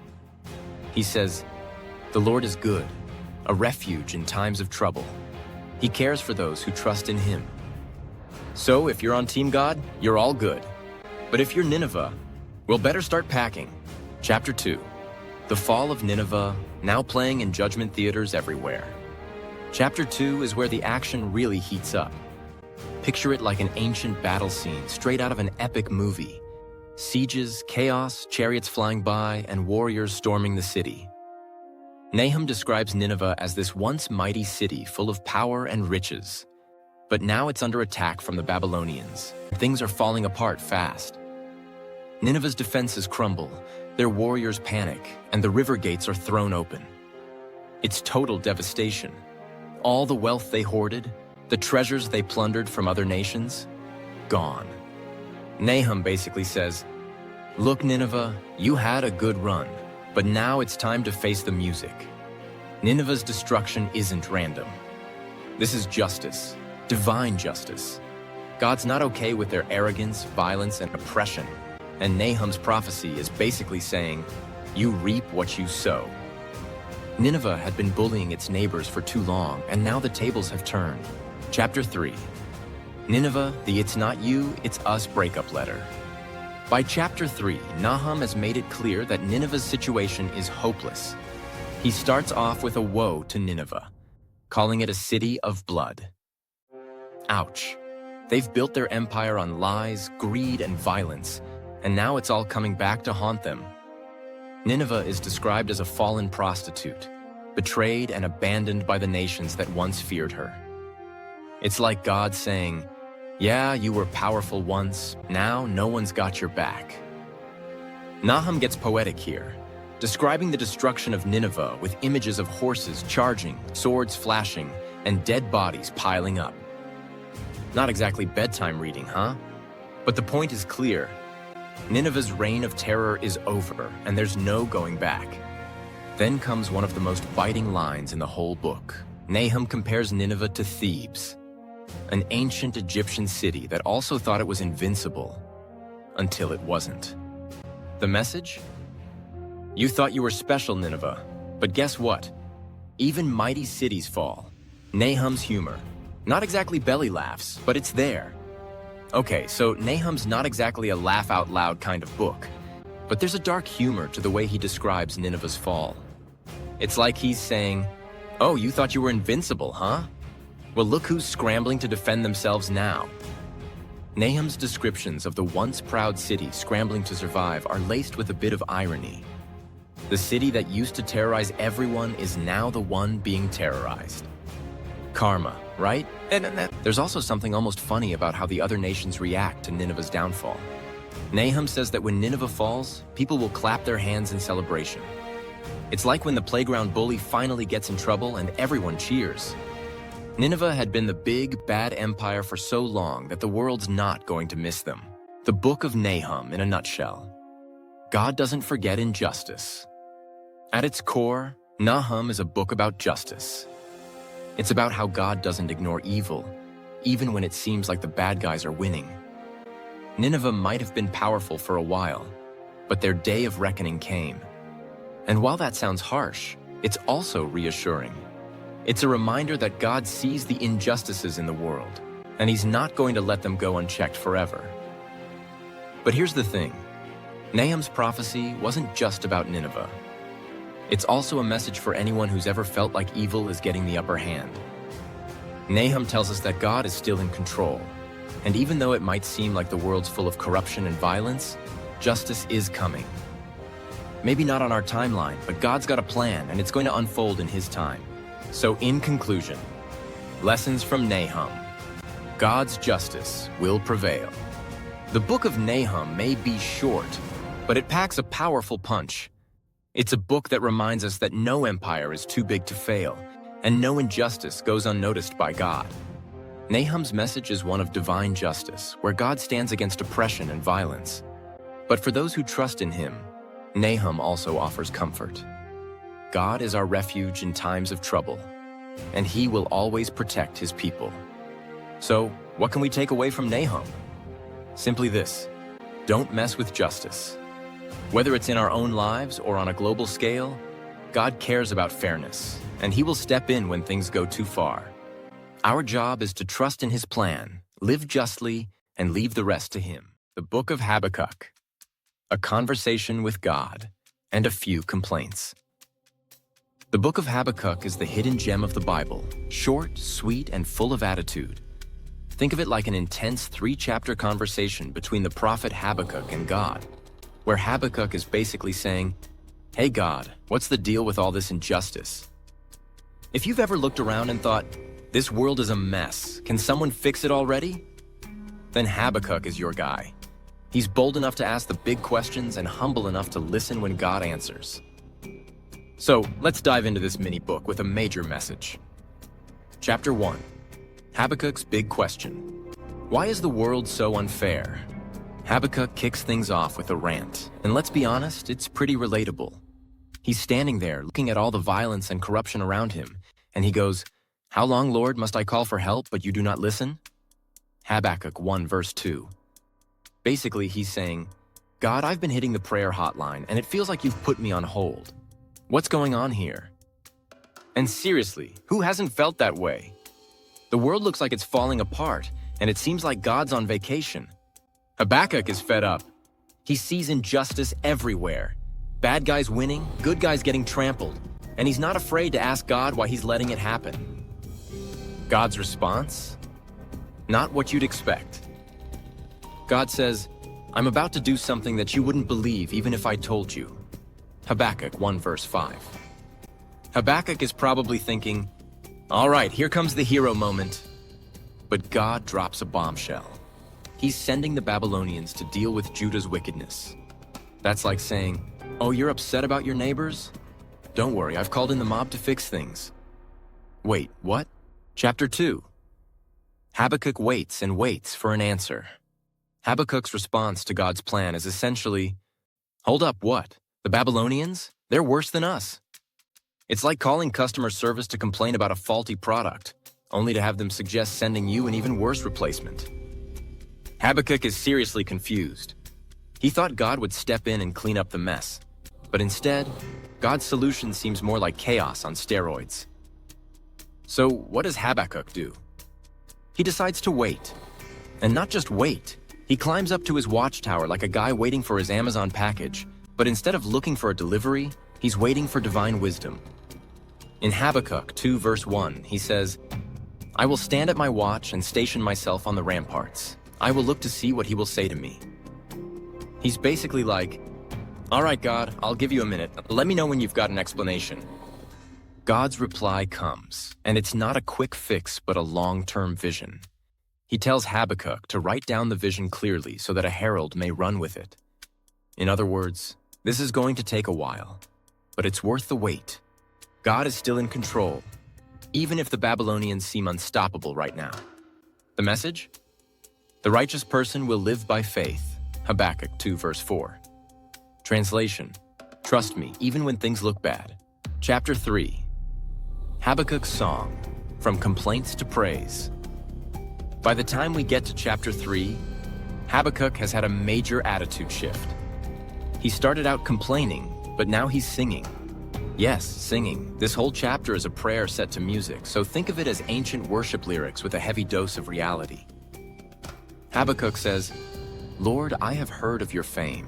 I stand in awe of your deeds, Lord. Repeat them in our day." Habakkuk 3 verse 2. He's essentially saying, "God, I know you've done amazing things before. Do it again."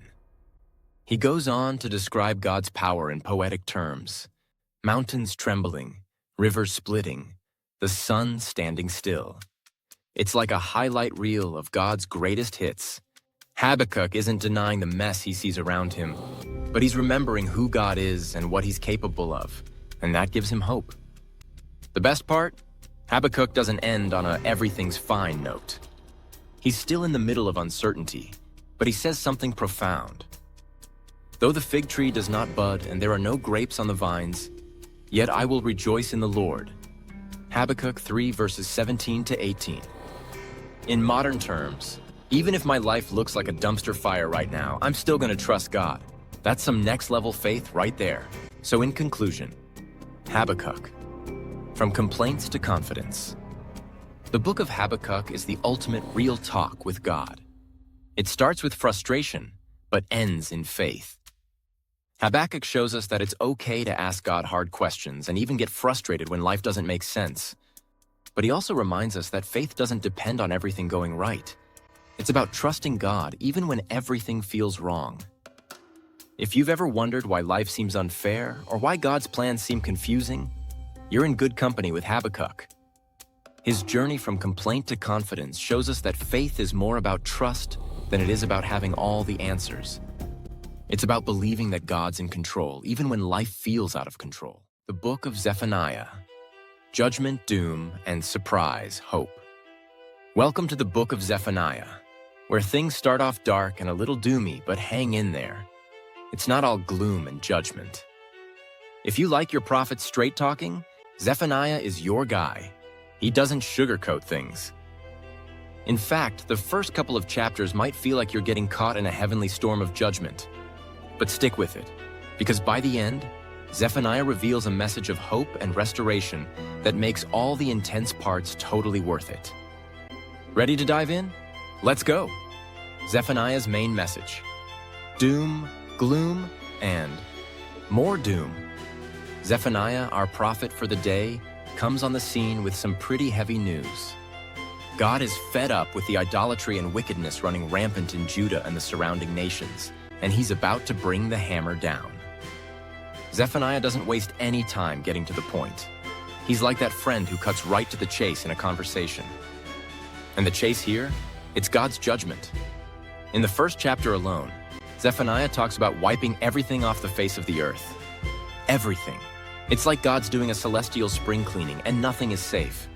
Not the animals, not the people, not even the fish in the sea. So yeah, the opening of Zephaniah can feel a bit like watching a disaster movie unfold in slow motion. But don't panic, because Zephaniah has more to say than just everything's doomed. The day of the Lord. An epic warning. One of the big themes in Zephaniah is the day of the Lord, which is not your typical happy-go-lucky kind of day. This is a day of reckoning, a day when God's going to set things straight. Zephaniah describes it with some seriously intense imagery. Think darkness, gloom, and trumpet blasts. Basically, this is a no-nonsense day where God is cleaning house. But here's the thing. This day of judgment isn't just about punishment. It's about purification. God's not wiping everything out because he's angry for no reason. He's doing it to get rid of all the sin and injustice that have piled up. It's like when your room gets so messy that you just have to throw everything into a giant trash bag and start fresh. That's what God's up to here. Judgment for everyone. No, really, everyone. Zephaniah doesn't just have bad news for Judah. He's got a whole list of nations that are about to get the godly smackdown.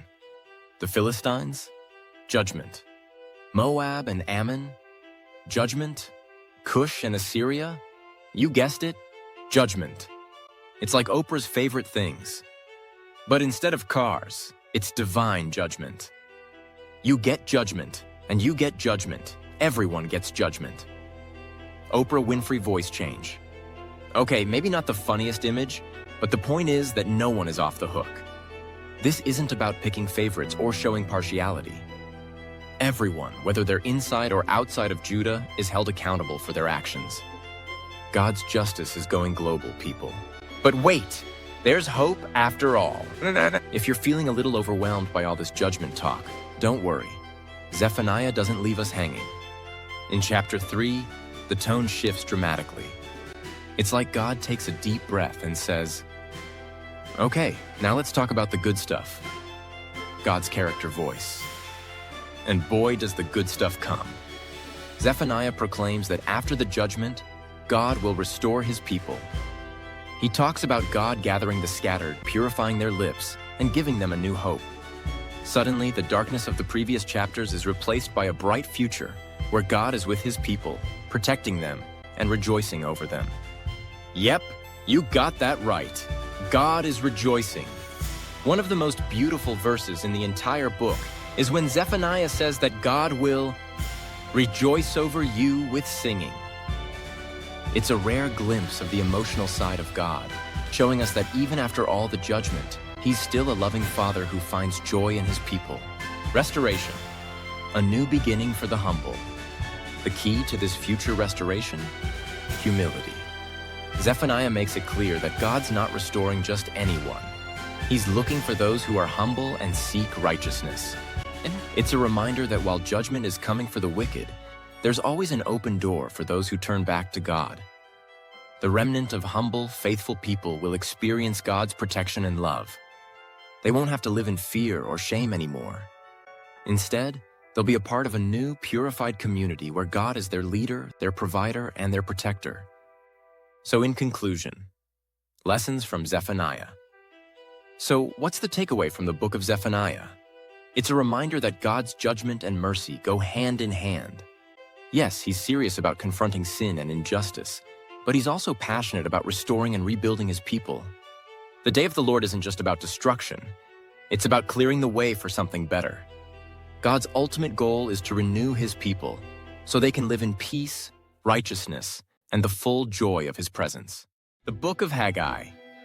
Get to work, people, and maybe stop procrastinating. The Book of Haggai is like that one friend who shows up when you've been slacking off, gives you a reality check, and then tells you to get your act together. It's short, punchy, and gets right to the point. Haggai's message is simple. Stop making excuses and rebuild the temple already. He's basically a motivational speaker with divine backing, sent to remind the Israelites of their purpose after they've spent years putting off God's work. If you've ever found yourself procrastinating, and who hasn't, Haggai is here to speak some truth into your life. So grab your tools, or at least your metaphorical hammer, and let's start hammering this one home. Chapter 1. Haggai's Wake-Up Call. Prioritize God over Netflix or whatever you're doing. So here's the situation. The Israelites have returned from exile in Babylon and they're back in Jerusalem. But instead of rolling up their sleeves and rebuilding God's temple, they've been busy remodeling their own houses. Haggai pops onto the scene and goes, "Is it a time for you to be living in your paneled houses while this house remains a ruin?" Haggai 1 verse 4. Translation: You've got time for home improvements but not for God's work? Really? Haggai tells them that their priorities are way off. They're focusing on their own comfort, but everything else in their lives is falling apart. It's like when you put off doing something important and then wonder why nothing else is going right. Haggai says, "You expected much, but see, it turned out to be little. What you brought home, I blew away." Haggai 1 verse 9. Ouch. Haggai's basically telling them, hey, you're working hard, but it's not paying off because you're ignoring the most important thing, God. Chapter 2. The encouragement. God's got your back, so stop worrying. After dropping that truth bomb, Haggai gives the people some encouragement. He tells them that even though the task ahead seems daunting, rebuilding a temple is no small feat. God's with them. He says, "Be strong, all you people of the land, and work, for I am with you." Haggai 2 verse 4. It's like that pep talk you need when you're overwhelmed with a huge to-do list, and someone reminds you, you've got this and you're not alone. God also promises that this new temple will be greater than the old one, even though it might not look like much right now. Sometimes when we start something, it doesn't look all that impressive, but Haggai reminds us that God's glory will fill it. It's not about how flashy things are on the outside. It's about the presence of God making it extraordinary. Chapter 2. Continued. The promise of blessings, from ruins to riches. As the people finally get to work on the temple, Haggai gives them another message. Blessings are coming. He points out that before they started obeying God, their crops were failing, their work was unproductive, and life just wasn't going their way. But now that they've put God first, He's about to bless them. In Haggai 2 verse 19, God says, "From this day on, I will bless you." It's like when you finally stop procrastinating on something important, and suddenly everything else starts falling into place. Haggai's reminding the people and us that when we align our lives with God's priorities, blessings follow. It doesn't mean life is perfect, but things just seem to work out better when we're focused on what truly matters. So, in conclusion, Haggai, stop delaying, start doing. The book of Haggai might be short, but its message is loud and clear. Stop putting off the important things. Whether it's rebuilding the temple or, in our case, focusing on our relationship with God, we're often guilty of delaying what matters most. Haggai calls us out on our procrastination, but he doesn't just leave us hanging. He reminds us that when we step up, God steps in. His presence makes everything we're doing worthwhile, and His blessings are waiting when we finally get to work. So, if you've been slacking on something God's called you to do, whether it's a big project, a small step of faith, or just spending more time with Him, let this be your Haggai moment. Get moving. Trust that God's with you and watch how things start to change. The Book of Zechariah. Visions, prophecies, and flying scrolls. Yep, flying scrolls. Welcome to the Book of Zechariah, where visions are wild, the prophecies are epic, and yes, there's even a flying scroll. If you've never heard much about this book, buckle up, because this minor prophet packs in some major cosmic action. It's got angelic visions, messianic prophecies, and enough symbolism to keep you scratching your head for a while. In a good way. Zechariah might not be the most famous book of the Bible, but it's got a little something for everyone. Hope, encouragement, and yes, some pretty intense dreams. So let's dive into one of the more mystical corners of the Old Testament. Zechariah, prophet, dreamer, visionary, literally. Let's start with our main guy, Zechariah. He's a prophet, but he's not just talking to the people. He's having all these crazy visions that seem straight out of a biblical sci-fi movie. The book starts off with God giving him messages of hope and encouragement for the Israelites, who are trying to rebuild their lives and the temple after returning from exile in Babylon. They've got big dreams, but they're dealing with some pretty heavy discouragement. That's where Zechariah comes in, with his prophetic pep talk and some pretty intense visions to back it up. Visions of the night, horsemen, lampstands, and flying scrolls.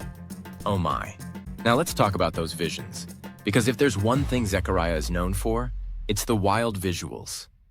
First off, we've got the 4 horsemen. And no, they're not from the apocalypse yet.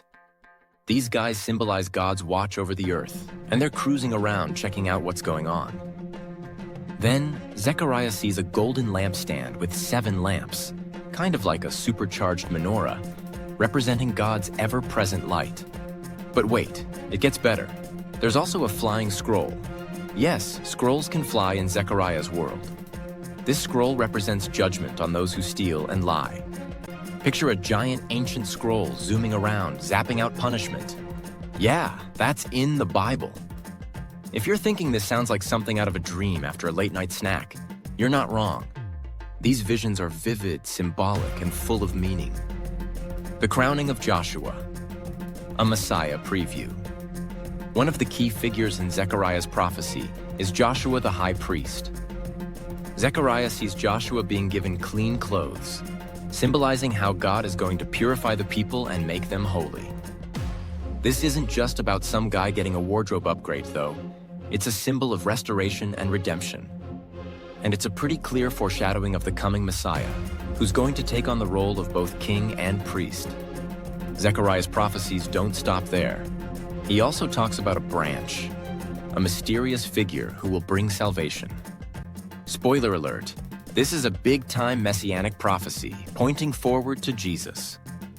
So even though Zechariah is living in a time of temple rebuilding and political uncertainty, his eyes are fixed on the future and on God's plan to send a savior.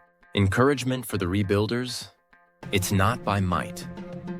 One of the best-known parts of Zechariah comes in chapter 4, where God tells the people, "Not by might, nor by power, but by my Spirit."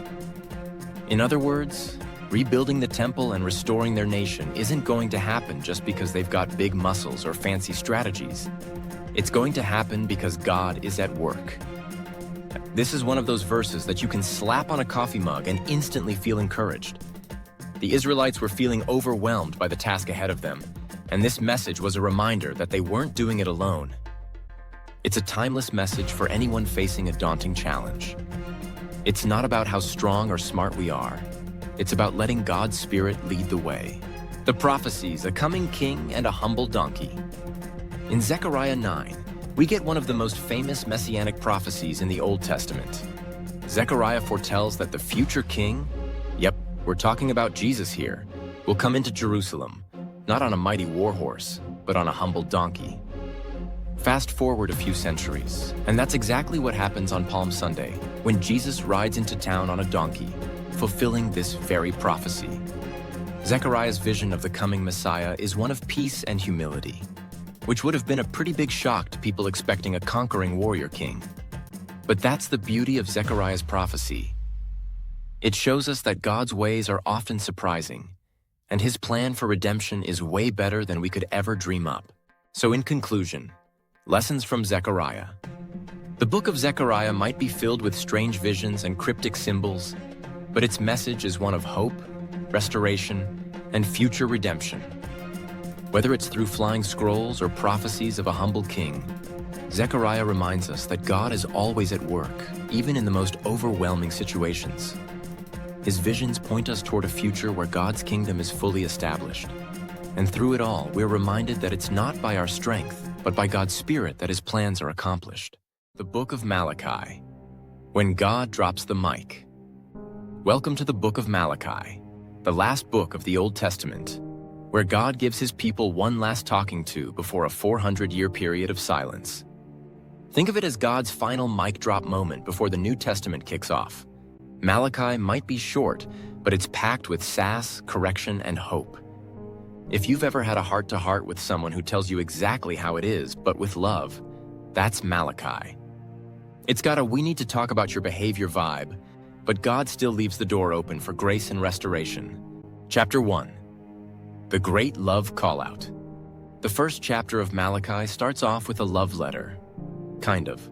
God says, "I have loved you." But the people of Israel respond with a "really? How have you loved us?" So, it's like a teenager rolling their eyes at their parents' reminder of affection. This sets the tone for the whole book. The people of Israel have forgotten all the ways God has shown them love, and now they're wondering why things aren't going their way. God's response is simple. Look at your history. He reminds them of how he chose them over Esau's descendants, the Edomites, and how he's protected and provided for them.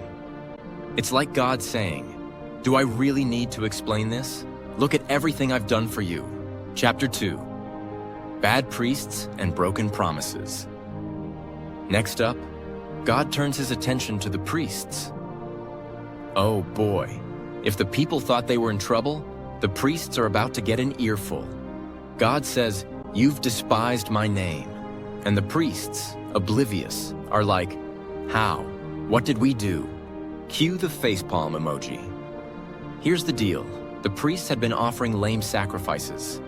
Literally. Instead of bringing the best animals to the altar, they were offering up blind, sick, and lame animals. Basically, they were cutting corners and offering God their leftovers, not their best. God's like, "Would you offer that to your governor? No?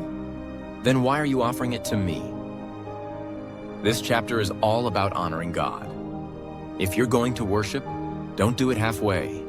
Give God your best, not what's convenient. God's basically saying, "I'm not some second-tier deity who'll take your scraps." Chapter 3. The tithing talk and more. Chapter 3. Where things get real about tithing.